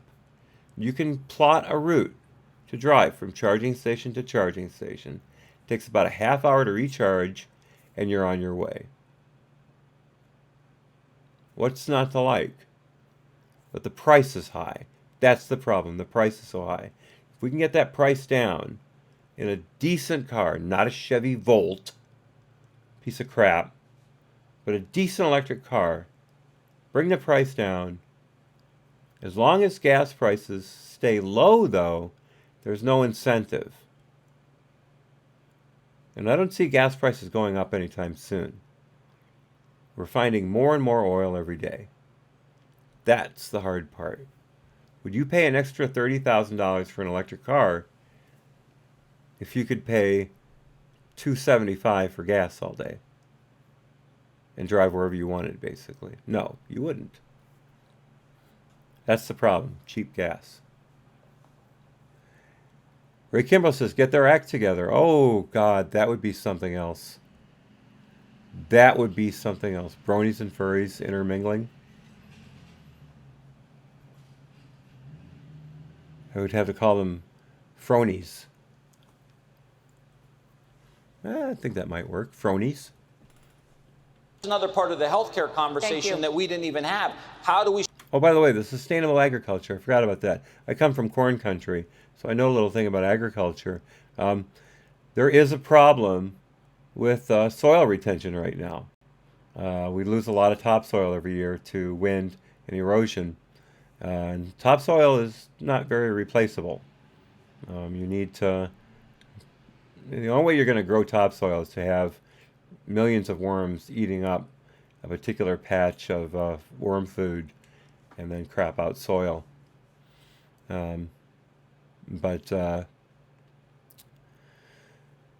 Gronies, Grown New Deal. Oh, that's a groaner of a Gronies right there, Uncle Bobbity. That's a groaner. I like it. I like it. I love a good pun. But yeah, I don't know what he's talking about carbon retention. That I hadn't heard of before. But the soil is getting very carbon depleted. You can watch a couple Sticks episodes on that. He lays out the case very well. He knows his shit.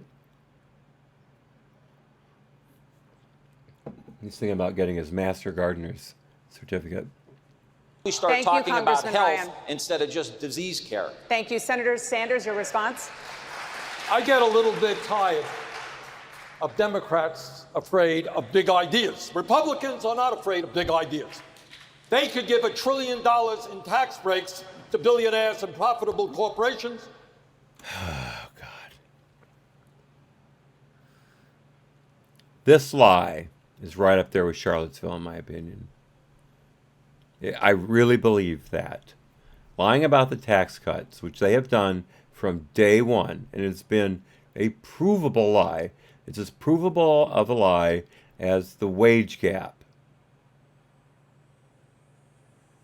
Yet they persist in bringing this out. Trump is going to ram that down their throats when they get to him. And they are not going to be able to breathe. They could bail out the crooks on Wall Street. Obama did that. So please don't tell me that we cannot take on the fossil fuel industry and nothing happens unless we do that. So what are you going to do? Are you going to phase out refineries one by one? Are you going to pull oil rigs out of the sea one by one? What's your plan? You're going to get the whole world to stop producing oil? Seriously? Do you know how many economies are based, at least heavily, on oil production? Look at the North Sea. Look at the country after country after country that has rigs in the North Sea. Hell, just think of the pilots who fly the helicopters, who bring the oil workers back and forth from the rigs. I know one. The North Sea is a very inhospitable place. Yet he flies a big-ass Sikorsky back and forth a couple times a week. And he gets paid very well for it. That is an incredibly difficult job. The winds in the North Sea are sometimes upwards of 40 knots. That's like 55 miles an hour, somewhere in there. 50. And he has to land that helicopter on that little pad on that oil rig, sometimes at night, depending on the weather. Who are you to take that away from people? Who are you to take that away from people?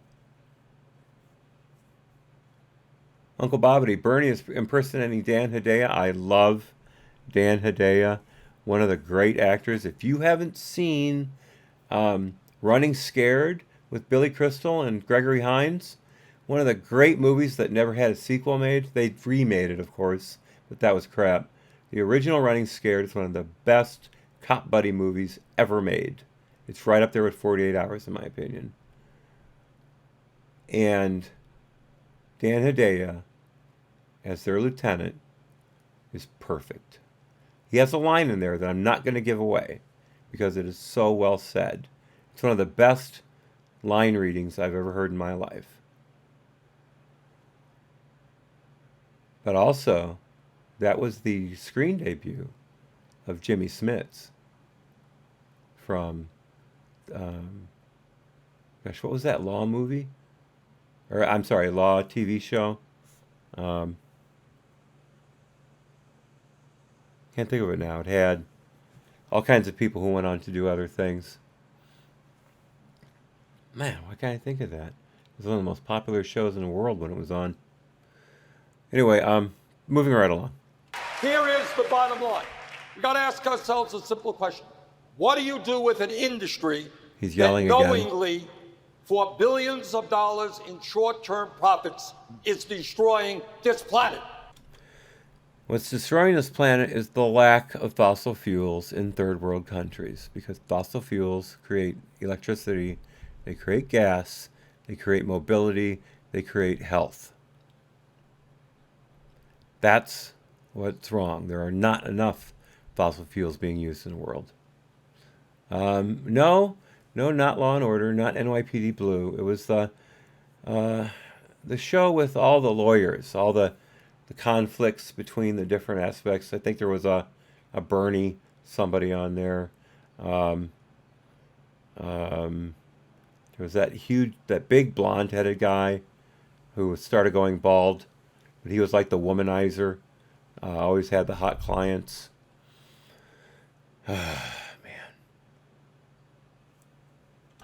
I say that is criminal activity that cannot be allowed to continue. Thank you, Senator Sanders. Congressman, your response. Who cares what you say, Bernie?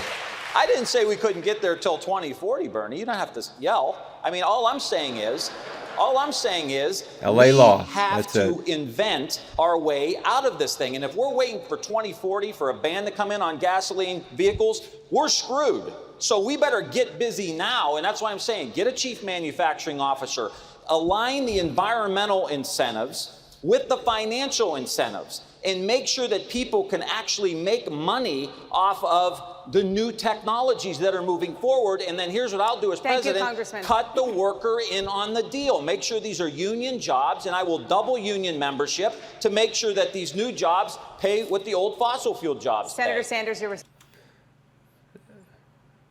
That's right, Jimmy Smits was on NYPD Blue and West Wing. Very good catch, sweetie. Yeah, so now we're going to double the wages.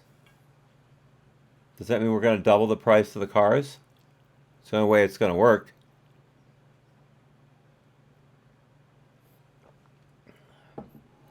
So once again, we're going to raise wages and cut everybody out of the market because it costs too much to produce them. Way to go. Way to go. Response. Look, on this issue, my friends, there is no... Bernie, stop clapping for him. Did you see him? He's putting his hands out. Stop clapping. I'm sorry, I can't see my hands. Stop clapping. Stop clapping. Wow. What a fraud. No choice. We have got to be super aggressive if we love our children and if we want to leave Won't them somebody a think of the planet that children? is healthy and is habitable. So I don't disagree with Tim. What that means is we got to, A, take on the fossil fuel industry. What do you mean by take on? Exactly. That's Bernie's favorite phrase. We got to take on X. We got to take on Y. What does that mean? B, it means we have to transform our energy system away from fossil fuel to energy efficiency and sustainable energy, and a hell of a lot of good union jobs as we do that. We got to transform our transportation system, and we have to lead the world. Thank you, Senator This Sanders. is not just an American issue. Governor Bullock. Whatever, Bernie. Whatever. Your response. You know, all of us agree that we have to address climate change. No one on the stage is talking about, though, the Republicans won't even acknowledge that climate change is real, Dana. And that's because of the corrupting influence of money. That has been the fight of my career. Oh, it's corrupt money that's creating the we're going to die in 20 years debate. I thought it was science. I thought it was people reading the numbers accurately, not making up wild predictions. Name one climate change prediction in the last 50 years that has come true. One. What, the ice caps melting? Well, guess what? It's warmer. And you know why it's warmer? We're in a warming cycle. We go through cooling cycles and we go through warming cycles. If you remember correctly, back in the 70s, these idiots were predicting a freeze, a winter, global cooling. That was the original thing, global cooling. Well, that didn't go very far. Then Al Gore came along and invented global warming, and the Democrats were off to the races. And you know why? They want to make money on it. The only reason they want to do this is they want to make money.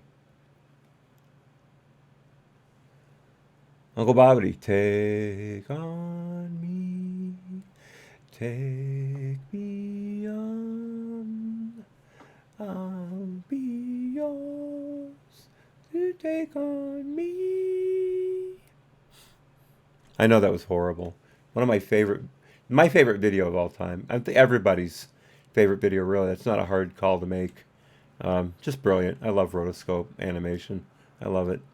And second of which, as we transition to this clean energy economy, you got to recognize there are folks that have spent their whole life powering our country. And far too often, Democrats sound like they're part of the problem. We got to make sure to aid in those transitions as we get to a carbon neutral world, which I think we can do by 2040. Thank you. Okay, how are we going to aid those transitions? Are we going to pay them while they're not working? Are we going to pay oil workers who no longer have jobs until they die, and then we can say, hey, we got rid of all the oil workers. Yay, us. How much is that going to cost us? Ray Kimbrell, we now export oil. That was why the prices are down and will stay down. Bernie's going to stroke out any minute if this wasn't a recording. Is a recording. This isn't live. But, it's... I told people 4 months ago, when oil started, gas prices started going up. And I bet my dad's girlfriend that gas would never get over $3 a gallon. If it did, not for very long. And I'm talking Illinois here, before the tax hike came up, or new tax hike. But still, Illinois prices stayed at $2.99.99, and then for about 1 week, they went up to $3.03. And then they came back down and they stayed down. My cutoff for cheap gas is $2.50 a gallon. Anything above $2.50, I wish wasn't. Anything below $2.50, I consider a gift. Right now, we've been averaging prices about from $2.85 to $2.74, right in there. And I'd say that's fair. That's fair. We can afford it. A lot of people don't drive long distances, so it's easier for them.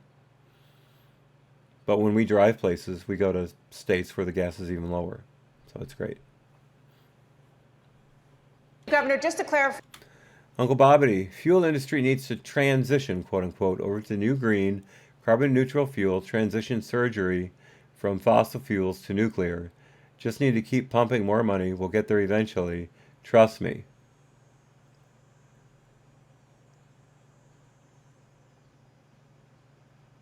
Transition surgery. I think you got autocorrect right there. But anyway, still, transition from fossil fuels to nuclear, which I would love to see. Just need to keep pumping more money. We'll get there eventually. Hashtag trust me. Absolutely, absolutely. But none of them are mentioning the nuclear option here. Not one. It's all green energy, and they don't consider nuclear green, even though it's the greenest energy there is that isn't based on weather to power it. And then, even that, look at what happens to solar panels when they don't work anymore. You can't recycle them. You just have to crush them up and dump them in a hazardous waste facility because of all the rare earth minerals and hazardous chemicals that are produced as they age. Look at windmills. Those are only good for about 10 years before they have to be refurbished. And they cost so much, you only get 7 years of life, or excuse me, you have to pay for them for 7 years, and you only get a profit for 3 years. Uncle Bobby says nuclear energy. Ooh, I like that. I like that. You need to put that on a bumper sticker along with a cooling tower. I wish I could get a license plate that I could spell out like that. Nuclear. No, too many letters. That's a great bumper sticker, though, dude. You could sell a lot of those. Who is part of the problem? Oh, no, I think Democrats, often when they're saying, oh, these fossil fuel industries, these workers, those coal miner workers, look, the world's changing. We got to make it change. But I think Democrats put your hand down, sound Bernie. Nobody cares. like the people that, as Congressman Ryan would say, shower at the end of the day, that they're part of the problem. And far too many communities are being left behind as we make this transition. Thank you. Look, we're having this discussion, and we can talk about competing Thank plans. you, Governor. I want to give Senator Sanders a chance to respond. Of course you do. Steve, there ain't nobody in the Congress who's more strongly pro-worker than I am. So when I talk about taking on... Excuse me, you're constantly talking about corporations making too much money. When corporations make a lot of money, Bernie, what do? They pay more.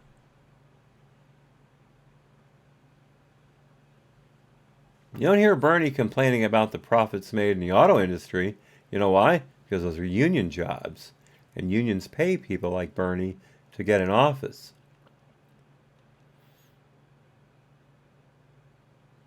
Hypocrites. Stone cold hypocrites. On the fossil fuel industry, what I am also talking about is a just transition. All right? We can create, and what the Green New Deal is about, it's a bold idea. We can create millions of good paying jobs. We can rebuild communities in rural America that have been devastated. How? How? Are you going to build a car plant in every rural American city? Sorry, town? And what's this create millions of jobs? If they're transitioning from fossil fuel to green energy, those jobs aren't going to suddenly go away with no consequence. You're going to have, what, like 3 million more? 3 million? I think there's maybe 1.5 or 3 million fossil fuel industry workers. Those jobs are going to have to transition into the green jobs. Why are you going to have more jobs manufacturing these magical machines, which I think battery technology is going to get better, but why are there going to be that many more jobs manufacturing these magical machines than there are now? Prove it. Where's your data that you're going to create 1 trillion jobs. Seriously. So we are not anti-worker. No. We are going to provide, make sure that those workers have a transition, new jobs, health care, and education. And look. So we're paying for everybody again. We're going to pay them for not working. We're going to pay their health care. We're going to pay for their education. Pay, pay, pay. Ray Kimbrell says, didn't one of the Dem candidates say wind turbines produce radiation? I didn't hear that. I didn't hear that. I believe they do, though, because of the magnetic fields that they produce. There is an ionizing effect from that. That's my science background. I'm not saying it's exactly the case. They certainly kill a lot of birds. Governor Bullock, your response? And look, Bernie, I was a union side labor lawyer. I fought day after day. And I know, but we set this up as a false choice far too often. Are we going to actually address climate change? Fire seasons are 80 days longer in the West now. Yeah, and fire season is longer because of the dangerous brush conditions that California allows, making it far more likely that there's going to be a brush fire. Or are we going to give people a better shot at a better life? You can do both, but let's actually have the scientists drive this. Let's not just talk about plans that are written for press releases, but we'll go nowhere else if we can't even get a Republican to acknowledge that the climate's changing. Climate's changing, but not as drastically as you people make it out to be. When he says we want to get the scientists on board, he's talking about their scientists, the people who agree with them. Remember, Jake Tapper said some time ago that he won't have anyone. Oh no, it wasn't Jake Tapper. It was that balding idiot that's head of NBC political commentary, the political side of NBC, and Chuck Todd, that sleepy-eyed son of a bitch. Chuck Todd said he refuses to have anyone on his show who does not agree with his view on climate change. Nice job getting people together to hash out the differences there, Chuck. No demagoguery from you at all. Congressman O'Rourke. Uncle Bobbity says Bernie is soft on employment with his lifelong experience only as a politician. Absolutely. Absolutely. You spelled as ass, and I think that's just as appropriate. You may have meant that specifically, in which case, well done. But yeah, Bernie has never held a real job in his life. He was a middling mayor of Burlington. He's been crap as a senator ever since. It makes you weep for Vermont to know that they elected Bernie Sanders as a senator. Listen to scientists on this, and they're very clear. We don't have more than 10 years to get this right. And thought it was 12 years, and then Ocasio-Cortez said, "You people are idiots for believing me when I said it was 12 years. It's not what I meant. It's not what I meant. Even though I said it, it's not what I meant. And you're idiots for believing me." Well, you know what? We are idiots for believing you. Anyone who did is a sucker. But now it's 10 years, according to Bobblehead here. 10 years. Can't make up their mind. Just like on Trump and the supposed obstruction of justice charges. It's 10, it's 8, it's 5. Can't make up their mind on how many they feel he really committed, even though he committed none. Another thing they refuse to believe. And we won't meet that challenge with half steps or half measures or only half the country. We've got to bring everyone in. The people of Detroit and those that I listened to in Flint last week, they want the challenge. They want those jobs. They want to create the future for this country and the world. Those community college students that I met in Tucumcari, New Mexico, understand that wind and solar jobs are the fastest growing jobs in the country. And for how long? For how long? You guys talk about oil companies making short-term gains. And you know why people are building wind and solar for their homes? Because that's where the jobs are being created, is their homes. home sales. Although there has been some increase in public land being used for solar. I know Illinois is supposed to be increasing that, so maybe I'm wrong there. But still, short-term gain there, buddy. This stuff doesn't last forever. It has to be replaced. And the rare earth minerals that are used in solar panels, we get most of those from China and North Korea. Those are not countries friendly to our industry. And those farmers... Picasso says, notice there has been no mention of Russia or impeachment. That's true, but I think they're going to get into the Trump stuff later on, like the third quarter of it. I think. In Iowa say, pay me for the environmental services of planting cover crops and keeping more land in conservation easements. That's how we meet the challenge. We do it with everyone in this country. We bring everyone into the solution. Thank you, Congressman. Mayor Buttigieg, your response. We have all put out highly similar visions on climate. It is all theoretical. We will deal with climate if and only if we win the presidency, if and only if we beat Donald Trump. Nominate me, and you get to see the President of the United States stand next to an American war veteran and explain why he chose to pretend to be disabled when it was his chance to serve. Wow. Wow. Now, this is coming from a combat veteran. I'll give Buttigieg credit for that. He could play the Valor card. It would be bullshit to play it. And just because Trump didn't serve in Vietnam, a lot of people didn't serve in Vietnam. I vaguely remember someone during the BTE era, before Trump era, who, oh yeah, Bill Clinton. Bill Clinton didn't serve. Huh. Did Obama serve in any combat capacity? No, he was too busy being a community organizer under a racist and a bigot, and then got a free ride to Harvard, was an Illinois state senator for about 2 hours, was a U.S. senator for about an hour and a half, and then won 2 presidencies. But yeah, it's, again, nothing happened BTE. It's all after Trump election, ATE.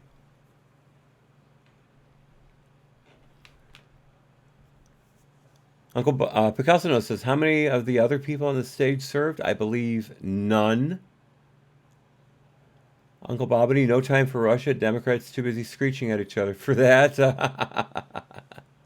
Very good, very good. This has been very contentious on energy. Very contentious. And Ray says, I'm insulted. You should be, Ray. You absolutely should be. To use your veteran status as a cudgel. That's just like playing a race card, in my opinion. I should take that back. You didn't choose your race. You didn't choose your race. But to play the flag card, I think that's what you're referring to. Correct me if I'm wrong. But to play the flag card like that, Trump has done more for America's military than any other previous president, except maybe for Reagan. Trump has helped defeat a huge enemy in ISIS by giving the generals their ability to do their job as they saw fit, as opposed to Obama, who had to approve every target. Just like Nixon. Ridiculous. Absolutely ridiculous. Nominate me and we will have a different conversation with American voters about why the President of the United States thinks you're a sucker. Trump never said that. You guys said that over and over again about people voting for Trump. So I don't know where you're getting that bucket from. When the problem in your life is your paycheck is not going up nearly as fast as the cost of housing or the cost of education or the cost of prescription drugs. And prescription drugs have come down. Education went up because of federal guarantees for student loans. Blame the colleges. not Trump. As far as housing going up, part of that has to do with California. Californians leaving California. They sold their homes, their overpriced homes, for millions of dollars. And then they moved to a place like Texas, where houses, a livable house, used to cost around $100,000. Now you can't buy a small house anymore out in the big developments. They're $300,000 and up because of California money. So that's a Democrat problem. He has done nothing about it except a tax cuts for the corporations. Senator Tax cuts for the corporations. Yada, yada, yada, yada, yada. Klobuchar, I want to ask you about something that CNN heard from a Michigan Democratic primary voter. We've been reaching out and getting their questions. Kimber from Birmingham, Michigan, has this question.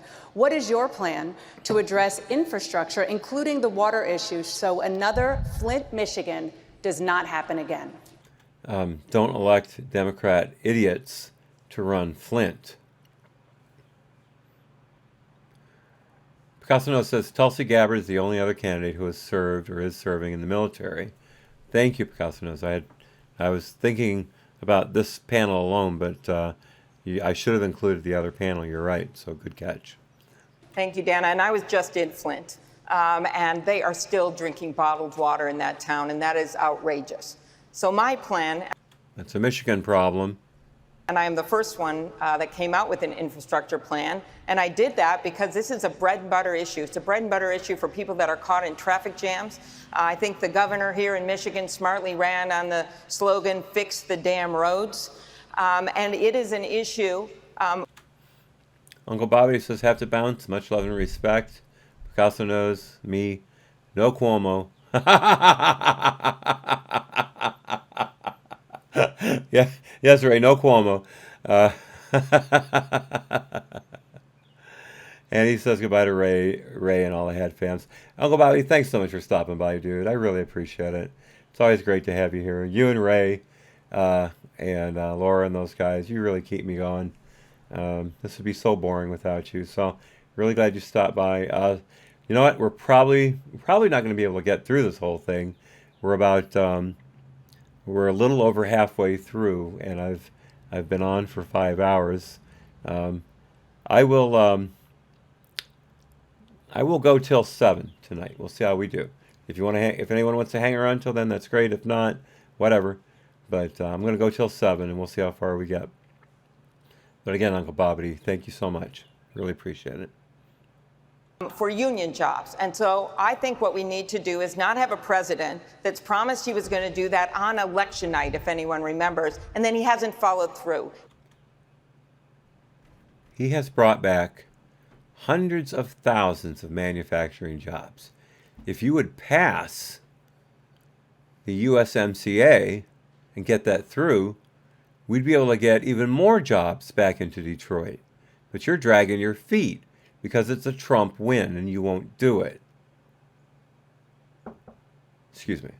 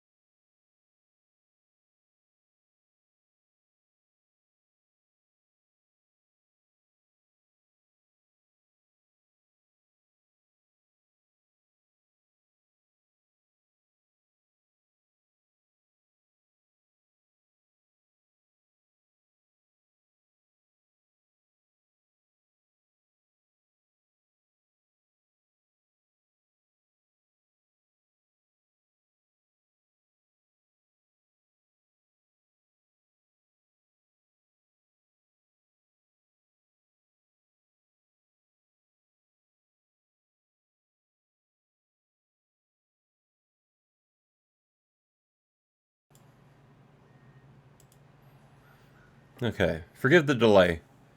Forgive the delay. I had to have a conversation with Picasso Nose.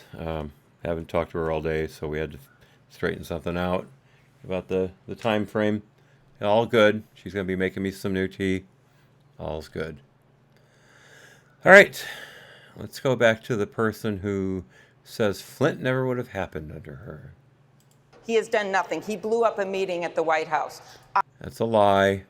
I would put $1 trillion into this, and I would pay for it by, first of all, changing the capital gains rate, by doing something when it comes to that regressive tax bill that left everyone behind. Changing capital gains, just another way of putting it all on the people you call the rich, people you hate, the people who actually drive this country and drive this economy. You're a leech on this country. You know that, right? We're paying you to do nothing. So people who run these corporations are making this country great. And they're able to do that because Trump got the government off their backs. And he could lower taxes even more. And I will bet you that Trump's going to run on that.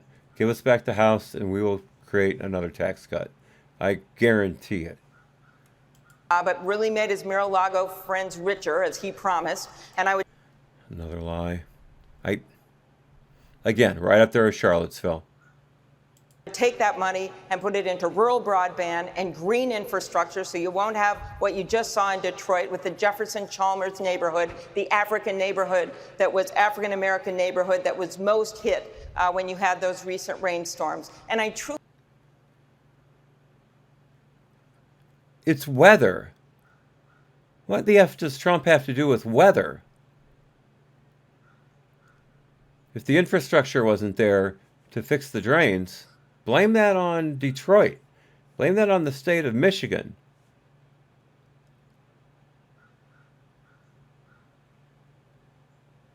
How many millions and millions of federal tax dollars do they get a year for just that kind of stuff? I mean, Baltimore had to pay back $4 million in federal grants because they didn't use them, or they abused them, I should say. Baltimore never accounts for where the money goes from federal grants. And I'm sure Detroit's right up there with them. Why should they be any different? Another Democrat-run piece of crap city. Apologies to anyone who lives in Detroit who likes it. You look at the neighborhoods that we saw this weekend, or I should say yesterday on the news, on Hannity. Look at those. Tell me those are great neighborhoods. Thank you, Picasso Nose.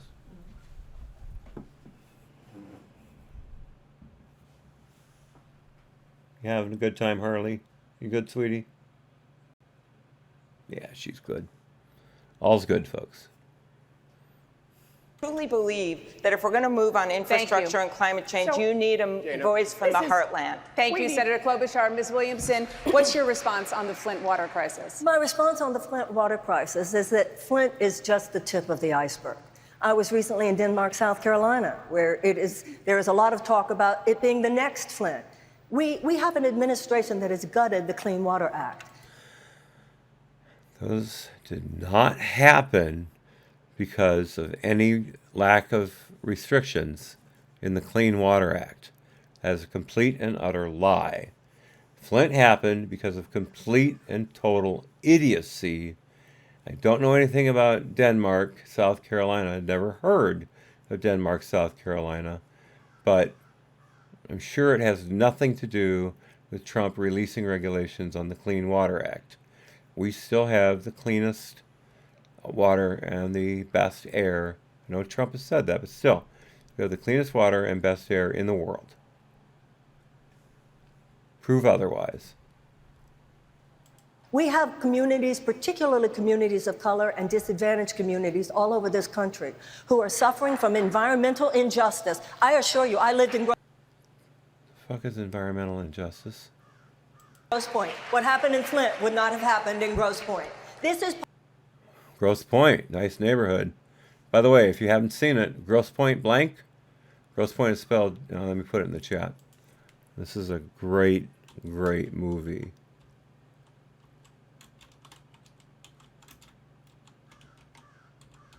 Oops. Grosse Point Blank. Check out that movie. One of John Cusack's finest performances by far. Maybe except for, what was that one he did? Vinyl, I think it was called. That's another great performance of his. Part of the dark underbelly of American society.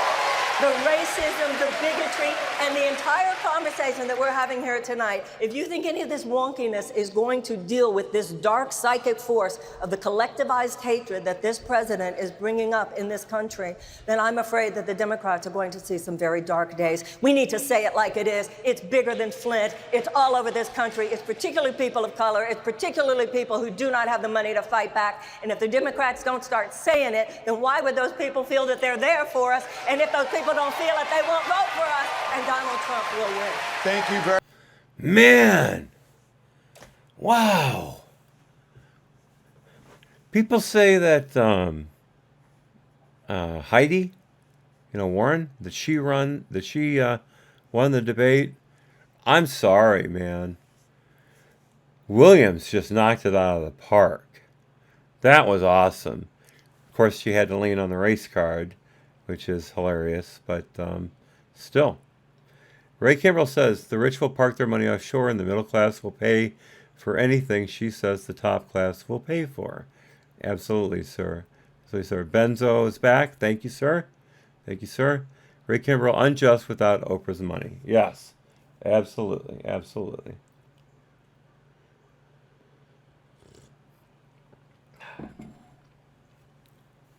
I'm sorry, man. Williamson just... Look at that face. That is the face of a satisfied woman who knows she just nailed it. That was her one chance to really blow it out, to blow it open, to blow her candidacy open, and I think she just did it. She's going up in the polls, folks. She might make even the next debates. Very much, Ms. Williamson. Listen to those We cheers. want to turn now to the issue of race in America. Of course you want to, Don. You're a race hustler from how far back? You're the biggest bigot on CNN, and that's saying something. Here we go, folks. Buckle up. Congressman O'Rourke, President Trump is pursuing a re-election strategy based in part on racial division. Liar. How do you convince primary voters that you'd be the best nominee to take on President Trump and heal the racial divide in America? The racial divide in America has been caused by the mainstream media and the Democratic Party. Trump has done nothing racist, not once. But everything he does, if it touches color in some way, if that Venn diagram of what Trump did in any way touches, it doesn't have to intersect. If it just touches that other circle in that Venn diagram, he's a racist. That's all it takes. Benzo says, will you leave the stream up as a video? Oh, absolutely, sir. Absolutely. Yes. In fact, I believe I've got DVR turned on right now. So if you want, you should be able to scroll back at least up to 4 hours on the scale right now. But no, yeah, I'll definitely have it up. As soon as this is done streaming, it'll start processing onto YouTube without any interruption. It'll probably take about maybe 40 minutes to produce something like that, maybe an hour tops. But thank you for asking. I really appreciate it. We'll call his racism out for what it is and Screw also you. talk about its consequences. It doesn't just offend our sensibilities to hear him say, send her back about a member of Congress because she's a woman of color, because she's a Muslim American. Doesn't just offend our sensibilities when he calls Mexican immigrants rapists and criminals. Oh my God. Oh my God. This again, it didn't work for Hillary. It's not going to work for you, idiot. Or seeks to ban all Muslims from the shores of a country that is comprised of people from the world over, from every tradition of faith. It is also changing this country. Hate crimes are on the rise. Against Jews. Every single one of the last 3 years. On the day that he signed his executive order attempting to ban Muslim travel, the mosque in Victoria, Texas, was burned to the ground. So Trump did it. What about all the black churches that were burned to the ground or ruined with graffiti that said, Trump or racial epithets? What about all those that were, they were committed by parishioners, they were committed by Democrats? What about all the hoax hate crimes that have been committed by Democrats? Just go on just go on the net, type in hoax hate crimes, and prepare yourself for a list of sheer idiocy. And then type in hate crimes against Trump supporters. Here, do that right now. Hate crimes against Trump supporters. Hey, come here.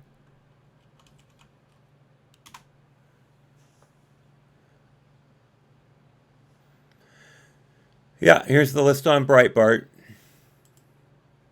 Breitbart comes and goes, but this is a very, very good list.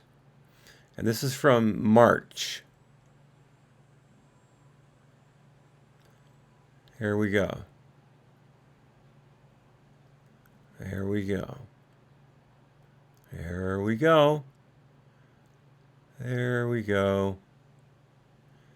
There we go. There we go. There we go. Go, go, go, go. And I haven't even gotten to the bottom third yet. I'm sorry, I did. There was a lot of comments below. Yep. So there you go. And that's just, that goes back to September 1st of 2015. So look that up. I'll put the link to that in the description.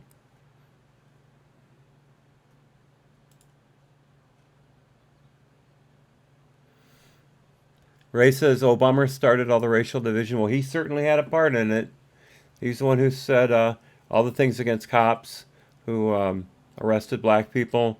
He's the one who bought into the Michael Brown, hands up, don't shoot. He bought into the Trayvon Martin scam.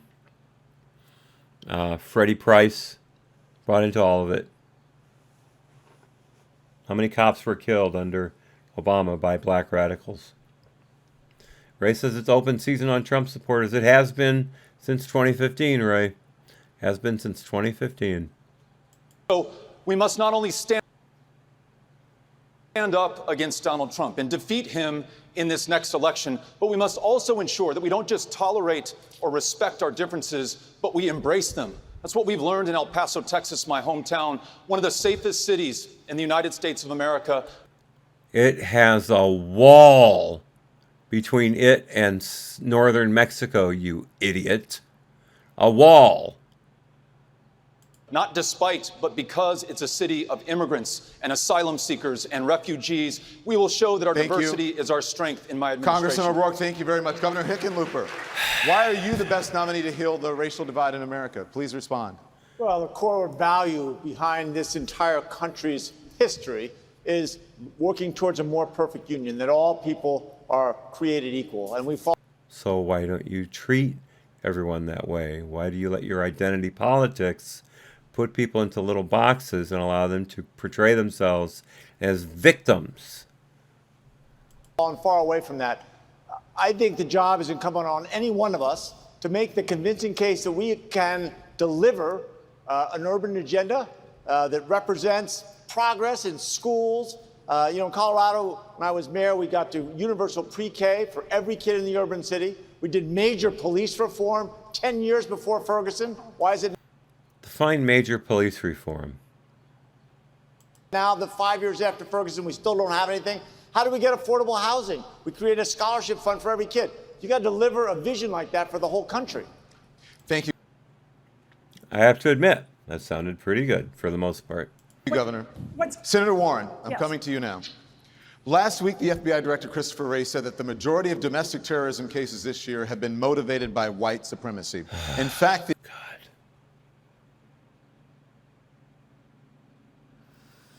Christopher Wray is a hack. I never trusted him. And he's going to be out soon. Bet on it. He's going to be out soon. And this whole right-wing terrorism. Yes, there is right-wing terrorism, but they never count the left-wing terrorism. As Hard Bastard has said, you could be a guy in a house with a gun magazine present and you beat your girlfriend. That's a right-wing motivated crime. It's right-wing terrorism crime. It's very broad. Yet, you don't hear them bringing up Portland or Seattle or the Sacramento stabbings led by, oh shoot, what's her name? The leader of By Any Means Necessary, Yvette Falarca. You don't hear any of those stats. You don't hear about the hate crimes being induced against Jewish Americans by, I'm going to say it, mainly black Americans in New York City.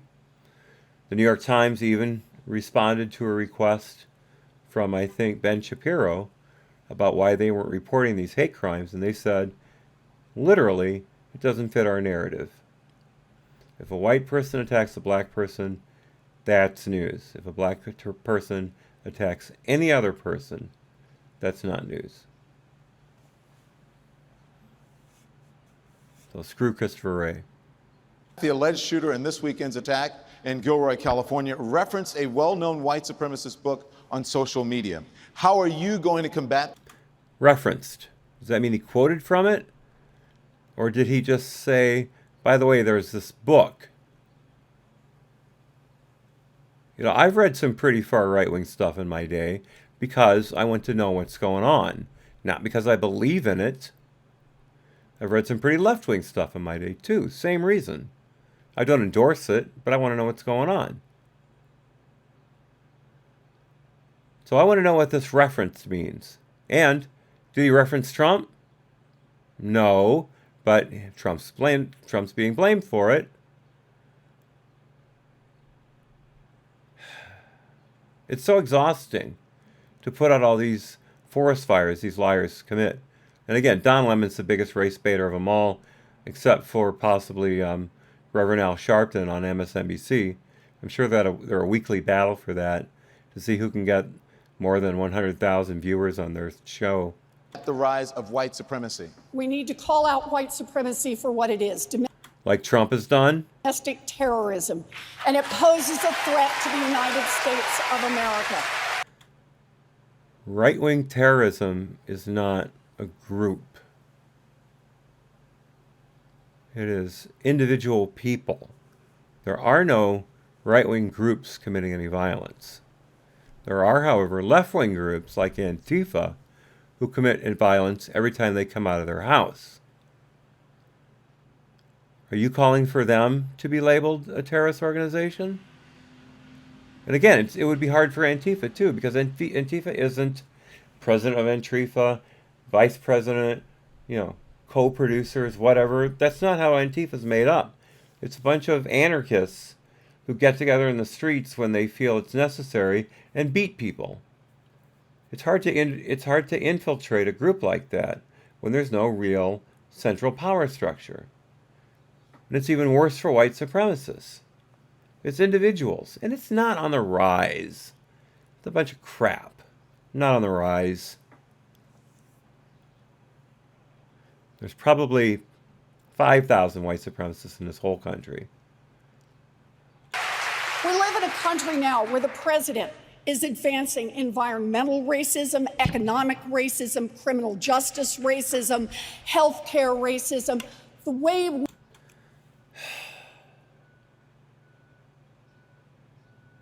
Trump will eat her alive. He will eat her alive.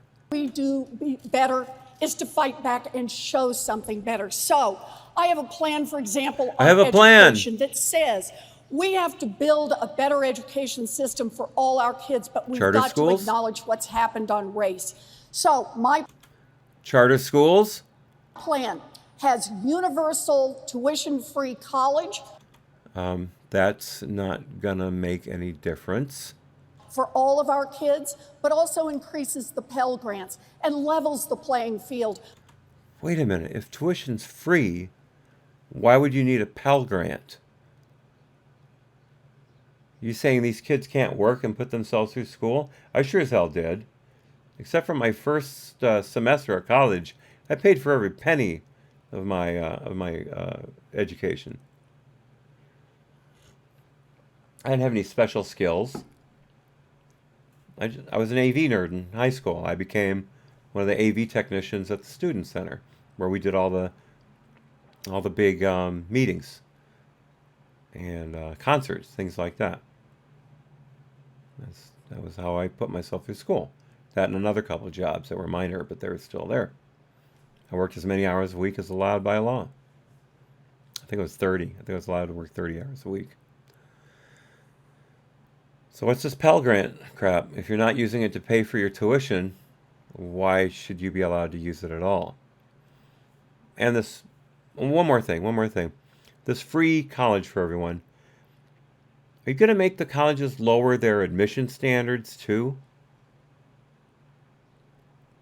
It sounds like you're going to.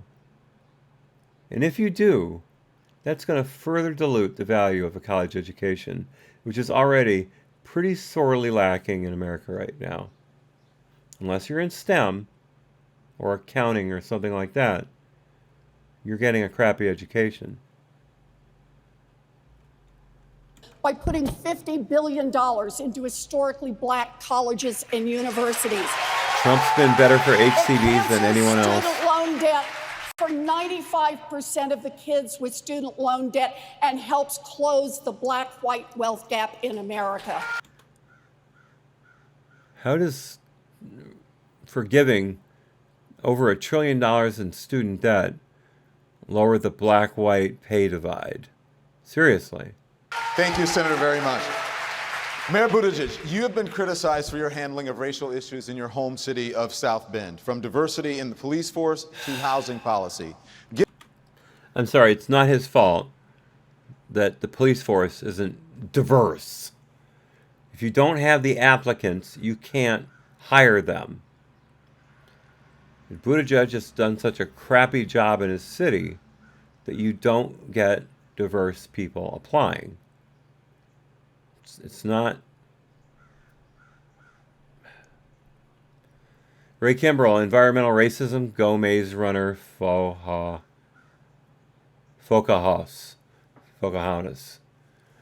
Oh, Maze Runner. Ooh, I like that.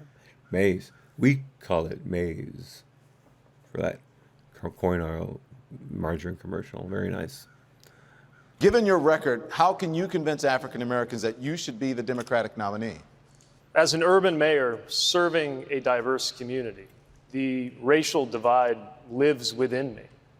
I'm not saying that I became mayor and racism or crime or poverty ended on my watch. But in our city, we have come together repeatedly to tackle challenges like the fact that far too many people were not getting the help they needed in their housing, and so we directed it to a historically underinvested African-American neighborhood. Right now, in the wake of a police-involved shooting, our community is moving from hurting to healing by making sure that the community can participate in things like revising the use of force policy and making sure there are community voices on the Board of Safety that handles police matters. There already are citizens on that review panel. And how are you going to renew your efforts about police shootings when you have an instance where the cop was run at by a guy with a knife, a felon with a knife? Do you know how hard it is to defend yourself against a knife? It's almost impossible, unless you're good with a knife, and very few people are, or if you've got a gun, which the cop did, thankfully. That guy was a piece of dirt, and he deserved to be taken off the street.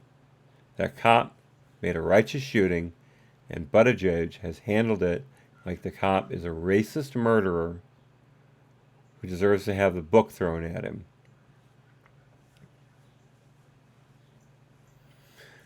Benzo, so sick of everyone talking about race all the time. That's the Democrats. That's the Democrats. They're so non-racist, all they can do is talk about race. And Picasso knows the racial divide lives within me. Wow, yeah, who knew? Who knew? Of course, not with Democrats. They've got absolution from that sin because they're Democrats. I've proposed a Douglas plan to tackle this issue nationally because mayors have hit the limits of what you can do unless there is national action. Systemic racism has touched every part of American life, from housing to health to home ownership. If you walk into an emergency room and you are black, your reports of pain will be taken less seriously. And why is that? Do you have anything to back up that stat other than taking it completely out of context? I don't know where this survey came from. I'm not saying how valid that point even is. I have certain ideas about why that is, but I don't think they're necessarily best brought up in this venue. But yeah, come on, Pete, give us some context for that. If you apply for a job and you are black, you are less likely to be called just because of the name on the resume. So let's do blind resumes. Oh, wait. Australia tried that, and they wound up hiring more men than women. So blind resumes aren't allowed in Australia because they increased the gender wage gap.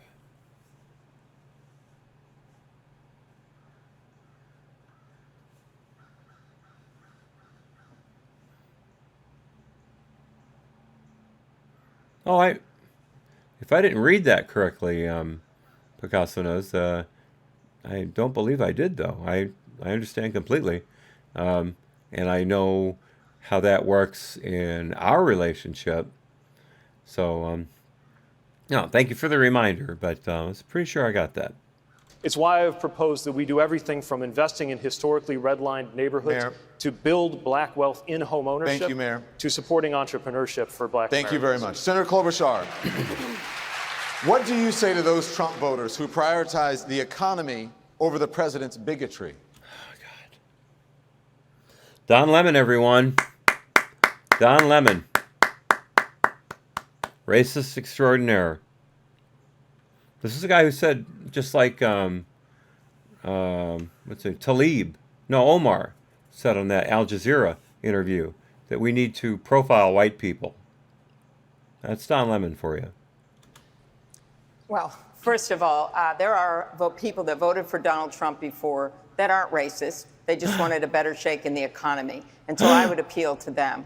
But I don't think anyone can justify what this president is doing.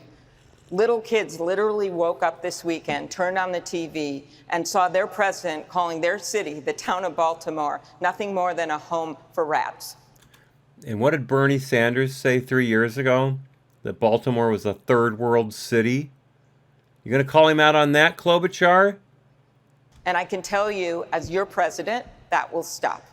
The second thing I would say is that economic opportunity means economic opportunity for everyone in this country. Blacks have the lowest unemployment ever. Hispanics have the lowest unemployment ever. Women have the lowest unemployment since the 40s. Asian Americans have the lowest unemployment ever. We have more jobs right now than we have people willing to fill them.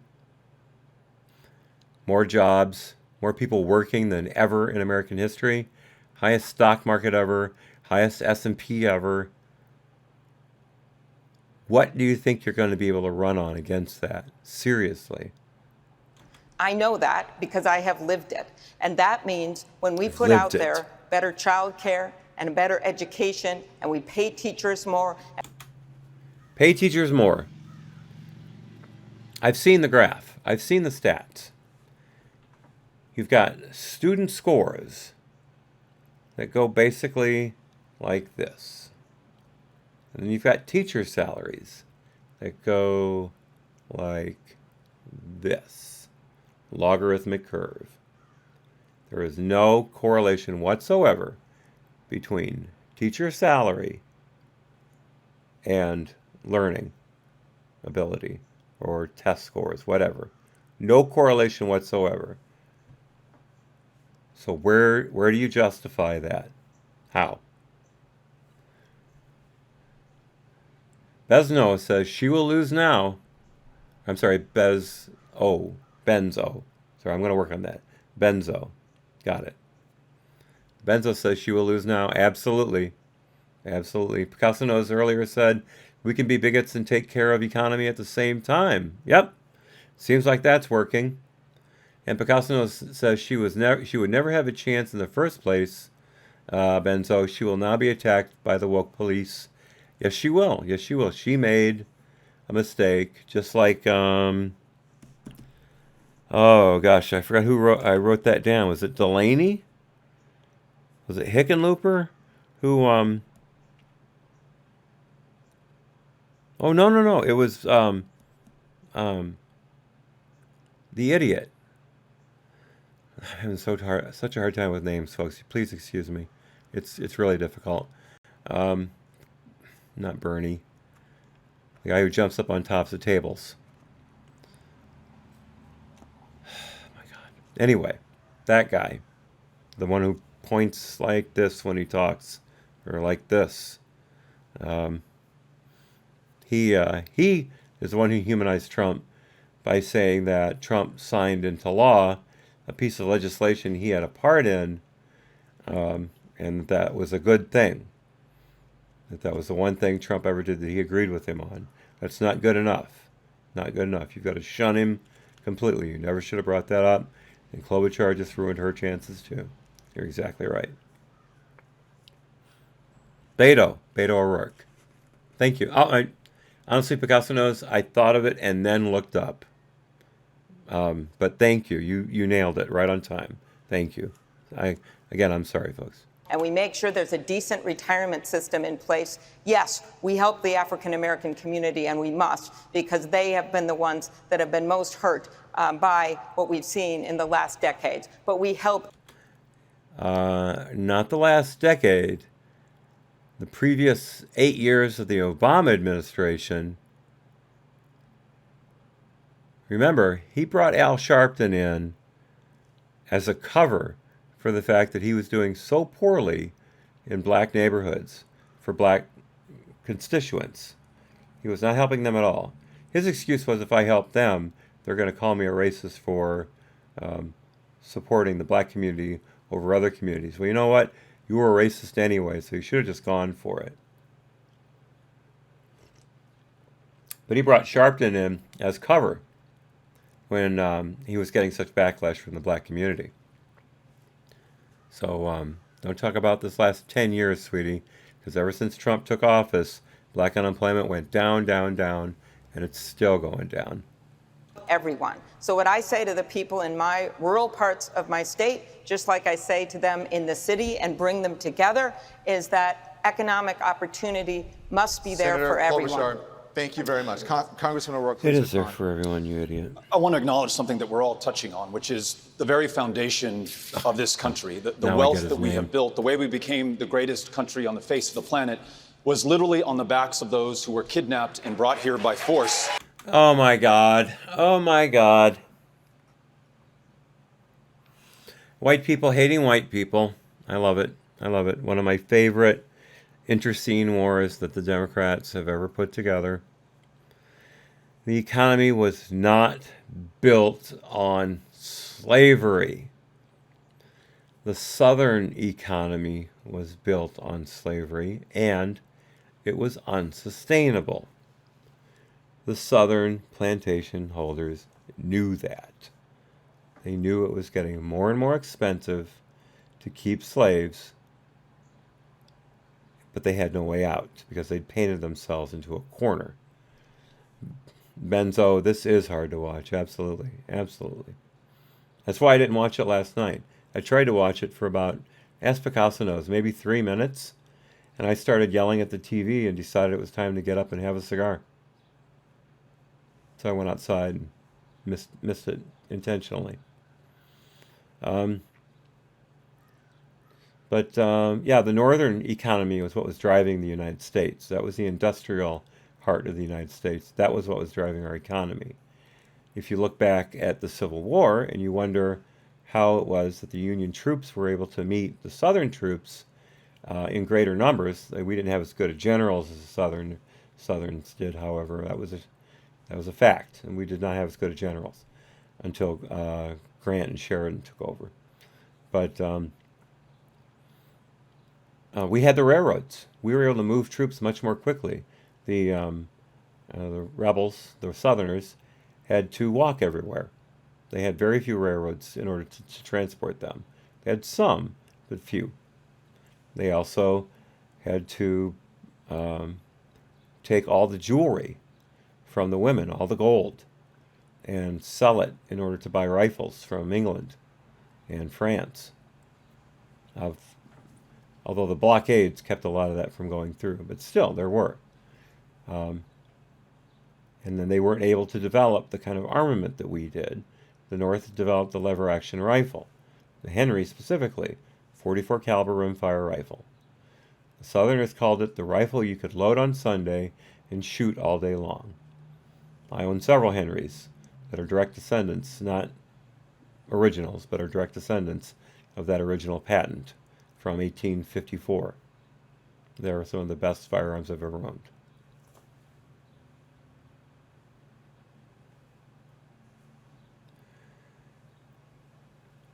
Ray says, who are we touching? I missed that. Sorry, Ray. I should have caught that earlier. Picasso knows it will be more painful when you get to Biden, Harris, Booker on stage.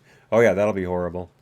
Besno says, haha, my friend said the same thing, said she would start yelling at the TV. We have a rule in this house. We can get mad at the TV, but we can't yell at it because it's bad for our neighbors. Picasso knows and I have very loud voices when we need to, as I'm sure you've heard from me. And Picasso knows they are sandwiching Biden with Harris and Booker. Oh, no. Oh, no. If they're literally putting Biden between Harris and Booker, he's going to melt. Booker's going to bring out the crazy eyes tonight, you can bet. And Harris, she knows that she scored blood the last time. She's going in for the kill tonight. Hopefully Biden's up to it. Maybe snort some Adderall before he goes on stage.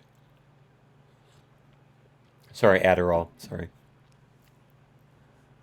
Ray Kimbrell says, backwood boys with guns who knew how to use them in the South. Yep, absolutely. The North was not prepared for the marksmanship of the South. The South developed some incredibly accurate muskets.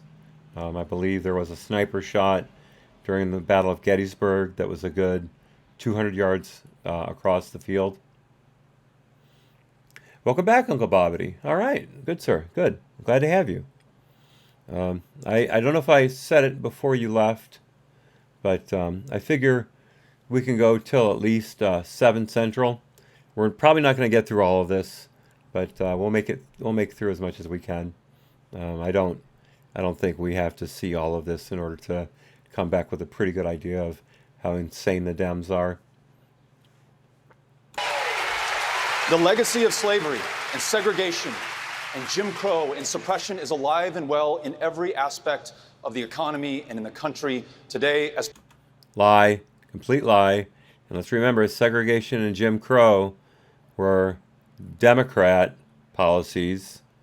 The South would be in much better shape right now if they had allowed Reconstruction to go forward instead of assassinating all the white Republicans who came down there and the black Republicans, but more whites were killed by the KKK than blacks. So a lot of people don't know that, but it's true.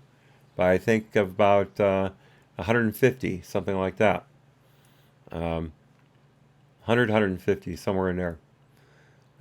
So don't give me this crap about how we're all responsible for Jim Crow and redlining. Uncle Bobby had to pay off his Green New Dealer. Ooh, that's a good one. That's a good one. You know, the Green New Deal does come across as usurious or interest, like on a loan shark. Because first we got to pay the VIG. I'm sorry, we got to pay the loan itself, but then we got to pay the VIG. And I don't know, it's too big a loan, and the VIG will destroy this country. No doubt whatsoever. But this crap about redlining and all that was mostly done in democratic cities. As president, I will sign into law a new Voting Rights Act. I will focus. What's wrong with voting rights we have now? Nothing. There is no voter suppression in this country. In fact, voting laws are too lax in democratically run states. California allows for vote harvesting. It's the law. You can do it. No Republican will ever win another district again unless they... Who was it? It was a state representative from, or actually a U.S. representative, I think, from a SoCal county who was ahead by, I think, 25 points when she went to bed. 3 weeks later, she lost the election because they kept finding new votes. That's what you have to deal with in California. On education, address healthcare disparities, but I will also sign into law Sheila Jackson Lee's reparations bill so that we can have the national conversation we have waited too long in this country to have. Thank you, Congressman Rourke. Speaking of reparations, Ms. Williamson, many of your opponents support a commission to study the issue of reparations for slavery. But you are calling for up to $500 billion in financial assistance. What makes you qualified to determine how much is owed in reparations? The fuck kind of question is that? Who is qualified, Don? You? She's running for president of the United States. Why can't she come up with a number? That is the most racist thing I think I've ever heard you say. Could you... I'm dumbfounded. I am absolutely dumbfounded that Don Lemon is so racist that he would ask that question on national TV. Uncle Bobbity says foreign citizens can't vote in America. This is racist. Yes, that's true. What was it? Something like 80,000 aliens voted in the last Texas election just because they were mailed ballots without checking their citizenship. I hate that word. Citizenship status. I think over 120,000 ballots went out. And Besno, why can't people just move on? The Democrats won't let us, man. The Democrats won't let us. Race is their thing. And they're using it. And remember, I'm not the first person to say this, but it's true. Remember when the race card first started getting played? It was right after the polls came out that said Trump was gaining support in black communities. He'd gone from, I think, 7% to 12%, something like that.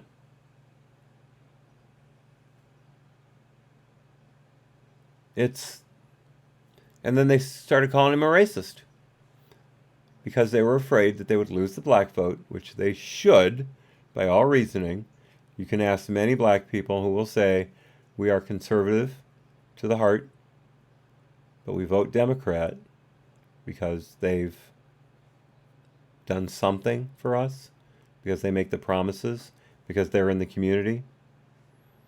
Trump has got to seriously campaign in black communities this election cycle.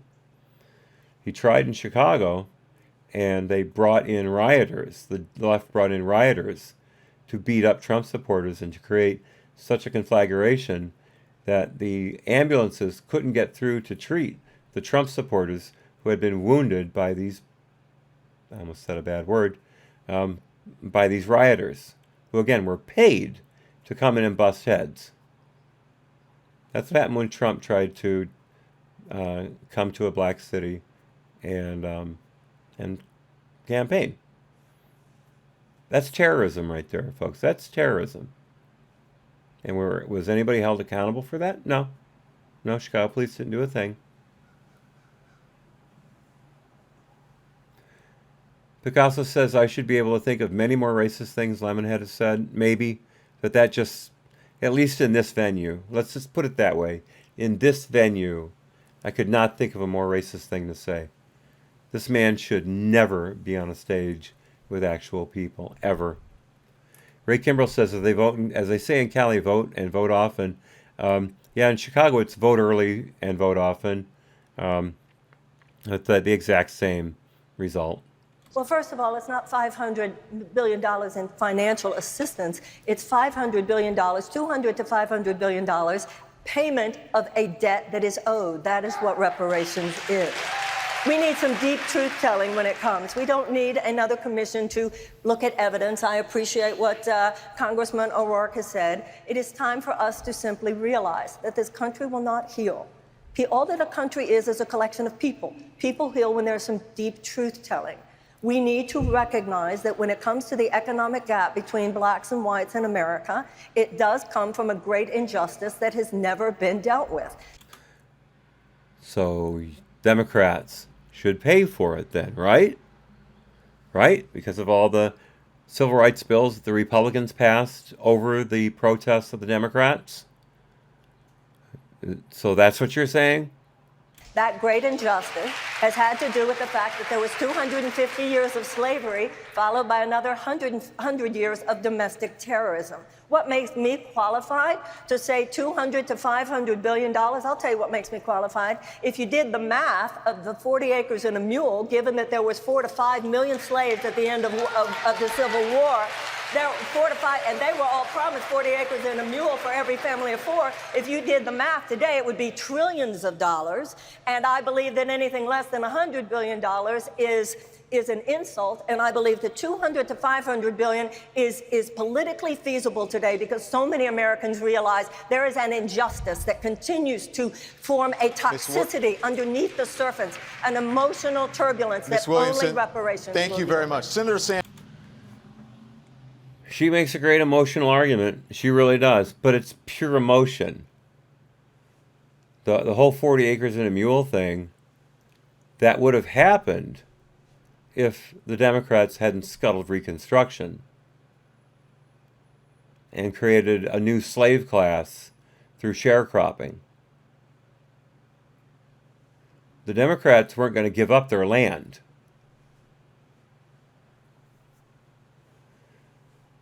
Uncle Bobbity says Don Lemon is a victim. Please understand that. His white husband terrorizes him, so he externalizes his hatred for his own to others. Brojection. Ooh, brojection. I like that. That couldn't be better said, Uncle Bobby. That's perfect. It's funny, but it's perfect. It reminds me of an Andrew Klavan monologue at the beginning of his shows. Ray Kimbrell, she's a racial therapist, methinks. Ooh. Well, remember, she did that she was on video last week. I think it was last Saturday? Maybe earlier last week.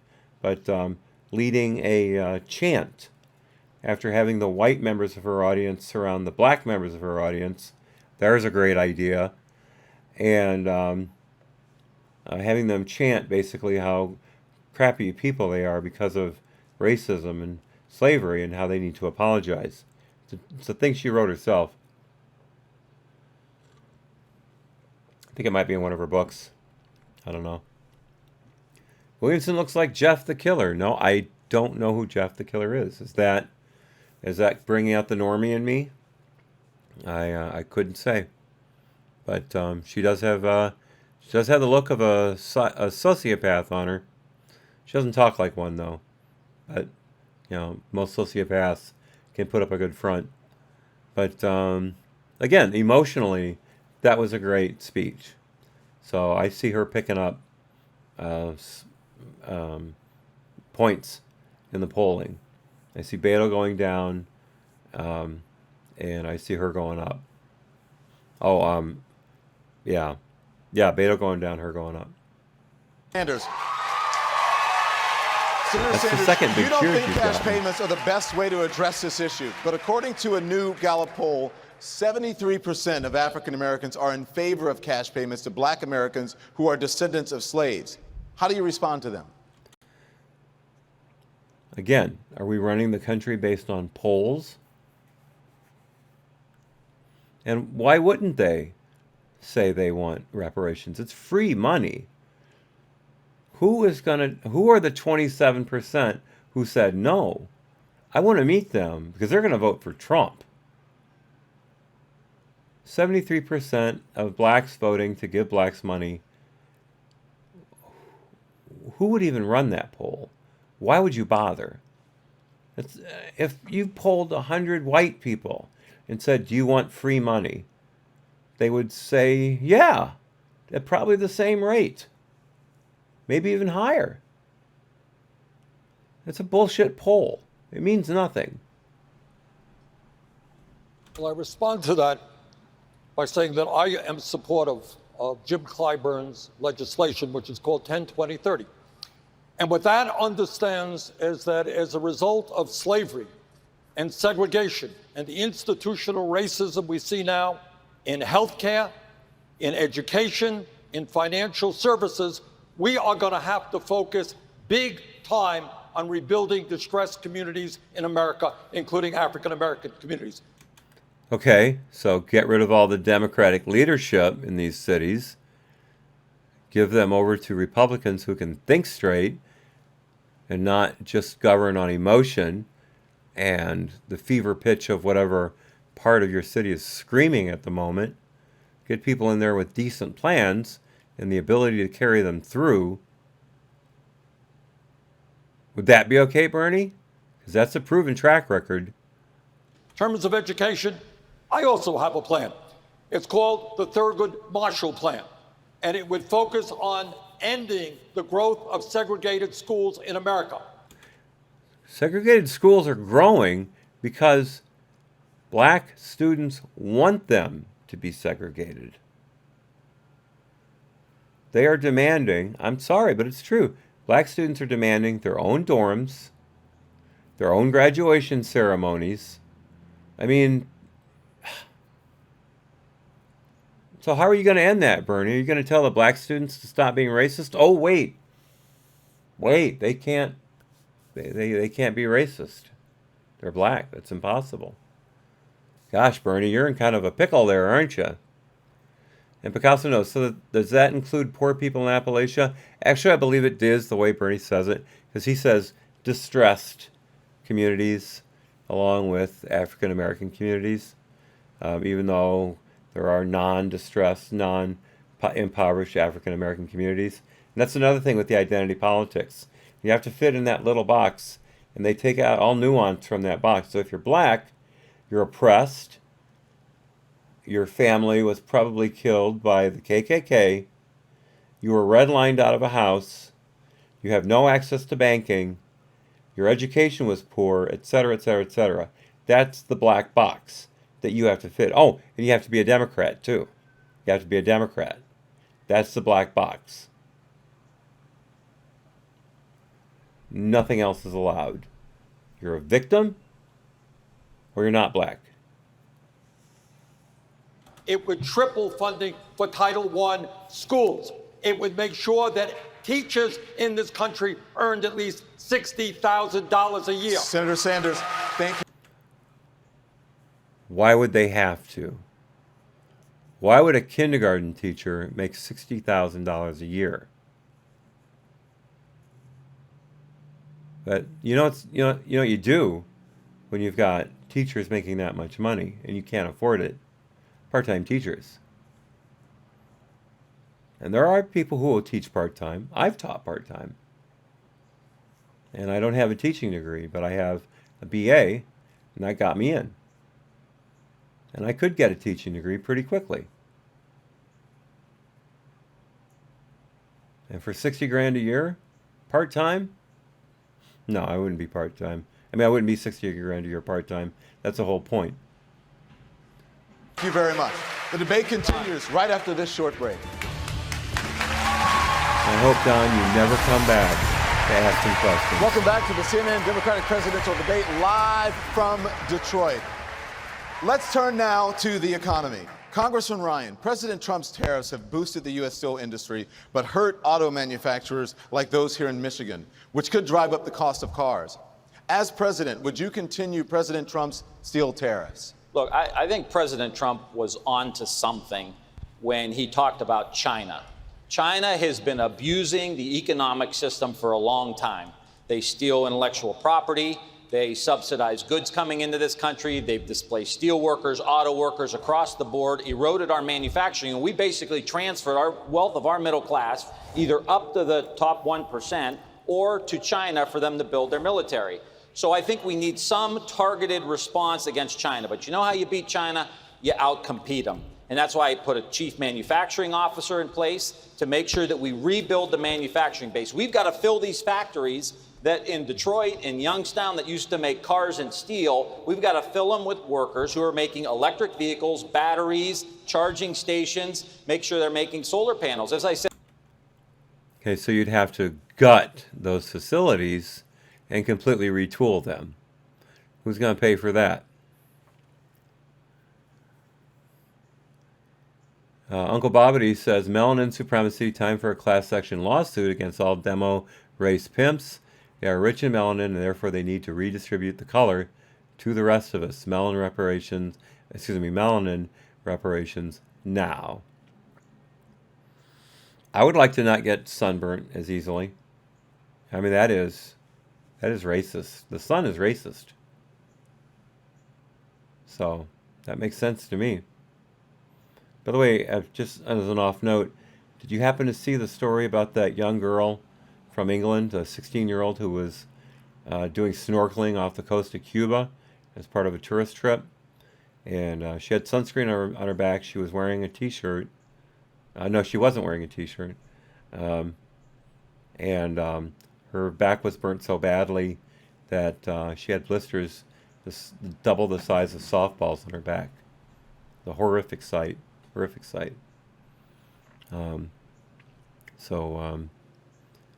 I always dive with a wetsuit on, even a light one with no legs beyond the middle thigh. It's the only way to go. I said earlier, China dominates 60% of the solar panel market. They dominate 50 to 60% of the electric vehicle market. We're going to make 10 million electric vehicles somewhere in the world in the next 10 years. I want them made in the United States. That's why I have a chief manufacturing officer that will sit in the White House and help drive this agenda. Thank you. Just as a point of clarification, as president, would you continue President Trump's steel tariffs, yes or no? Well, I would have to reevaluate. I think some of them are effective, but he's bungled the whole thing, obviously. See, here's the problem with President Trump. Yes or no answer. And it's going to become a Trump hate. He has a tactical move, one of many. He has a tactical move. What's the grand strategy for the United States? China has a 100-year plan, a 50-year plan, a 30-year plan, a 20-year plan. We live in a 24-hour news cycle. That spells disaster for our economy and disaster for our global politics. Trump is not governing on a 24-hour news cycle, you idiot. Trump is looking at the long game. So is China, however. That's why we haven't had any movement in the trade deal lately, because China says, you know what, let's just wait out the election and see what happens. Same with Iran, except they're being a little more aggressive about it. I don't know about North Korea, but it's entirely possible they're doing the same thing now. They're slow rolling because they think Trump might be a lame duck. That's why you've got to get Trump back in office. Because if you lose the gains he's made so far against Iran, against North Korea, against China, if you lose that momentum, you're never going to get it back. And this country's done for. Excuse me.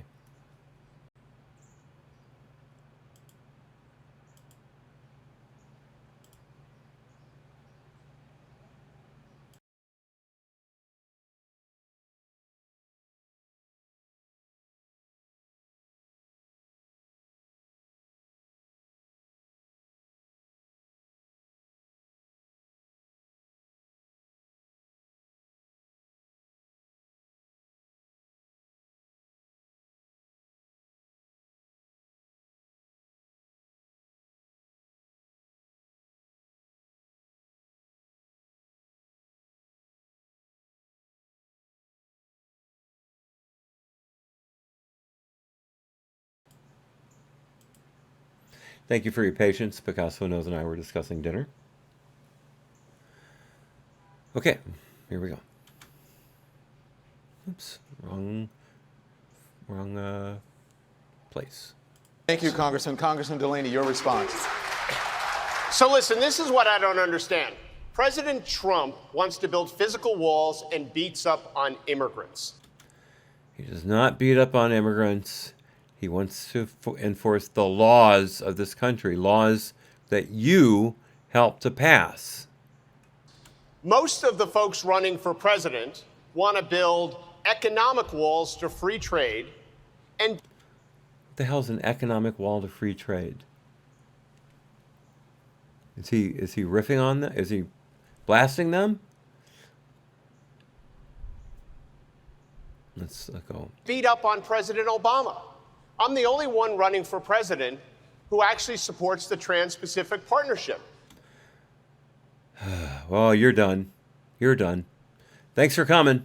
President Obama was right about that. We should be getting back in that. Senator Warren just issued a trade plan that would prevent the United States from trading with its allies. We can't isolate ourselves from the world. We have to engage with fair, rules-based trade. Thank you, Congressman Delaney. Senator Warren, please respond. For decades, we have had a trade policy that has been written by giant multinational corporations to help giant multinational corporations. They have no loyalty to America. They have no patriotism. If they can save a nickel by moving a job to Mexico, they'll do it in a heartbeat. Yeah, that's what NAFTA did, you idiot. That's what Clinton did.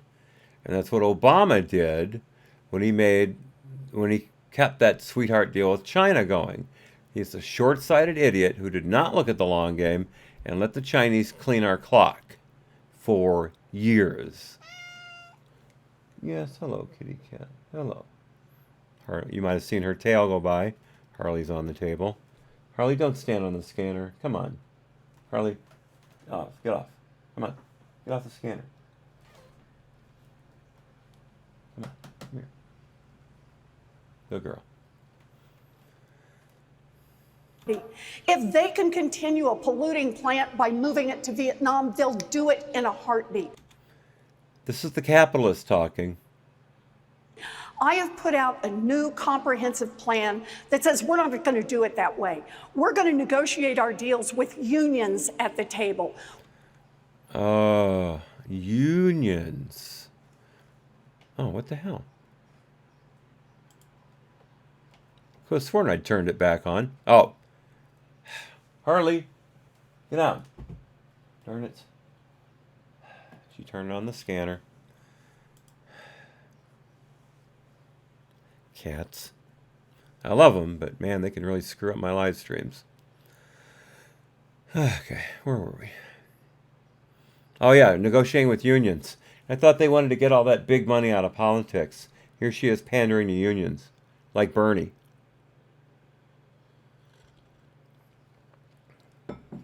Meanwhile, what did the Democrats do for unions in the last 8 years? They bled jobs like a cut artery out of the United States. That weakens unions, idiot. So how are you going to build on Obama's failures again? With small businesses at the table, with small farmers at the table, with It's a pretty big fucking table. environmentalists at the table, with human rights activists at the table. And then we're going to use the fact that everybody in the world wants to get to America's markets. They want to sell to you. Congressman Delaney. Sorry. Is everyone wants to get to America's markets? Senator. No. So the question. Did you just see that? Did you see that? Lemon called time on her, and she goes, no. Is this who you want for president, folks? Is this who you want for president? A complete savage bitch?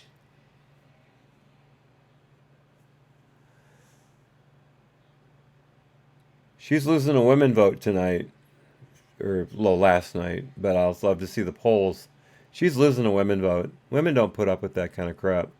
That is as offending to them as some of Trump's tweets are.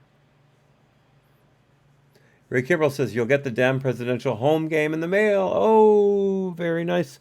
And don't forget, you'll also get a case of San Francisco treat, Rice-A-Roni. Yes, instant replay. Absolutely, Ray. Absolutely. I'll let it play a little past that, too. Let's see. Here we go. With human rights activists at the table. And then we're going to use the fact that everybody in the world wants to get to America's markets. They want to sell to you. Congressman Delaney. Sorry. Is everyone wants to get to America's markets? No. So the question is, Senator, thank you. Please abide by the rules. need to Congressman raise Delaney, it's your turn. Thank you, standards. Senator. Congressman Delaney. So, Wow. And look at her face. Look at...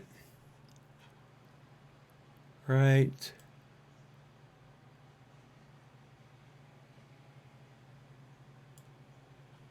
Delaney. Sorry. Oh, sorry. Oh, and she's... Everyone wants to get to America's markets. No. So the question is, thank you. Please abide by the rules. Congressman Delaney, it's your turn. Thank you, Senator. Congressman Delaney. So look at that face. That was the Trans-Pacific Partnership. I think President Obama was right. He did include environmental standards. He did include labor standards. We would be in an entirely different position with China if we had entered the Trans-Pacific Partnership. We can't isolate ourselves from the world. We can't isolate ourselves from Asia.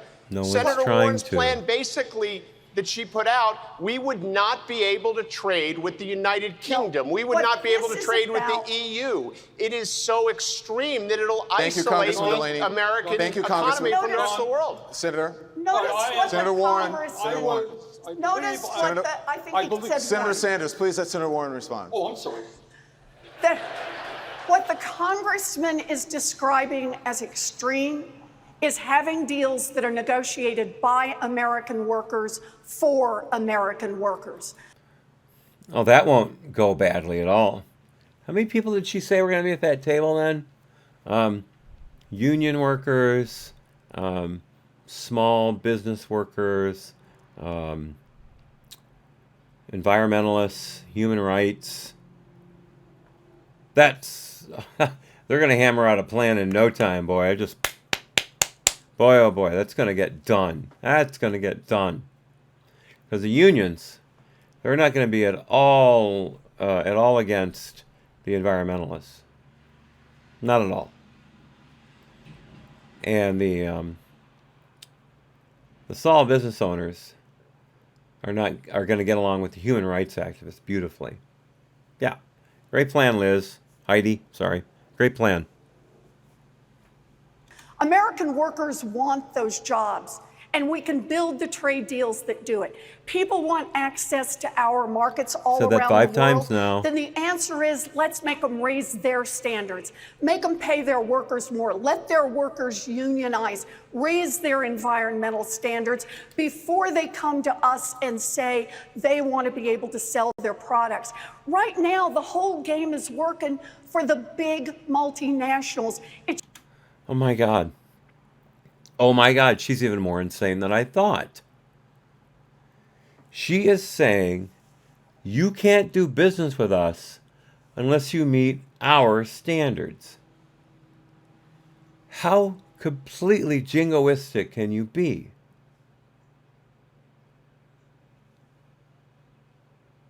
And once again, multinational corporations. Who the hell does she think is going to trade back and forth across international boundaries? Multinational corporations, you idiot. And again, look at that face.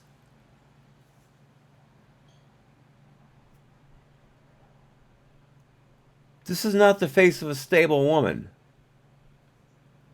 I think she needs to go have a beer shoved up her butt. It's just not working for the people here in the United States, Senator, and we can thank you very much. change that. Congressman O'Rourke, your response. You know, the question was about tariffs, and they're a huge mistake. They constitute the largest tax increase on the American consumer, hitting the middle class and the working poor especially hard. And farmers in Iowa and across the country are bearing the brunt of the consequences. That's true. That's true. Trump has passed aid packages for the farmers, but they are storing billions of bushels of grain. China said they were going to start buying from us again, and then immediately reneged on the deal. Trump's got to get Xi on the phone and rip his testicles off in order to get that done. The farmers need that relief.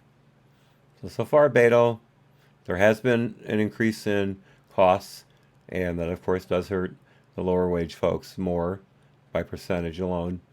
I saw one survey recently, or one study, I should say, that showed that for a lot of Americans, I won't say how many percentage, but still, for a certain percentage of Americans, the tariffs have actually erased their tax cut gains.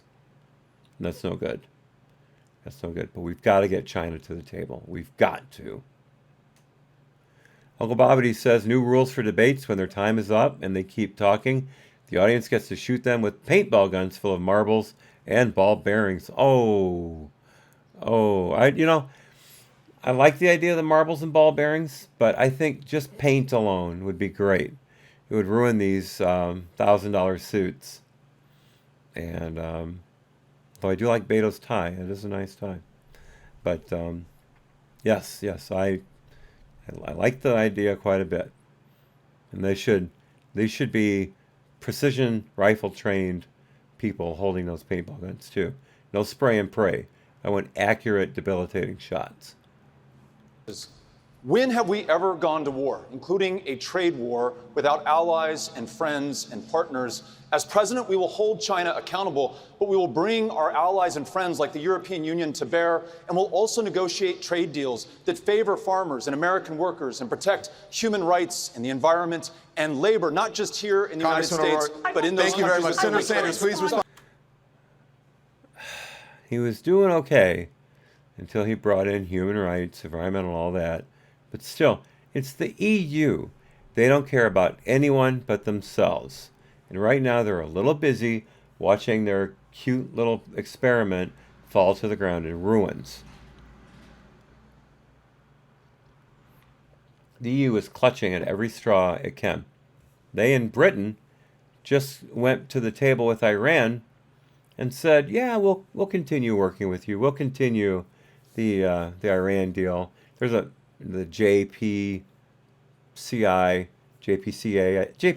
I think, yeah. Yeah, they'll just keep going along, even though Iran has stolen a British ship, has mined several other ships, including a Netherlands-registered vessel, has shot down drones, has made aggressive advances towards U.S. shipping, U.S. military shipping with drones. Yeah, let's just do a deal with them. That's the EU, folks. That's the EU.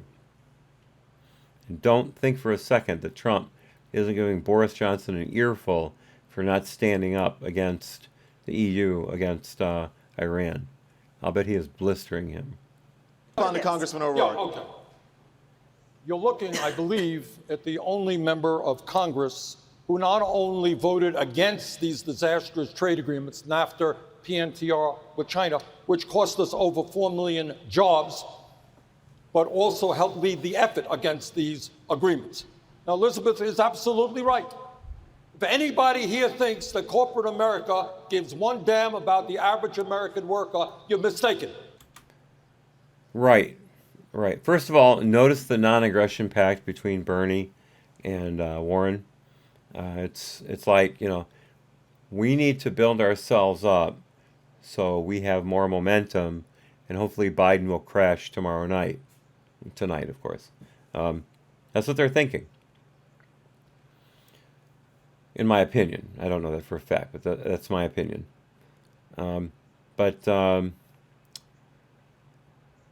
Bernie, in his comment about corporations not giving a damn about workers, then why did they pay them at all, Bernie? Why did they pay them at all? Why don't they just give them monopoly money? Why would any corporation treat their workers with even a modicum of respect if they could get away with murder like you're saying they do. Maybe it's because if they do act that way, they won't have any employees and the company will fold like a cheap table. Maybe corporations have to treat their workers with some level of respect or the workers won't hang around, Bernie. Like you and your staff, Bernie. Like the people who were quitting because you weren't paying them properly, Bernie. Like the people who brought a civil suit against you. Yeah, you know all about how to treat workers, Bernie. I should listen to you.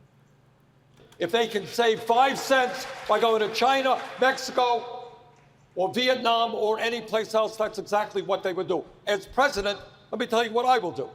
These guys line up at the federal trough. They want military contracts. They want all kinds of contracts.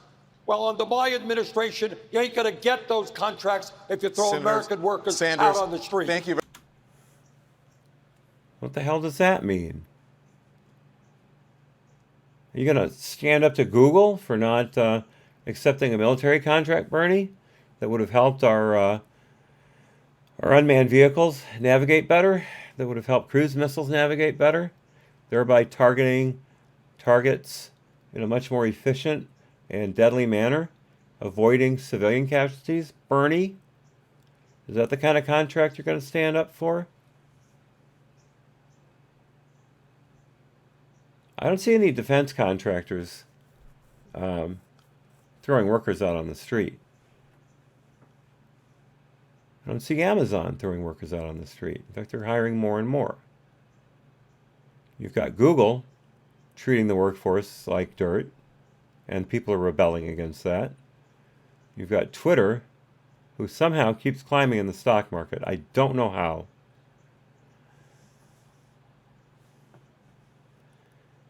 I'll get off of that. Ray says, what about the jobs lost by AOC? He seems to think gems create jobs. Absolutely, Ray. Perfect point. Perfect point. There's no reason to even expand on it. That just nails it.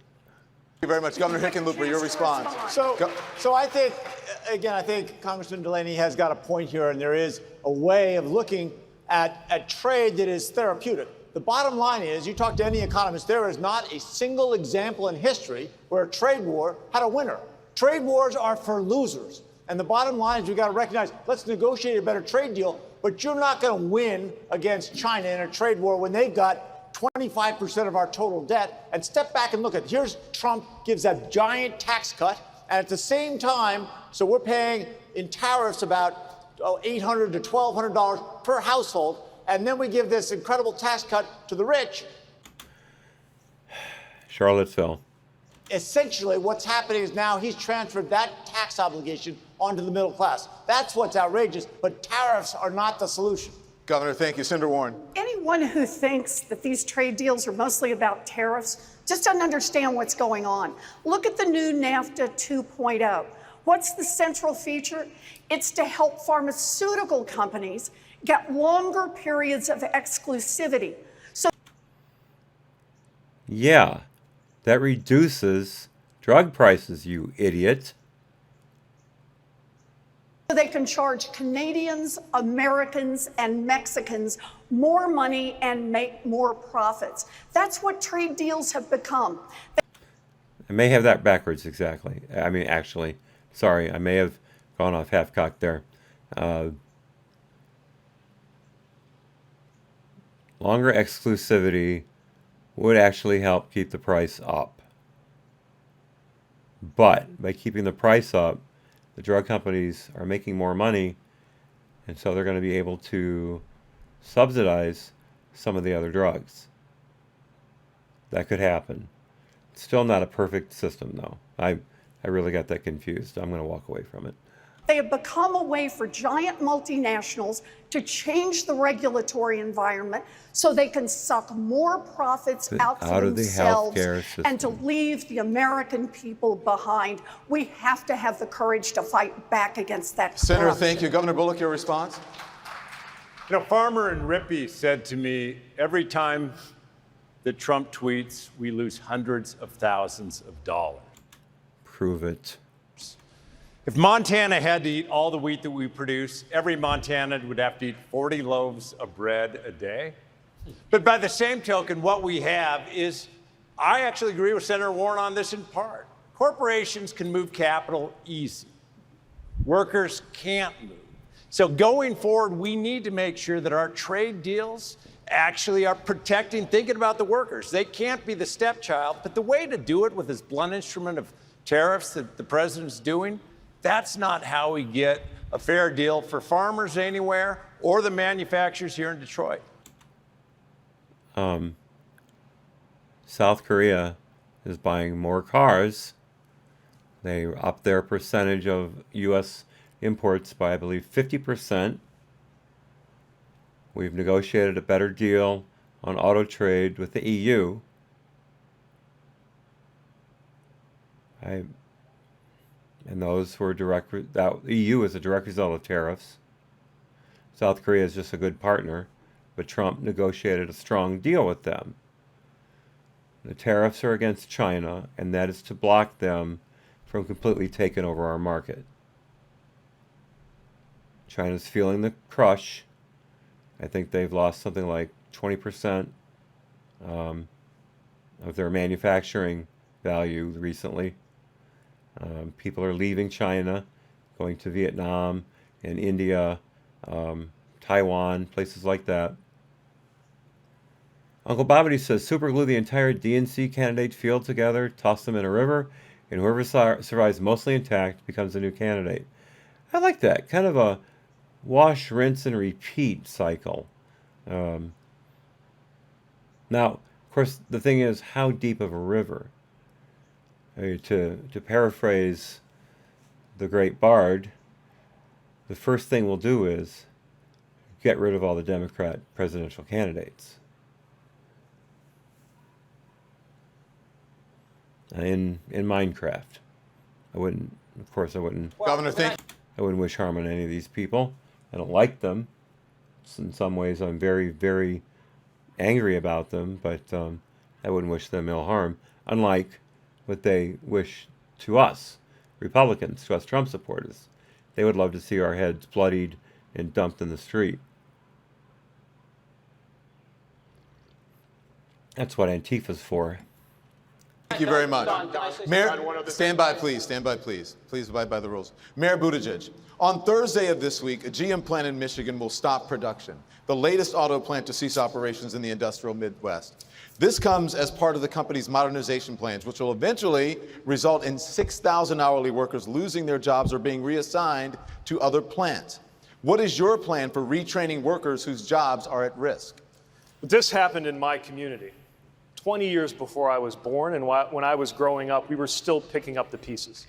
Empty factories, empty houses, poverty. I know exactly what happens to a community when these closures take place, and there will be more. It's why we actually need to put the interests of workers first. Of course we need to do retraining. We're doing it now in South Bend. We should continue to do it, but this is so much bigger. Learn to code. Than a trade fight. This is about a moment when the economy is changing before our eyes. There are people in the gig economy who go through more jobs in a week than my parents went through in their lifetime. It's why I've proposed that we allow gig workers to unionize, because a gig is a job and a worker is a worker. Okay, that would ruin the gig economy. The whole reason behind a gig economy is flexibility. If you unionize everybody, you're going to have a top-down centralization command, just like you want for the federal government, and it will ruin the gig economy. Just like taking tips away from waitresses and giving them a higher base salary. That's not what works. Thank you, Mayor. We have to respond to all of these changes and, in addition to confronting tech, in addition to supporting workers by doubling unionization as I propose to do, some of this is low tech too, like the minimum wage is just too low. And so-called conservative Christian senators right now in the Senate are blocking a bill to raise the minimum wage when... Okay, there's a shot across the bow of the Christians again. Buttigieg said, I believe in a live interview, that he didn't see how religion should be used as a campaigning tool. He then went on to tout how religious he is. There was no reason for him to throw Christian into that description of the lawmakers who are blocking the raise in minimum wage bill. That was gratuitous, and that was insensitive, and that was anti-religion. The man who supports religiosity, according to himself, is actually against it. That's the second or third time he's gone after anyone based on religion. I think he said something about Mike Pence hiding behind his religion, something like that. Buttigieg is a piece of shit. He's got all the right marks on his resume. He is a crass, conniving individual. Oops. Sorry, kitty cat. Sorry. Just kicked the cat. Scripture says that whoever oppresses the poor taunts their maker. Mayor, thank you very much. They're not poor. They're working low-end jobs. I'm sorry. Do you think if you're working the counter at McDonald's, you deserve $15 an hour? Seriously? These are starter jobs. These are jobs designed to help people ease into the job market while they're looking for a skill set, get them some money so they can continue their education at community college, whatever, until they get it together enough to go to four-year college if they want to, or a trade school if they want to, whatever. Or not at all. Look at Tim Pool. He didn't even graduate high school. And right now he's got the chance to have one of the most quickly funded startups ever.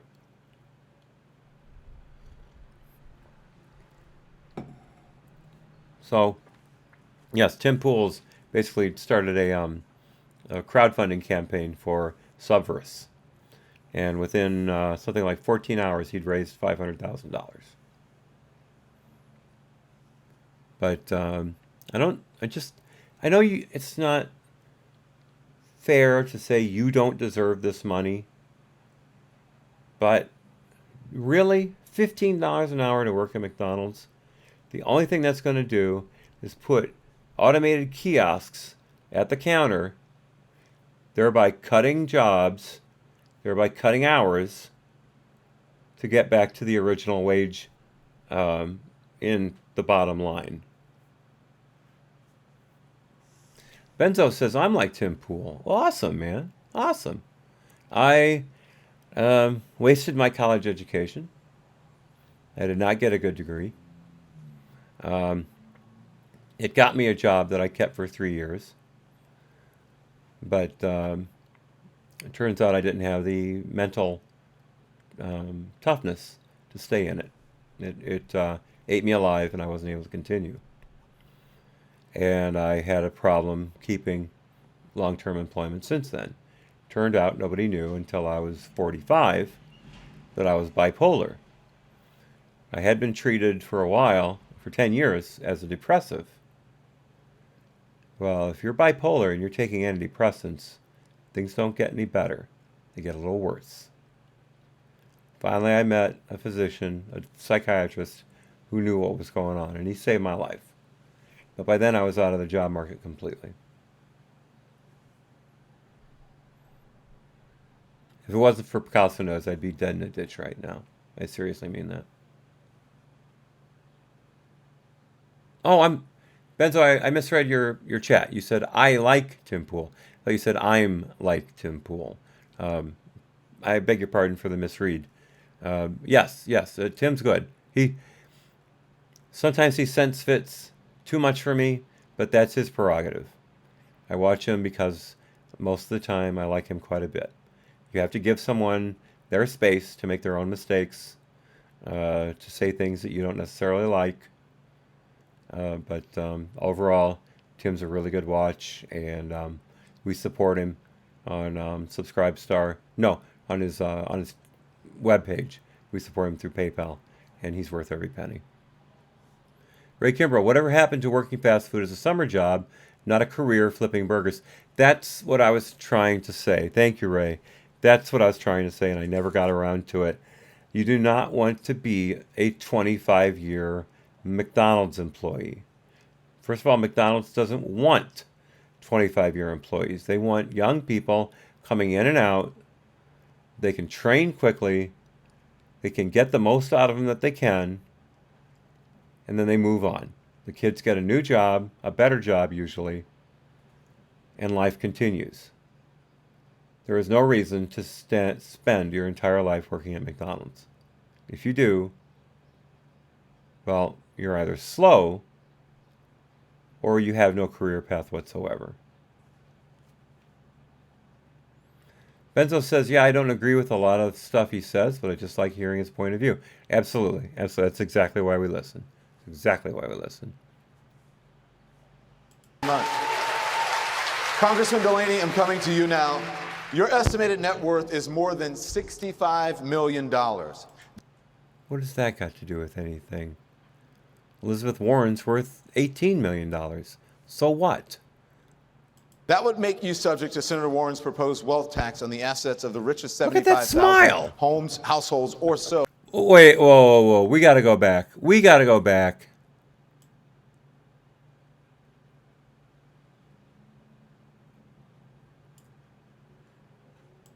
That would make you subject to Senator Warren's proposed wealth tax on the assets of the richest Smile, 75,000 greedy smile, homes, households, rubbing her or hands together.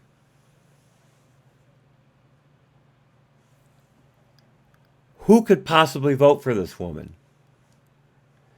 She is not only an insane bitch, but she's vindictive. She actually wants to hurt this guy financially. Uncle Bobbity, money equals racism. Yes, sir. Yes, sir.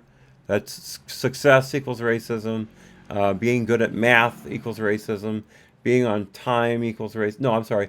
Time in itself is racism. Math is racism. Climate change is racism. Tweets are racism. It's just, how do these people function in life? Seriously. I just don't know how they function. Actually, I do. These are the people, proven by study, these are the people, type of people at least, who talk down to minorities when they're in a conversation. Who will jive up their language, speed up their accent, or slow down their accent, to sound more like that minority, because that's the only way they feel they can relate. Now, I'll admit, when I was younger, I did that. I had a black guy I worked with, and I would jive up with him. And then one night I had a dream. I swear to God, I had a dream that I was in a dugout with Sammy Sosa. And I was doing that with Sammy Sosa, and he called me out on it. And I told my coworker that dream, and he said, and I realized what I'd been doing all this time, and I stopped. But it took a dream with Sammy Sosa to bring me to that realization.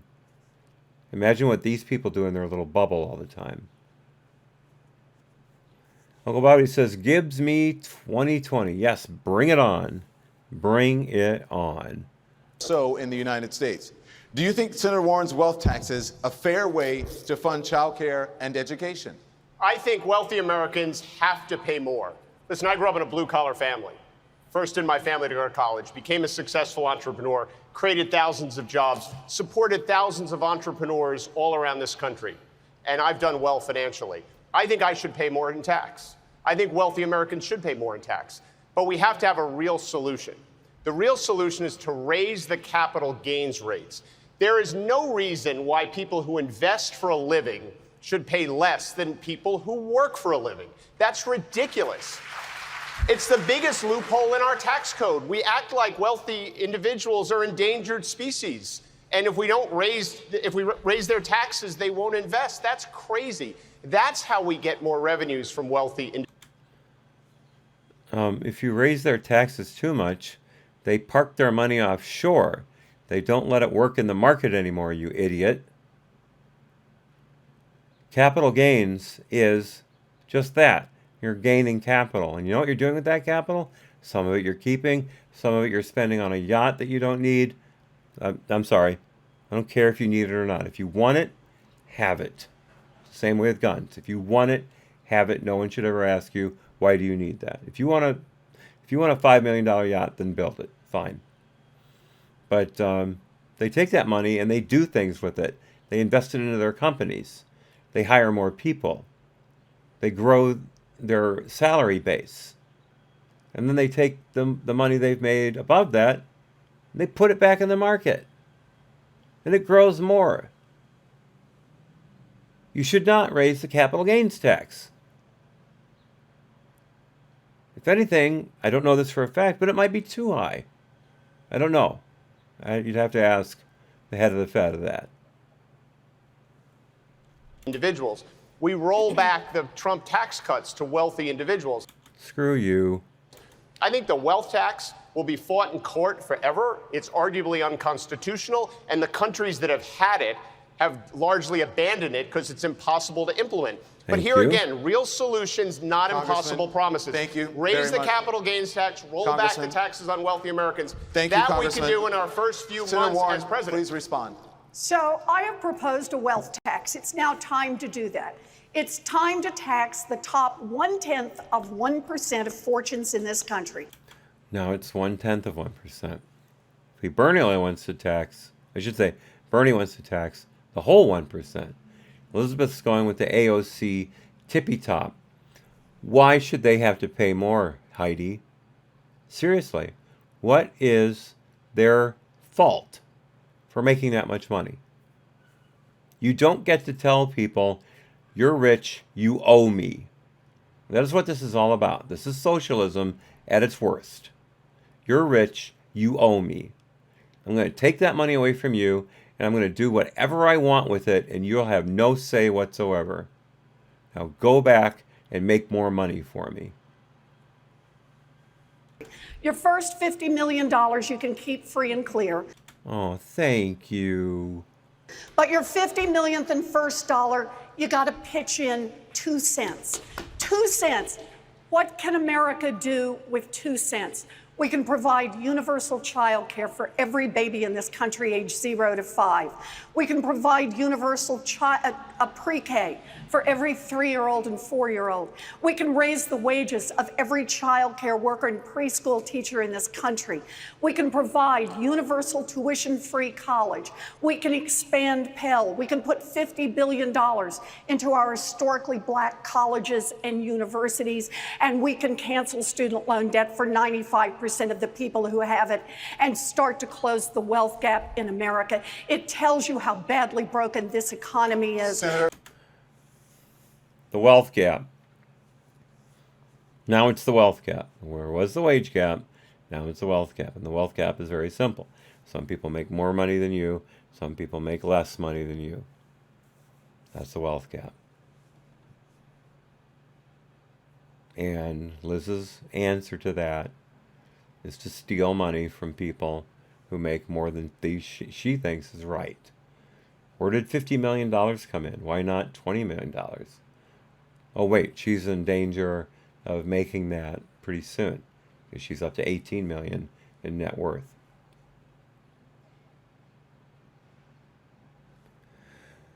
Picasso knows he already has his money, won't be going back to touch his money. How altruistic. Yes, very nice. Yes, that is an eye roll to be sure.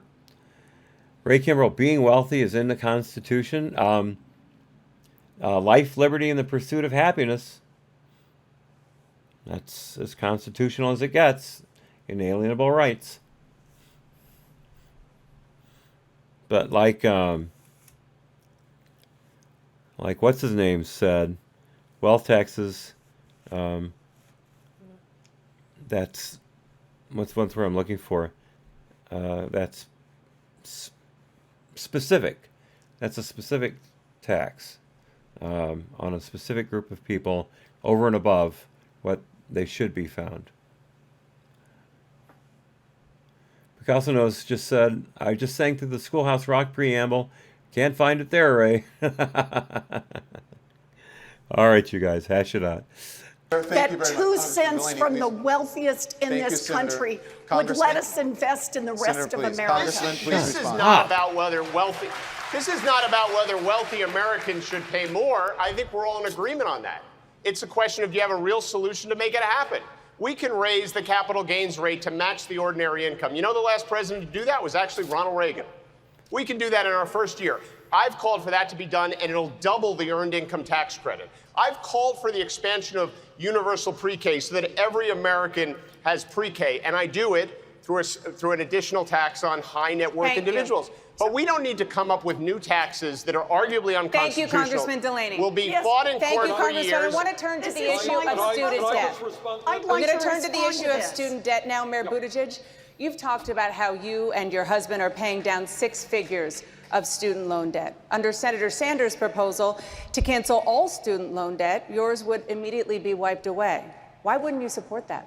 That'd be great for us. And then the next day, there would be a student loan program, and people would be out taking student loans, wondering why they weren't lucky enough in timing to get theirs wiped away completely. No, Bernie's going to give it away for free, remember? We can have debt-free college for low and middle-income students by expanding Pell Grants and compelling states to pick up more of the burden. And on the back end, for those of us who do have a lot of debt, we can make it more affordable, and we can expand a public service loan forgiveness program, which is an excellent program that is almost impossible to actually get access to right now. We can take these steps and have an approach that is actually fair. If we want to start wiping away student debt, here's where I would start. I would start with the for-profit colleges that took advantage of people, especially veterans, by the way. The moment I redeployed, my Facebook ad feed started filling with ads from these for-profit colleges. Under President Obama, they were held accountable for whether they delivered results. President Trump, under a Secretary of Education, who regrettably is from this state, did away with those rules. There's no accountability. On my watch, they're for-profit. You're trying to regulate them. Costs go up. Now, if they're for-profit and they have a bad review, if people don't like what they're doing, they can quit. They can move on. Personally, I'm a little wary of for-profit colleges, but if there's a market for them, so be it. It's not my job to say they should be there or not be there. Kitty cat, you cannot be up here. Stop it.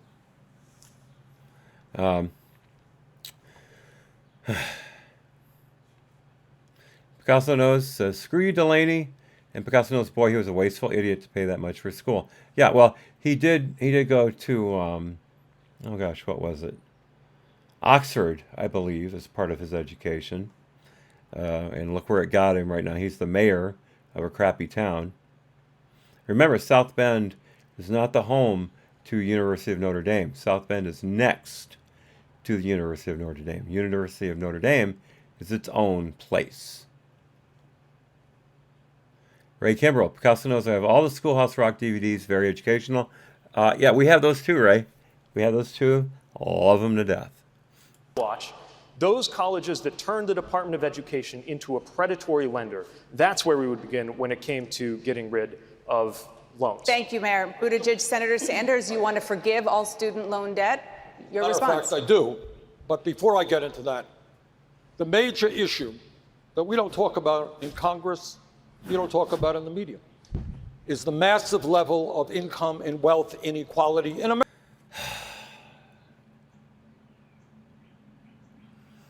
He's not going to answer the question. He's going to filibuster on wealth inequality. Great. More idiocy. America. You got 3 people who own more wealth than the bottom 90%. So? You got top 1% that owns more wealth than the bottom 92%. 49% of all new income goes to the top 1%.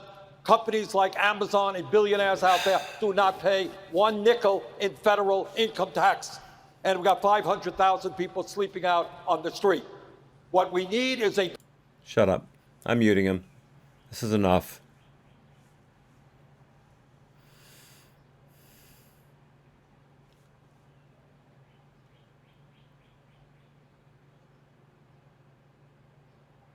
You are proposing to make college free for all qualified students. Should the government pay for children from wealthier families to go to college? I think that all domestic and international policy should be based on the idea that anything we do to help people thrive is a stimulation to our economy. That's how you stimulate your economy. So if a few people take advantage, but there are 4 or 5 people who are going to take the money that they then have in the bank. When you look at this $1.5 trillion college debt, this is why I agree with Bernie, or I would be, okay, why don't we swap it? We had a $2 trillion tax cut where 83 cents of every dollar goes to the very, very richest among us. That does. That's, sorry. Debt. Let me Think go of back. all the young people who will have the discretionary spending.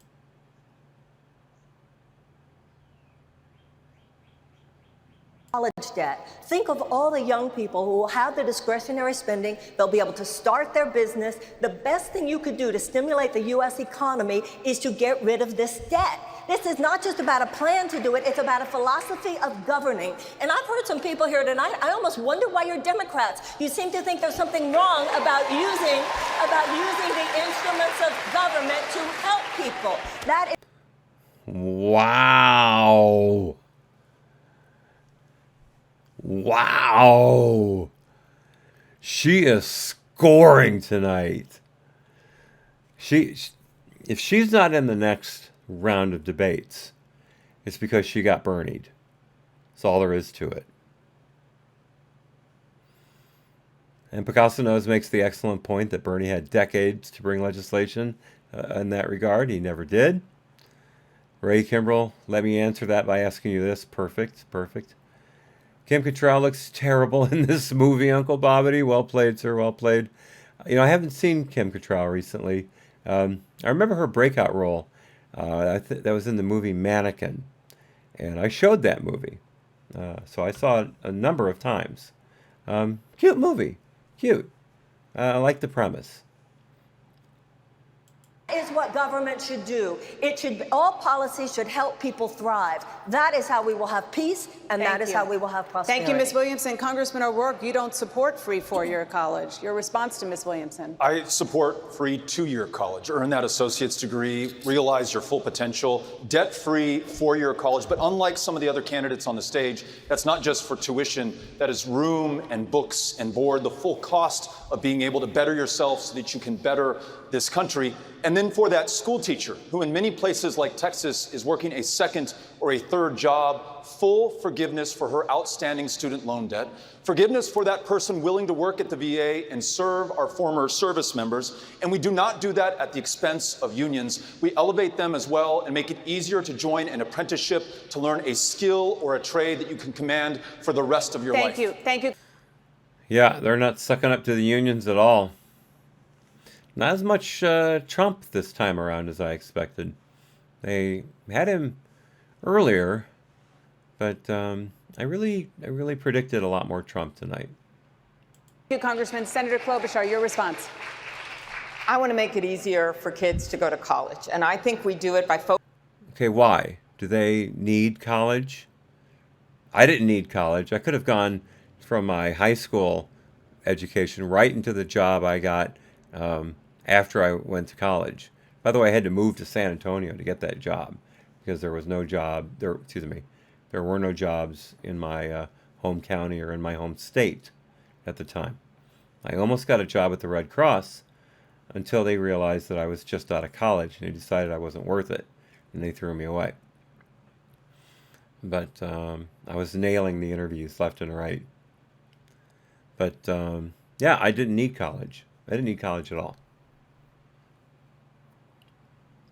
Uncle Bobbity, so it started with a 4-year, Beta wants 2-year. Can we get Dem to support 1 year of college and then 6 months? That all depends on how hard Trump pushes them, I'm sure. The more Trump's able to point out how completely unrealistic their ideas are, they're going to back off more and more.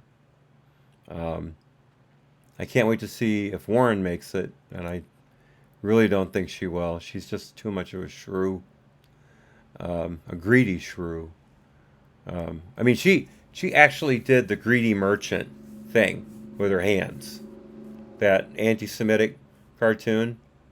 that meme, Greedy Merchant, she was doing that. Picasso says, I can't see her eating salad with a fork. Yeah.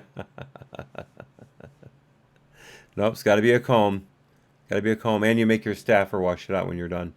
Focusing our resources on the people that need it most. And my problem with some of these plans is they literally would pay for wealthy kids, for Wall Street kids to go to college. There's no difference. It says everyone is free. I don't think that makes sense. And I'm very concerned if we do things like that, the debt we're going to pass on to the next generation and the next generation. So what I would do about student loan debt is that I would allow people to refinance it at a better rate, and I would make sure that we improve those student loan repayment programs for our teachers and expand them so that you literally over 5-10 years can get it paid for if you go into occupations where we don't have enough workers. I think. Okay, is this going to extend to doctors and nurses too? Because if you bring across your Medicare for All thing, they're going to get paid. There's a word for it. I'm just going to say low wages. It would have been very politically correct. But they're going to get paid crap. And they're not going to be able to pay off the kind of debt you incur going to medical school. And if you make it free, then how are colleges supposed to pay for all of the incredible expense there is in teaching people to become doctors and nurses? Through the feds, of course. Through our taxes, of course. Through everyone being taxed to death, of course. We need to mesh what we were just talking about with the economy with our education policy. Thank you, Senator. I want to turn to foreign policy now. Senator Sanders, President Trump has argued that the United States cannot continue to be the, quote, policeman of the world. You said the exact same thing on a debate stage in 2016. If voters are hearing the same message from you and President Trump on the issue of military intervention, how should they expect that you will be any different from him? Trump is a pathological liar.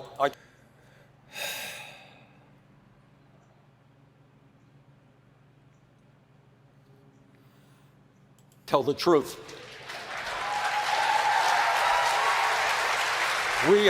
Let me just back that up.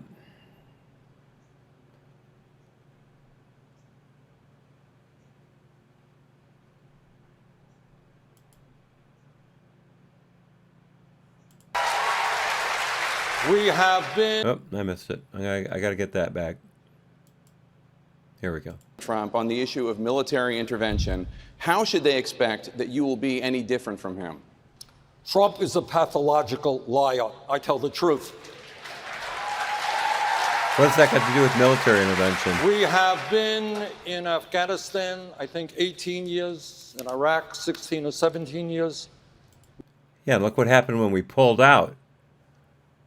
We're still containing Al-Qaeda in Afghanistan at cost, sure, but we are containing them. But Iraq, thanks to Obama's pullout, ISIS blew up. That is a direct result of Obama pulling out of Iraq. ISIS. We're never going to get real democracy in the Middle East except in Israel. I believe that wholeheartedly. These people, these Arabs, they are built around tribal affiliations. That's not a bad thing. That's not a good thing. It's just true. And you cannot get them to break those affiliations in one generation. Look at, if you've ever seen the movie Lawrence of Arabia, or especially if you haven't, there's a scene where after the great battle and the ruling class is thrown out of the city. I don't remember if it was Aqaba or another one. Anyway, there's this big city that the ruling class is thrown out of, and the Arabs take over. And they are given their assignments based on tribe. And I forget his name now, but one of the actors plays an Arab chief of a particular tribe. And they were given the job of running the water supply. And the water supply went off. And when they had a council meeting and they were asked why, they said because those guys wouldn't provide the electricity. And he points at the other tribe in this mess who was in charge of the electrical plant. Or vice versa. You get my point. Anthony Quinn played the guy who was in charge of the plant, the first plant. That is the Arab world. And by pulling everybody out of Iraq, we left a huge power vacuum. And ISIS filled it immediately. Obama called them the JV team, yet he couldn't defeat them in 8 years. It took Trump 2 years, and they were gone. We have spent $5 trillion on the war on terror, and there are probably more terrorists out there now than before it began. But they're not attacking us, are they, Bernie?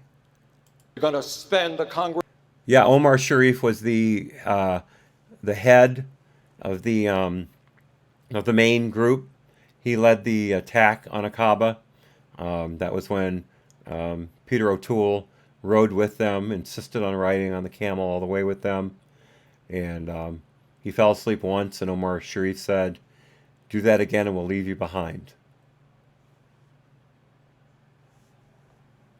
Omar Sharif was awesome in that movie.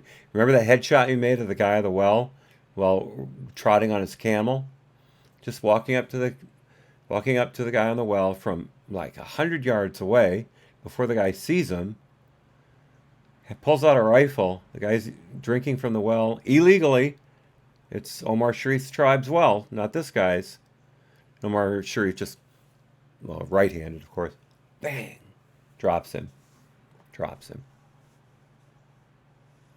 Uncle Bobbity, Obama was on the JV team. Obama was the entire JV team. And then everybody around him were the cheerleaders. Was it a pistol? I thought it was with a rifle. It's been a while since I've seen the movie, so I'll take your word for it. I will not argue with that. You know the rest of the movie really well, so I'll give you that. Oh, okay. All right. Cool. Because I'm pretty sure it was a long shot. I can hit with my .45 about 5 out of 10 times at 100 yards. It's more of a lucky shot than anything else. But with my .357, I'm a lot better. Congress passed, and I will not vote for, a $715 billion military budget, more than the 10 next countries combined. The 10 next countries combined are not the leaders of the free world, you idiot. They do not have bases all over the world like we do. They do not have the military infrastructure that we do.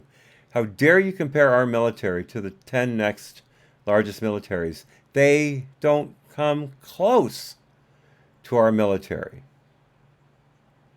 Iran and China and North Korea have more men at arms than we do, and we would wipe each of them out in a second if we had to.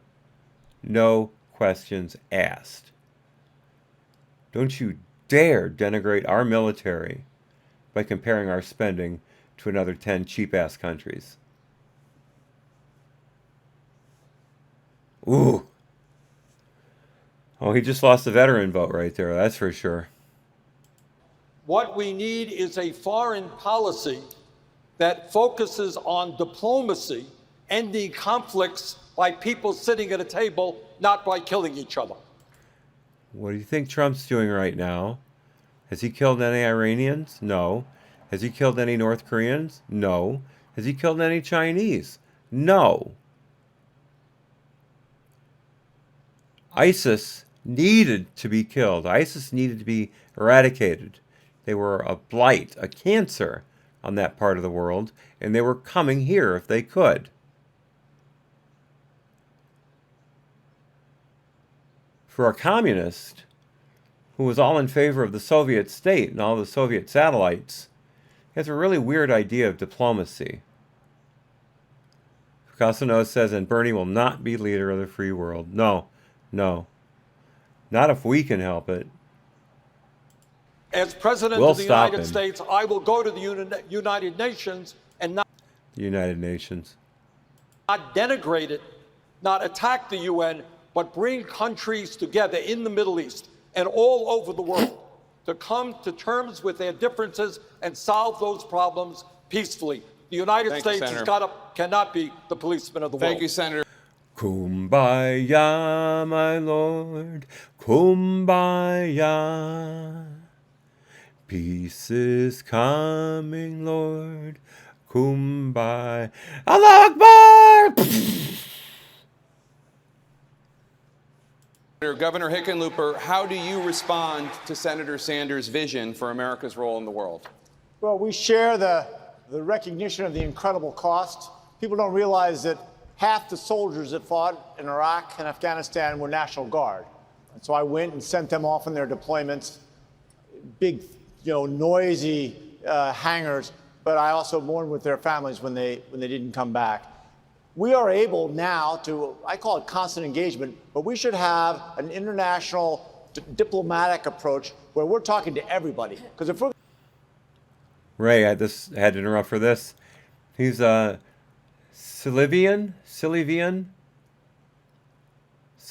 I think it's Silivian, as we say in the military. I love that. I hope I'm pronouncing it right.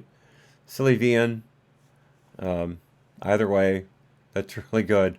I love military humor. That's really good. We're going to deal with climate change and cybersecurity and nuclear proliferation. We got to be talking to everybody. And tariff wars don't work. They're for losers. Thank you, Governor. I want to go to Congressman Ryan, and I want to turn to the subject of North Korea, which just hours ago launched 2 short-range ballistic missiles for the second time in less than a week. Congressman, you said that you would not meet with North Korean dictator Kim Jong-un unless you were at least close to a deal. Now, Senator Klobuchar says that she would, quote, always be willing to meet with leaders to discuss policies. Is that view wrong? Yeah, I think so. I love Amy Klobuchar, but I think she's wrong on this one. I don't think presidents of the United States meet with dictators. We saw what just happened with President Trump. You ever hear of the Yalta Conference?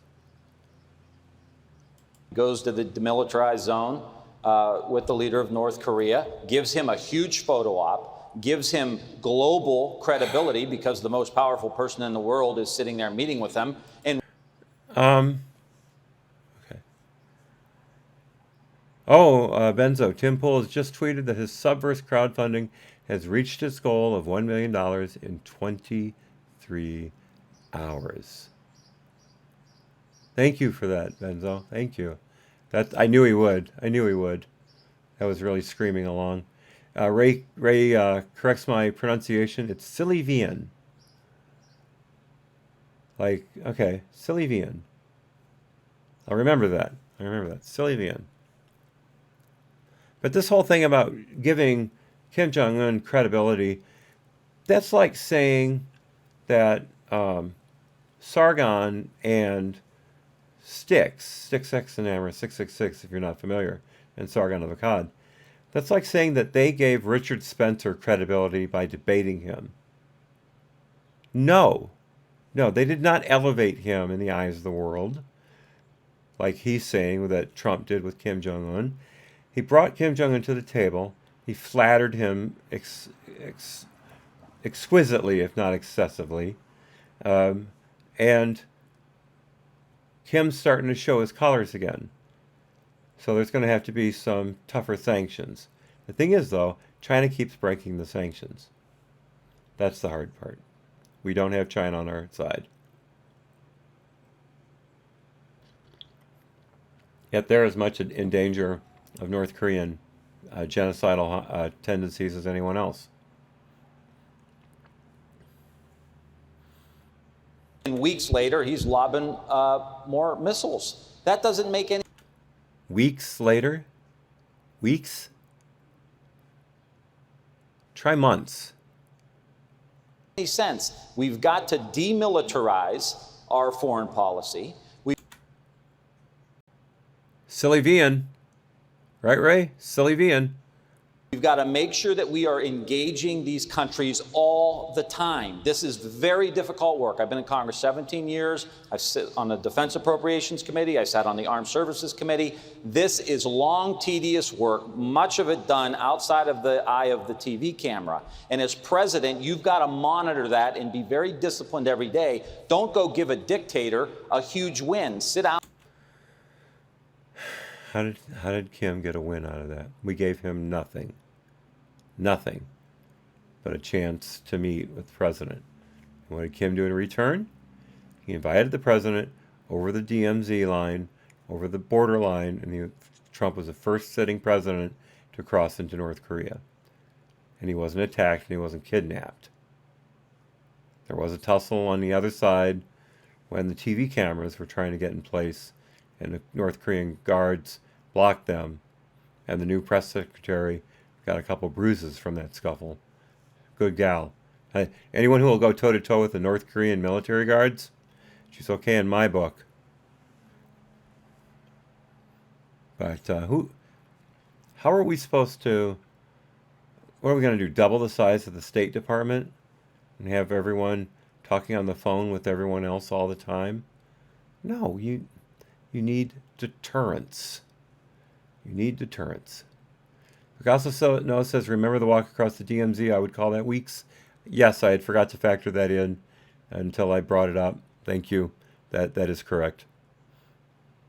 Down and do your job. And the same thing with what's happening in Central America. He's cutting the State Department budget. Nicaragua, Guatemala, El Salvador, where the migrants are coming from. Go fix the problem at its source. Why is that our job? We've given them aid for years, and they haven't straightened their crap out. Why is it our job to go down there and fix it? Are we supposed to put in dictators that we like we used to with the CIA? Are we supposed to rig elections like we used to with the CIA that you people found out and went nuts over? And I'd say rightfully so, at least in some instances. Other times, keeping communists out of South America and Central America was probably one of the best things we've ever done. Letting Cuba go was a big mistake. And use diplomacy to do it. Senator Klobuchar, your response? I think we agree. I just think you have to leave open the possibility of meeting with anyone at any place. What I don't like is how this president has handled it. You've heard of the Truman Doctrine, the Monroe Doctrine. He's done the go it alone doctrine with the rest of the world. He's taken us out of the climate change agreement. So what? Out of the Iran nuclear agreement. So what? The Iran nuclear agreement wasn't an agreement. It was a gift basket to the Iranians.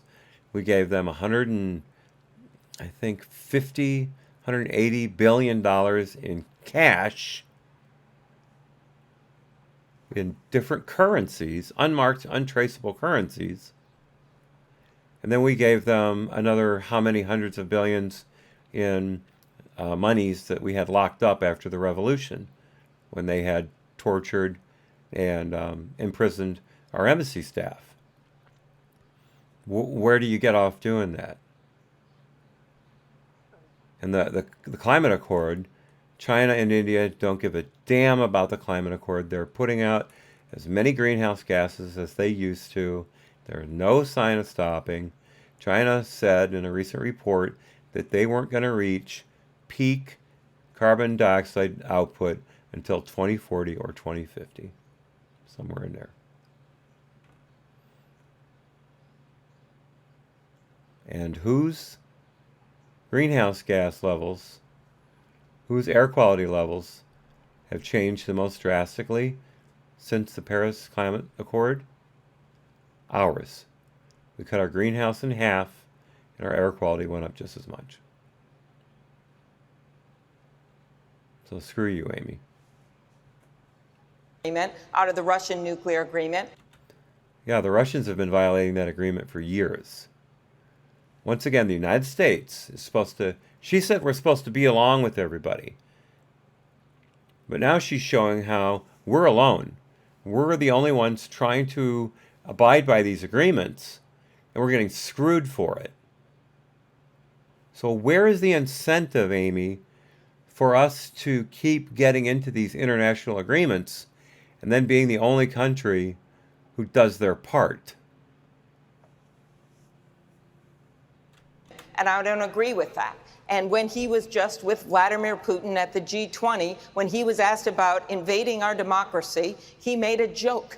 Hundreds of thousands of Americans have lost their lives on the battlefield to protect our democracy and our right to vote. Four little girls in Birmingham. Oh my God. It's Trump's fault for the Birmingham bombing. Because he made a joke with Vladimir Putin. You see how twisted these people are? How they will go in any direction, in any length of time, in order to slander and libel President Trump, just because he won and they didn't. Alabama lost their life in a church at the height of the Civil Rights Amendment. So I do believe you meet with people, but you better have an agenda, and you better put our interests of our country first, not the Russians. Thank you, Senator Klobuchar. Oh yeah, we've put the Russians' interests first, all the time.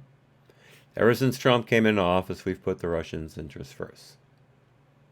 By cranking sanctions on them until they almost bled.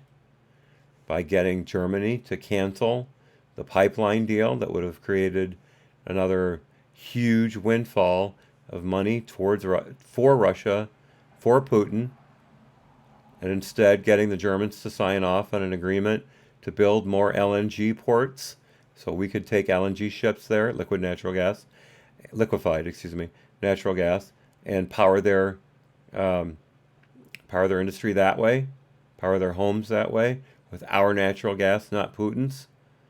This is how we've helped Putin at every turn. Fuck you. Mayor Buttigieg, you served in Afghanistan, where just yesterday 2 U.S. service members were killed. There are currently about 14,000 U.S. service members in Afghanistan. You've said, quote, one thing everybody can agree on is that we're getting out of Afghanistan. Will you withdraw all U.S. service members by the end of your first year in office? We will withdraw. We have to. In your first year? Yes. Good. And let's let Al-Qaeda build all the way up again, totally ruin the Afghan state, knock it out of the water like they did, 15 years ago, 20 years ago? Remember when Al-Qaeda took over and they totally trashed all those ancient carvings because they were religious symbols, and they went after the sensibilities of these good and observant Muslims? So they trashed archaeological treasures. Kind of like what your people are doing right now with America's archaeological treasures. Statues of heroes to various people. Statues of people who gave their lives or offered up their lives. Jefferson, for instance. Any signer of the Declaration of Independence knew he was signing his death warrant, because if they were captured by the British, they were traitors and they would be put to death. But because Jefferson owned slaves, which is incredibly wrong, but remember, this was the time. At that time, people tended to own slaves, unfortunately. And part of that reason was that Britain was making us import them. There was a market, a buyer's market for slaves. I hate saying it that way, but it's true. Britain was importing slaves, and it was pretty much hard to avoid it. Should you have done it? No, you shouldn't have done it, but they did. And again, that was the time. But now we're holding them to the insane standard of today, of wokeness. And Washington and Jefferson weren't woke enough, and they're coming after their statues now. Someone tried to burn the Abraham Lincoln statue in Lincoln Park in Chicago last year, or I think actually 2 years ago. Tried to burn a statue of Lincoln. That's how insane these people have become. Ray Kimbrell, what country does deals like sending money on pallets and unmarked planes to pay back Iran? I'm sure Congress approved that. I can't think of any other way it would have happened, Ray. You're exactly right. It had to have been a treaty approved by Congress, approved by the Senate. There's no other way you could have done it legally. You're right. There's no other way. Look, around the world, we will do whatever it takes to keep America safe. But I thought I was one of the last troops leaving Afghanistan when I thought I was turning out the lights years ago. Every time I see news about somebody being killed in Afghanistan, I think about what it was like to hear an explosion over there and wonder whether it was somebody that I served with, somebody that I knew, a friend, roommate, colleague. So what's going to stop those people throwing those bombs after we leave? And we've only got the Afghan army to take over, an army that has been shown to be riddled with Al-Qaeda terrorists. People who go in undercover, get the military training, and then shoot up the place. What's going to stop them from having total control if we leave? And Ray Kimbrell says, open air slave markets in Libya. Yep, absolutely. We came, we saw, we killed him. Yeah, let's talk about Trump's foreign policy. Jesus Christ. We're pretty close to the day when we will wake up to the news of a casualty in Afghanistan who was not born on 9/11. I was sent into that war by a congressional authorization as well as a president. And we need to talk not only about the need for a president committed to ending endless war, but the fact that Congress has been asleep at the switch. And on my watch, I will propose that any authorization for the use of military force have a 3-year sunset and have to be renewed. Because if men and women in the military have the courage to go serve, members of Congress ought to have to summon the courage to vote on whether they ought to be there. Thank you, Mayor. I want to bring in Congressman O'Rourke. I'll give him credit for the congressional authorizations. I like that. But there should be no limit on the president's authority to launch strikes. That failed to pass. And it should have failed to pass. It was ridiculous. If that had been a bill introduced during Obama's administration, it wouldn't have passed the laugh test.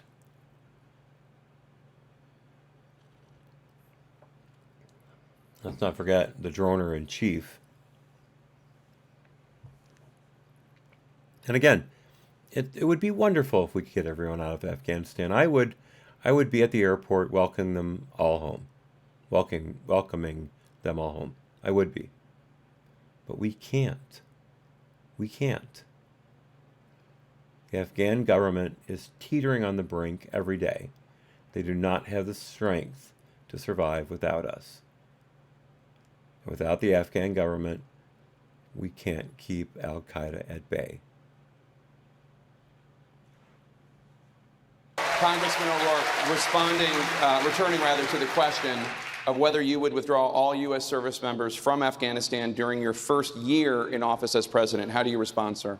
I would, in my first term in office, agree that there is nothing about perpetuating this war already in its 18th year that will make it any better. We've satisfied the reasons for our involvement in Afghanistan in the first place. And it's time to bring those service members back home from Afghanistan, but also from Iraq, also from Yemen and Somalia and Libya and Syria. There is no reason for us to be at war all over the world tonight.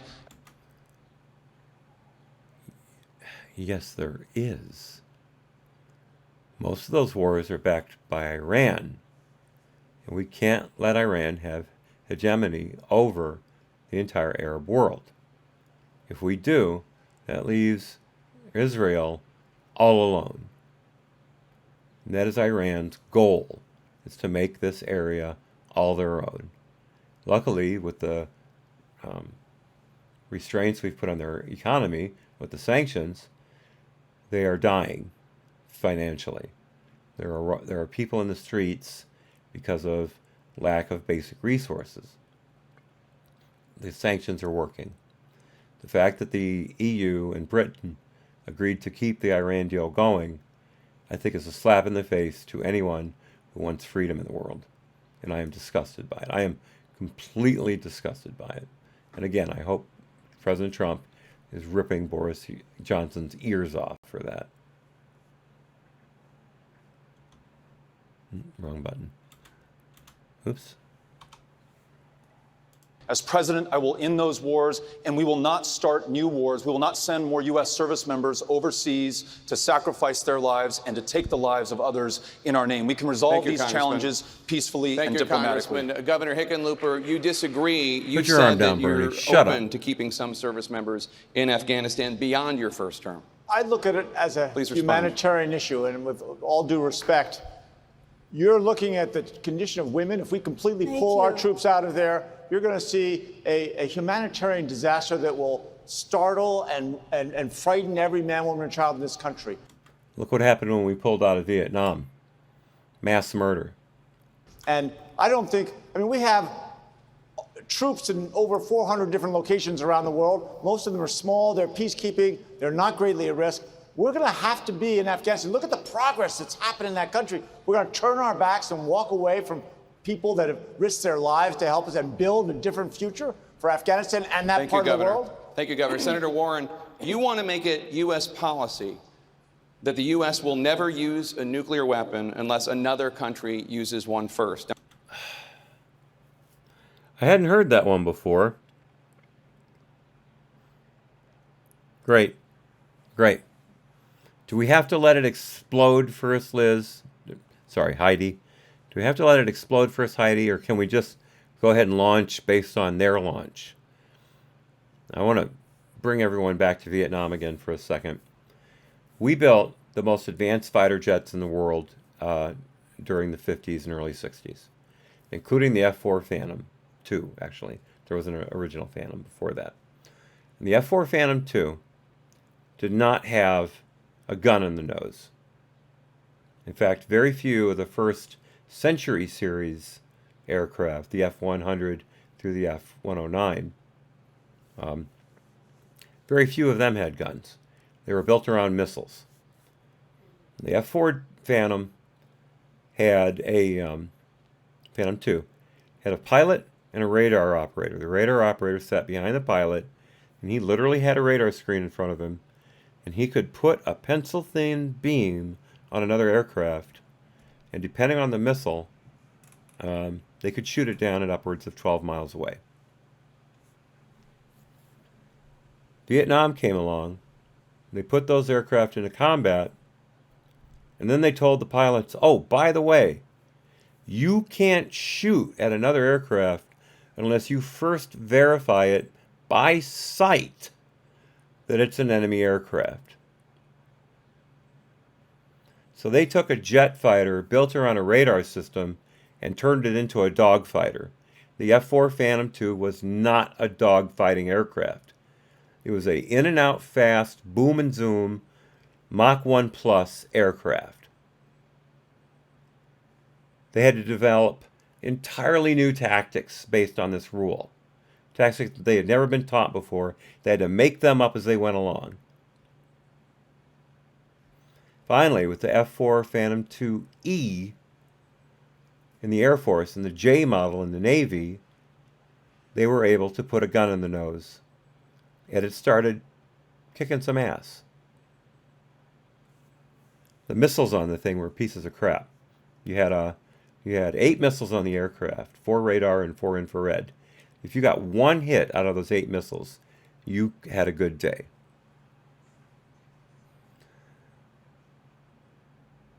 Vegomegalitis III. Vietnam War was a total disaster. It was. In many ways, it was probably one of the worst moments. And I'm sorry, it was the worst moment in American military history, by far. By the way, if you're into it, I have an incredible book for you to read. Here's the title.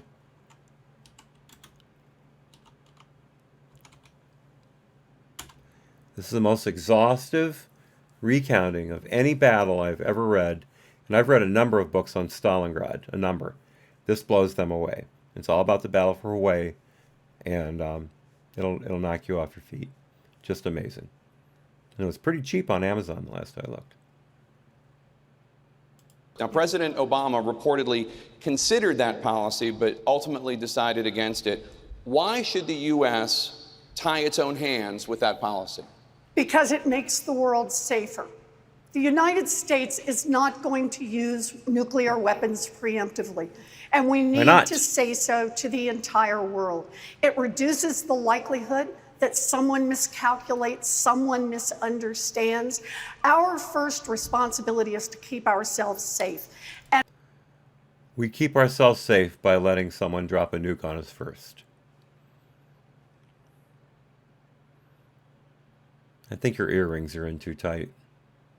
And what's happening right now with Donald Trump, as they keep expanding the different ways that we have nuclear weapons, the different ways that they could be used, puts us all at risk. It's called mutually assured destruction. It worked in the 60s, 70s, 80s, 90s, 2000s, and it's working now. The reason that we were maybe not as good at it as we were is because our nuclear arsenal had deteriorated into a bunch of second-rate stuff, and so Trump got the funding to rebuild it. And he rebuilt it very well. You know, we talk about what's happening around the world. I have 3 older brothers who served in the military. I see that they would do anything. Our military is the best on earth. Let's keep it that way. We should not be asking our military to take on jobs that do not have a military solution. We need to use our diplomatic tools, our economic tools, and if we're going to send someone into war, we better have a plan for how we're going to get them out on the other end. Thank you. Okay, but what does that have to do with your nuclear lack of option? What is this training them for jobs they don't know how to do, or whatever the hell that was? I can't make heads or tails of this woman anymore. Uncle Bobby says, thank you, CIA. Absolutely, sir. Absolutely. The CIA did a great job in Vietnam, he said sarcastically. Thank you, Senator. Governor Bullock, your response to Senator Warren's proposal to the U.S. never use a nuclear weapon first? I wouldn't want to take that off the table. I think America's strength, we have to be able to say that. Look, never, I hope, certainly in my term or anyone else, would we really even get close to pulling that trigger.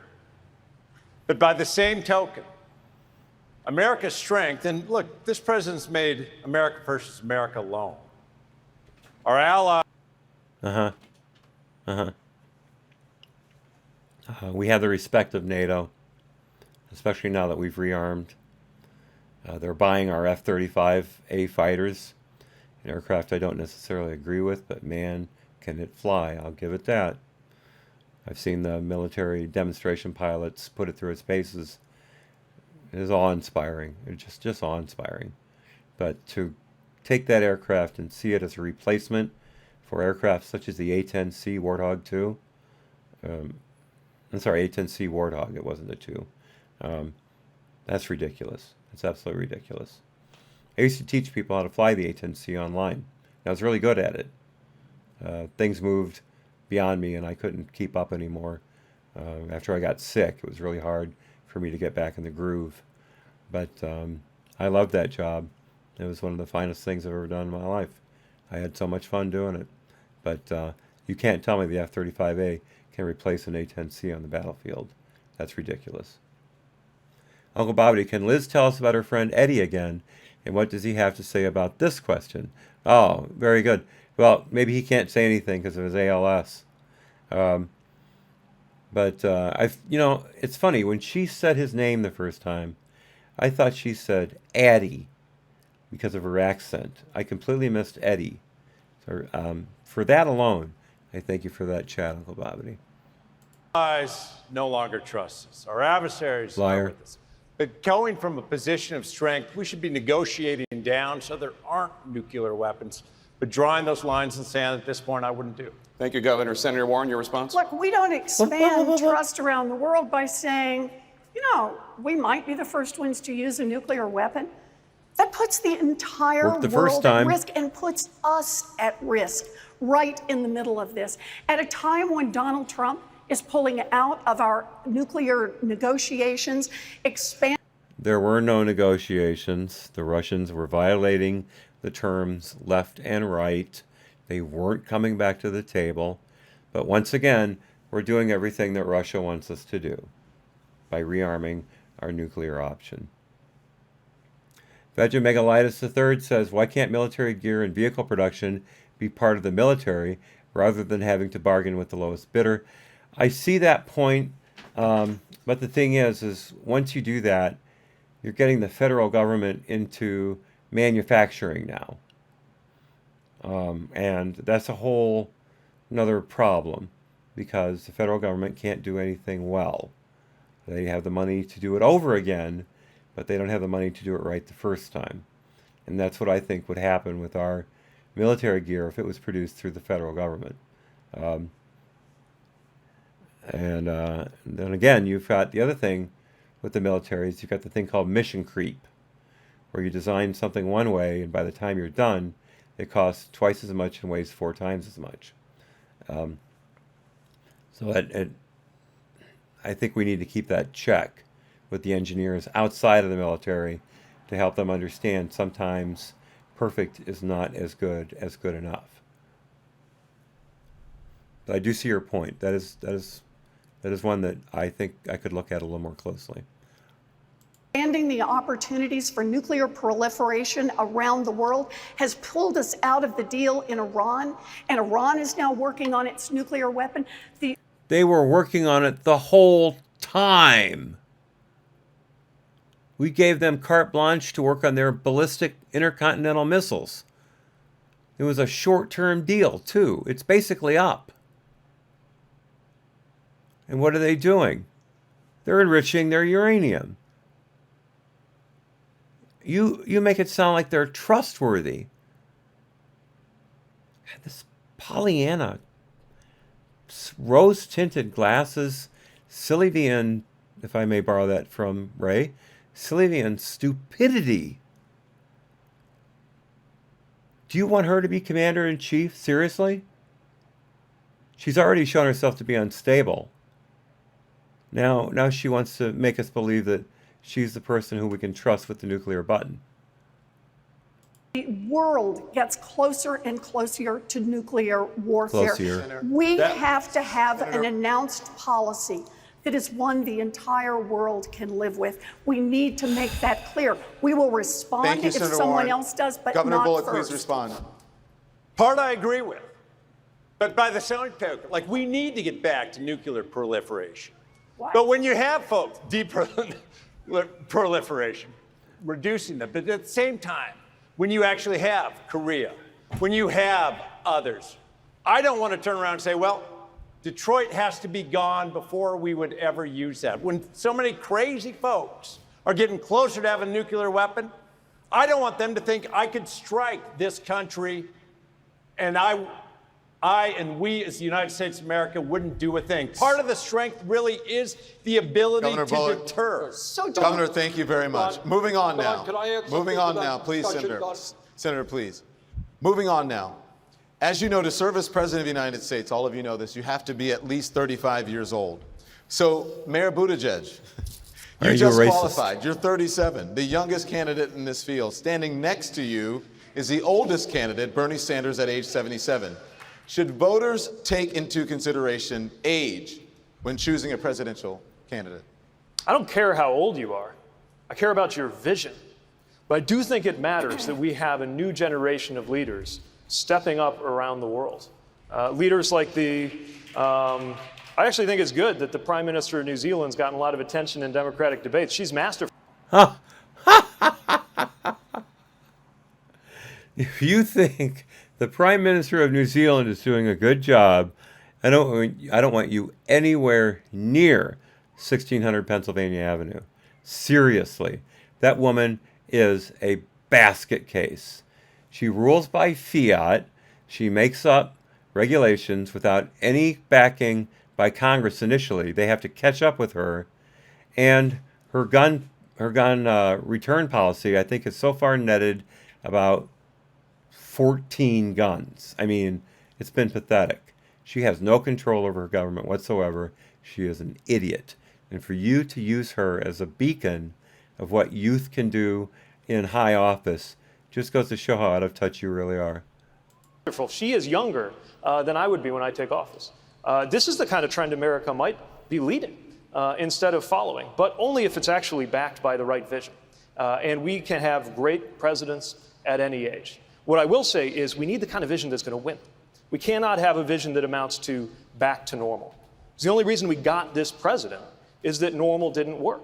We have to be ready to take on this president. And by the way, something that hasn't been talked about as much tonight, take on his enablers in Congress.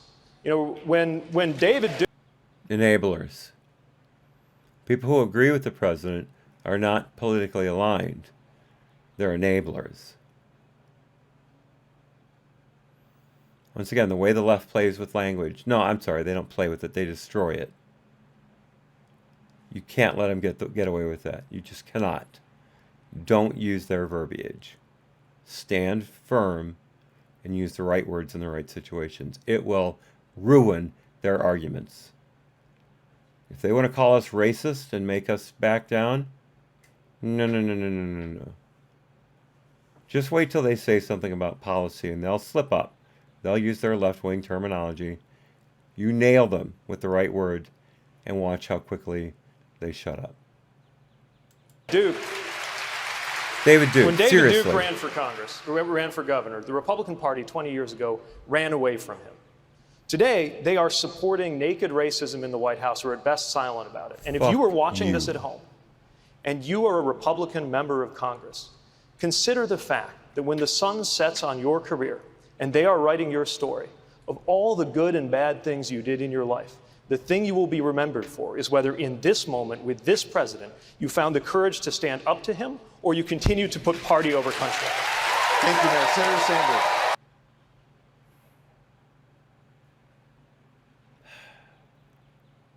And the crowd ate it up. The crowd ate it up. And I think that was the most pathetic bit of screed tonight.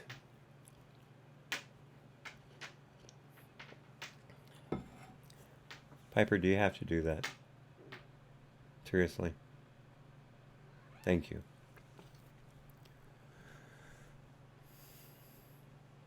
Uncle Bobbity, let me know when I can enable them to visit hell permanently in Minecraft. Minecraft, of course. Yes, I like that idea very much. As a senior statesman of the group, please respond to Mayor Buttigieg. Well, Pete is right. It's a question of vision. That's what it is, whether you're young, whether you're old, whether you're in between. And my vision, among other things, says that if we're going to fight for health care, we don't take money from the drug companies or the insurance companies. And I've asked all of the candidates who are running to say they will not accept money from those entities who, in my view, are going to war against the American people. Your view, because that's how you see it.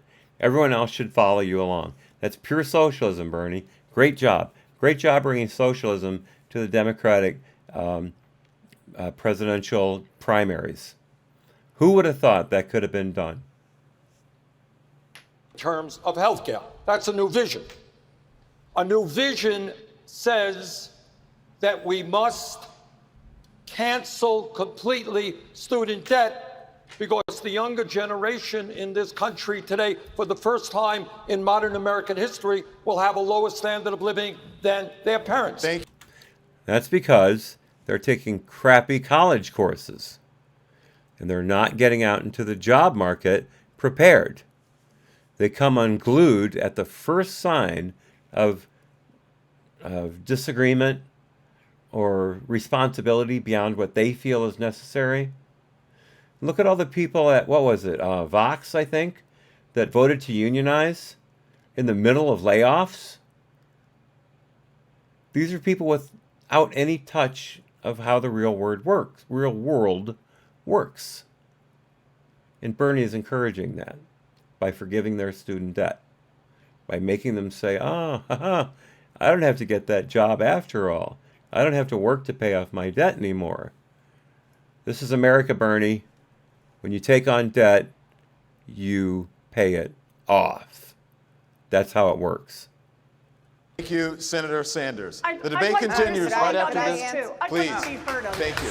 The debate continues right after this short break. Oh yeah, Liz, I want to be heard of. Democratic presidential debate. Notice how little of the marquee they showed there. Because remember, this is the Fox Theater. And they showed it from almost a dead-on view, so you could barely read the Fox on the side. Very crafty, CNN. Very crafty. I predicted that. We have covered a lot of ground tonight. Now it is time for closing statements. You will each receive 1 minute. Governor Bullock, we're going to begin with you. Okay, I'm going to break my curfew. I'll finish this out.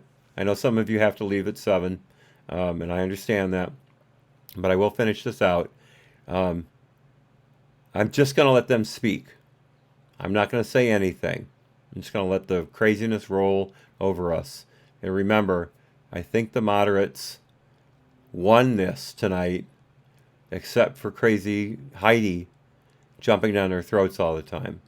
If she had been shut down more, this would have definitely been a moderate win. But the most applause by far had been for Williamson. She's going up in the polls today. She's going up. Okay, here we go. No interruption. Closing statements. Thanks, Jake. I was raised in a single-parent household, at times paycheck to paycheck. Only knew there was a governor's house in town because I delivered newspapers to it, so I've made it about 4 blocks in life. Worked my way through college, paid my way through law school. But you know, I had a chance to actually go from delivering newspapers to the governor's house as a kid to now raising our 3 kids in it. We got to recognize for far too many people in America that shot no longer exists. And for far too many in this country, it never has. I'm running for president to beat Donald Trump, win back the places we lost, and make sure that Americans know that where Washington has left them behind in their economy and their political system, I'll be there. This isn't a choice just between center and left, or we don't have to choose between what we don't want and what we can't afford. Folks want a different way. They want to believe the economy and our democracy can work for us. That's why I'm running for president. Thank you. Ms. Williamson? Yes, our problem is not just that we need to defeat Donald Trump. We need a plan to solve institutionalized hatred, collectivized hatred, and white nationalism. And in order to do that, we need more than political insider game and wonkiness and intellectual argument. Those things will not defeat Donald Trump. We need some radical truth-telling. Not just to talk about health care, but talk about why are we so sick all the time. We need to have a serious conversation about race and what is truly owed. Even on the subject of foreign policy, it's all about symptoms and not about cause. We need to talk about the fact that the United States has sacrificed our moral leadership, the fact that countries see us, not only domestically, but internationally, with policies that simply support our corporate overlords, the fact that our national defense agenda is driven more by short-term profits for defense contractors than by genuine peace building. There's some corruption that is so deep, ladies and gentlemen. And until the Democratic Party is ready to speak to the deeper corruption, knowing that we ourselves sometimes, because of our own corporate donations, have participated, then I'm afraid those who vote for Trump will continue to vote for Trump, and those who might not like Donald Trump will continue to stay home. I want a politics that goes much deeper. I want a politics that speaks to the heart, because the only way to fight, you keep talking about how we're going to fight Donald Trump. You can't fight dog whistles. You have to override them. And the only way you can override them is with new voices, voices of energy that only come from the fact that America has been willing to live up to our own mistakes, atone for our own mistakes, make amends for our own mistakes, love each other, love our democracy, love future generations, something emotional and psychological that will not be emerging from anything on this stage. It will emerge from something I'm the one who's qualified to bring forth. Congressman Delaney. Thank you, Jake. John F. Kennedy famously said, we should not seek the Republican answer. We should not seek the Democratic answer. We should seek the right answer. He was right when he said it, and he's right today as well. Donald Trump is the symptom of a disease, and the disease is divisiveness. And I'm the only one on the stage talking about curing that disease, with big ideas like national service, by focusing on actually solving problems.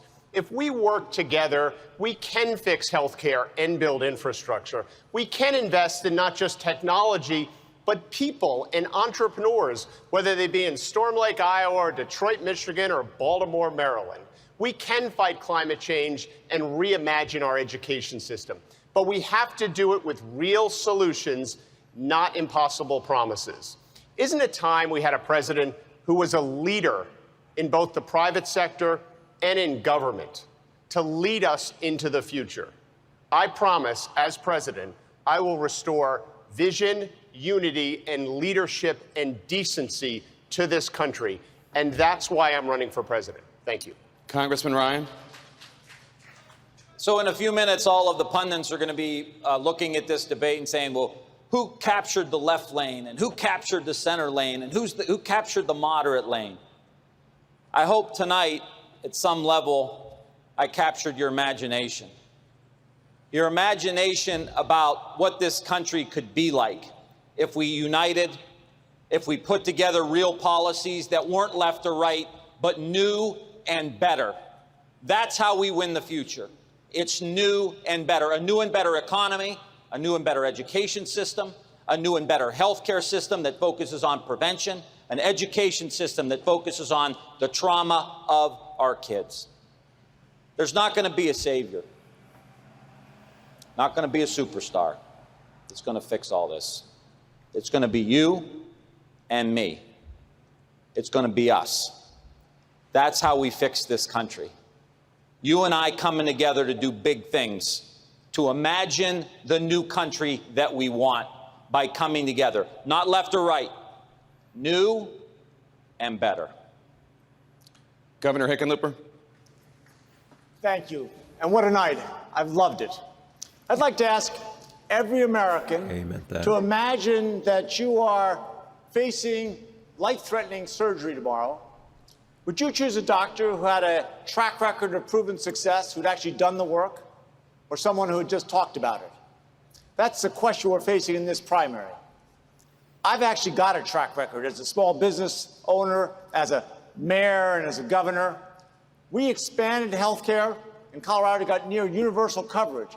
We fought climate change directly, right? We beat the NRA. And for the last 3 years, we've been the #1 economy in the country. We can ramp all that out. I'm as progressive as anybody up on this stage, but I'm also pragmatic. And I've done the things that most of these other people are just talking about, and I know I can get results. And I can lead the people of this country toward a stronger, a healthier, and a more secure future, and defeat Donald Trump and return this country to its glory. Thank you. Senator Klobuchar. Well, thank you, Detroit. To win, we have to listen to people. And out there today is Casey Joe's mom. Casey Joe was a champion high school swimmer from a small town. She got sick, went to the emergency room, and got hooked on opioids. The last thing that she said to her mom was, "Mama, it's not my fault." And she died. A lot of Americans say the same thing every day.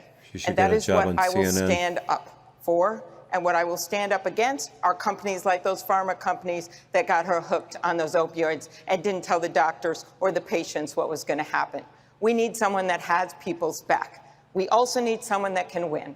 And I have won in these red districts. I win in the Midwest. I can win in states like Wisconsin and Michigan and Iowa. I also will do my job without fear or favor, just like I did as a prosecutor, and get through the gridlock like I've done as a senator, where I've passed over 100 bills where I've been the lead Democrat. And last, yes, I will govern with integrity. We have a president where people turn off their TV when they see him. Not me. I will make you proud as your president. Congressman O'Rourke. We are as divided and polarized as a country as we have ever been. And right now we have a president who uses fear to try to drive us further apart. To meet this challenge, we have to have hope in one another and a faith in a future of this country that includes everyone. My whole life, I've been including people in the success of this country, starting a small business with high-value, high-wage, high-skilled jobs in the third poorest urban county in America, serving on the city council and holding town hall meetings every single week to remind myself who it is that I serve at the end of the day, and in Congress, being in the minority, but working with Democrats and Republicans alike to deliver for my constituents and this country. And then in Texas this last year, traveling to every county, not writing anybody off, not taking anyone for granted, and at the end of the day, winning more votes than any Democrat had in the history of the state, winning independence for the first time in decades, and winning nearly 500,000 Republicans. And those 38 electoral college votes in Texas are now in play, and I can win them. That is how we defeat Donald Trump in November of 2020, and how we bring this divided country together again in January of 2021. Thank you. Mayor Buttigieg. There's good news and bad news. I'm going to start with the bad news. Our country's in trouble. GDP is going up and life expectancy is going down. Think about what that means. And it's only getting tougher. By 2030, we will have passed the point of no return on climate. There are going to be 130 million more guns on our streets. I'll be in my 40s then. If you have kids, think about how old they will be then. But here's the good news. It's not too late. We can tell our kids that before we ran out of time, just before we ran out of time, in 2020, we did what it took to deliver a climate that we didn't have to wonder if it could support us, to deliver a society where race has no bearing on your health or your wealth or your relationship with law enforcement, that we did what it took to deliver an economy where a rising tide actually does lift all boats. We can do this if and only if we are ready to walk away from what hasn't worked with bold action and win, not only defeat this president, but defeat his congressional allies with a defeat so big that it reunites the Republican Party with its conscience, as well as bringing Democrats to office. Join me, and let's make it happen. Senator Nice Warren. play the race card. From the time I was 7 years old, I had a dream. I wanted to be a public school teacher. But my daddy ended up as a janitor, and by the time I graduated from high school, my family didn't have the money to send me off to college. My big chance was what was then a commuter college that cost $50 a semester. For me, what this election is all about is opportunity. Every budget, every policy that we talk about is about who's going to get opportunity. Is it going to go to the billionaires, or is it going to go to our kids? Right now, for decades, we have had a government that has been on the side of the rich and the powerful. It has been on the side of the wealthy. And that means it has not been on the side of everyone else, not on the side of people living on our Native American reservations, people living in inner cities, people living in small farms and small communities across this country. How do we beat it? We beat it by being the party of big structural change. Give people a reason to show up and vote. And we beat it by building a grassroots movement across this country, not showing up behind closed doors with millionaires, but actually building it person by person across this country with small dollar donations, with volunteers, with people who show up and say, I have a stake in this democracy. I will not only beat Donald Trump in 2020, I'll start to make real change come 2021. Senator Sanders. As somebody who grew up in a family that lived in a rent-controlled apartment in Brooklyn, New York, and lived paycheck to paycheck, I'm running for president not just to defeat the most dangerous president in the history of this country, a guy who's a racist and a sexist and a homophobe. I'm running to transform this country and to stand with the working class of America, which for the last 45 years has been decimated. 2 days ago, I had a remarkable experience which should tell you everything you need to know about what's going on in America. I took 15 people with diabetes from Detroit, a few miles into Canada, and we bought insulin for 1/10 the price being charged by the crooks who run the pharmaceutical industry in America today. But it's not just the price fixing and the corruption and the greed of the pharmaceutical industry. It's what's going on in the fossil fuel industry. It's what's going on in Wall Street. It's what's going on with the prison industrial complex. We need a mass political movement Please go to BernieSanders.com, become one of our million volunteers. Stand up and take on the greed and corruption of the ruling class of this country. Let's create a government and an economy that works for all of us, not just the 1%. Bernie's message hasn't changed one That bit. completes tonight's debate. Join us tomorrow night at 8 p.m. Eastern Time for round 2. 10 more Democratic candidates for president right back here in Detroit. Now stay tuned for special coverage of tonight's debate with Anderson Cooper and Chris Cuomo. That begins right now. And there you have it. Takeaways. Dark side of politics says Joe Biden 2020. Yeah, that would be nice. I don't think he's going to make it, though. I really don't. Love him or hate him, but Ben Shapiro said when Joe came out of the gate that his first day would be his best day. And except for a couple climbs here and there, that's been true. Joe Biden is a one-trick pony.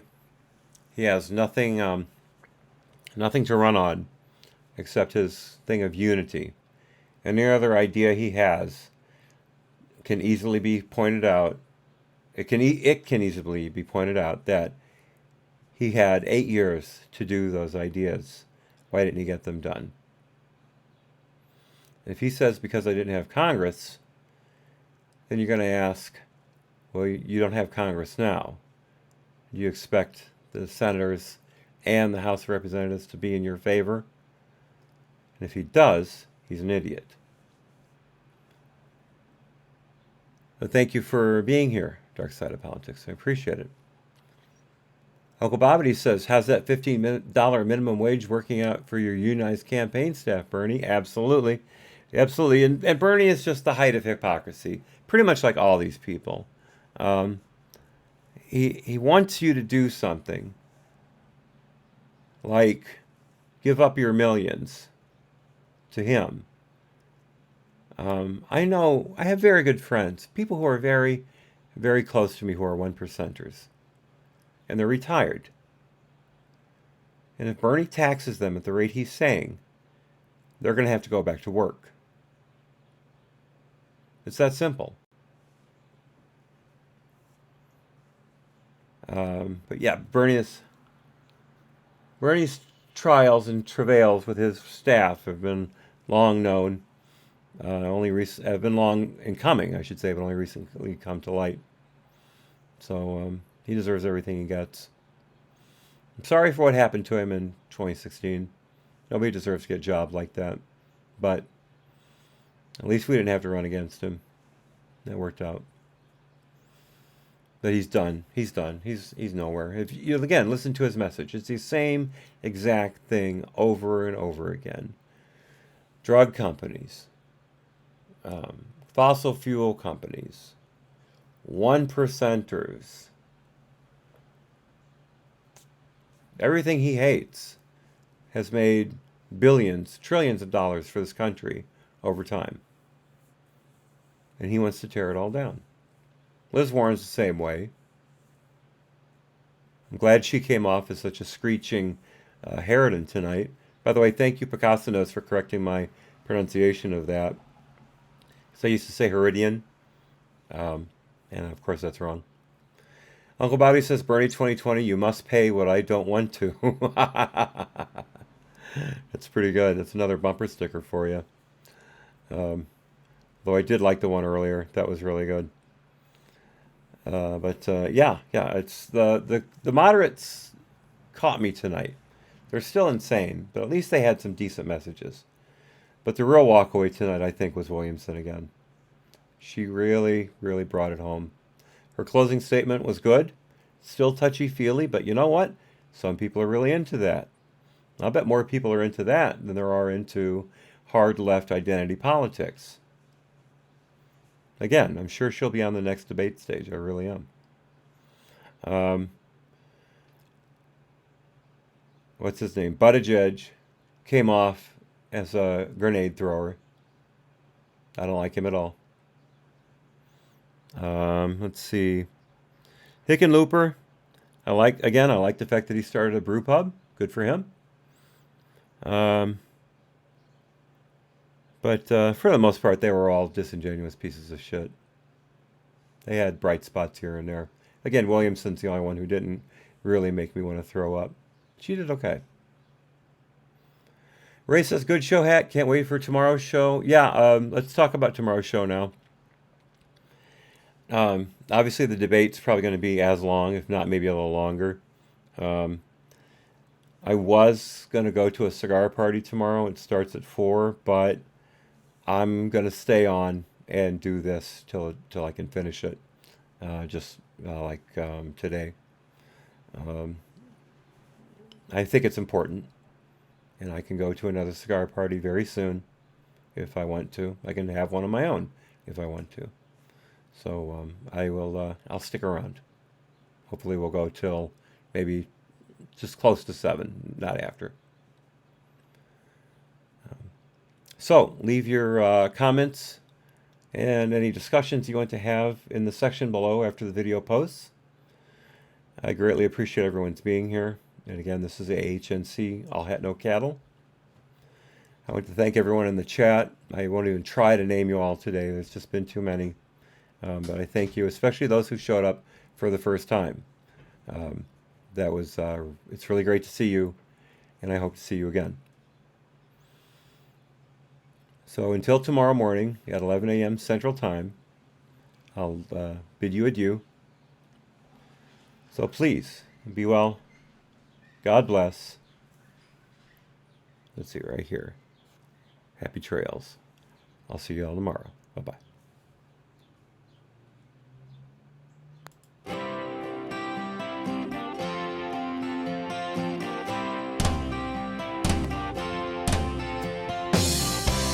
I hope I learned something. I hope I learned something. I hope I learned something from the stormy seas, from the brightest days, from the darkest nights,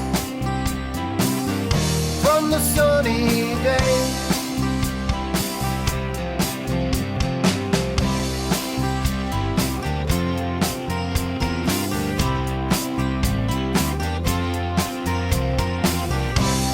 I hope you learned something. I hope you learned something. I hope you learned something from the stormy seas, from the brightest days, from the darkest nights, from the sunny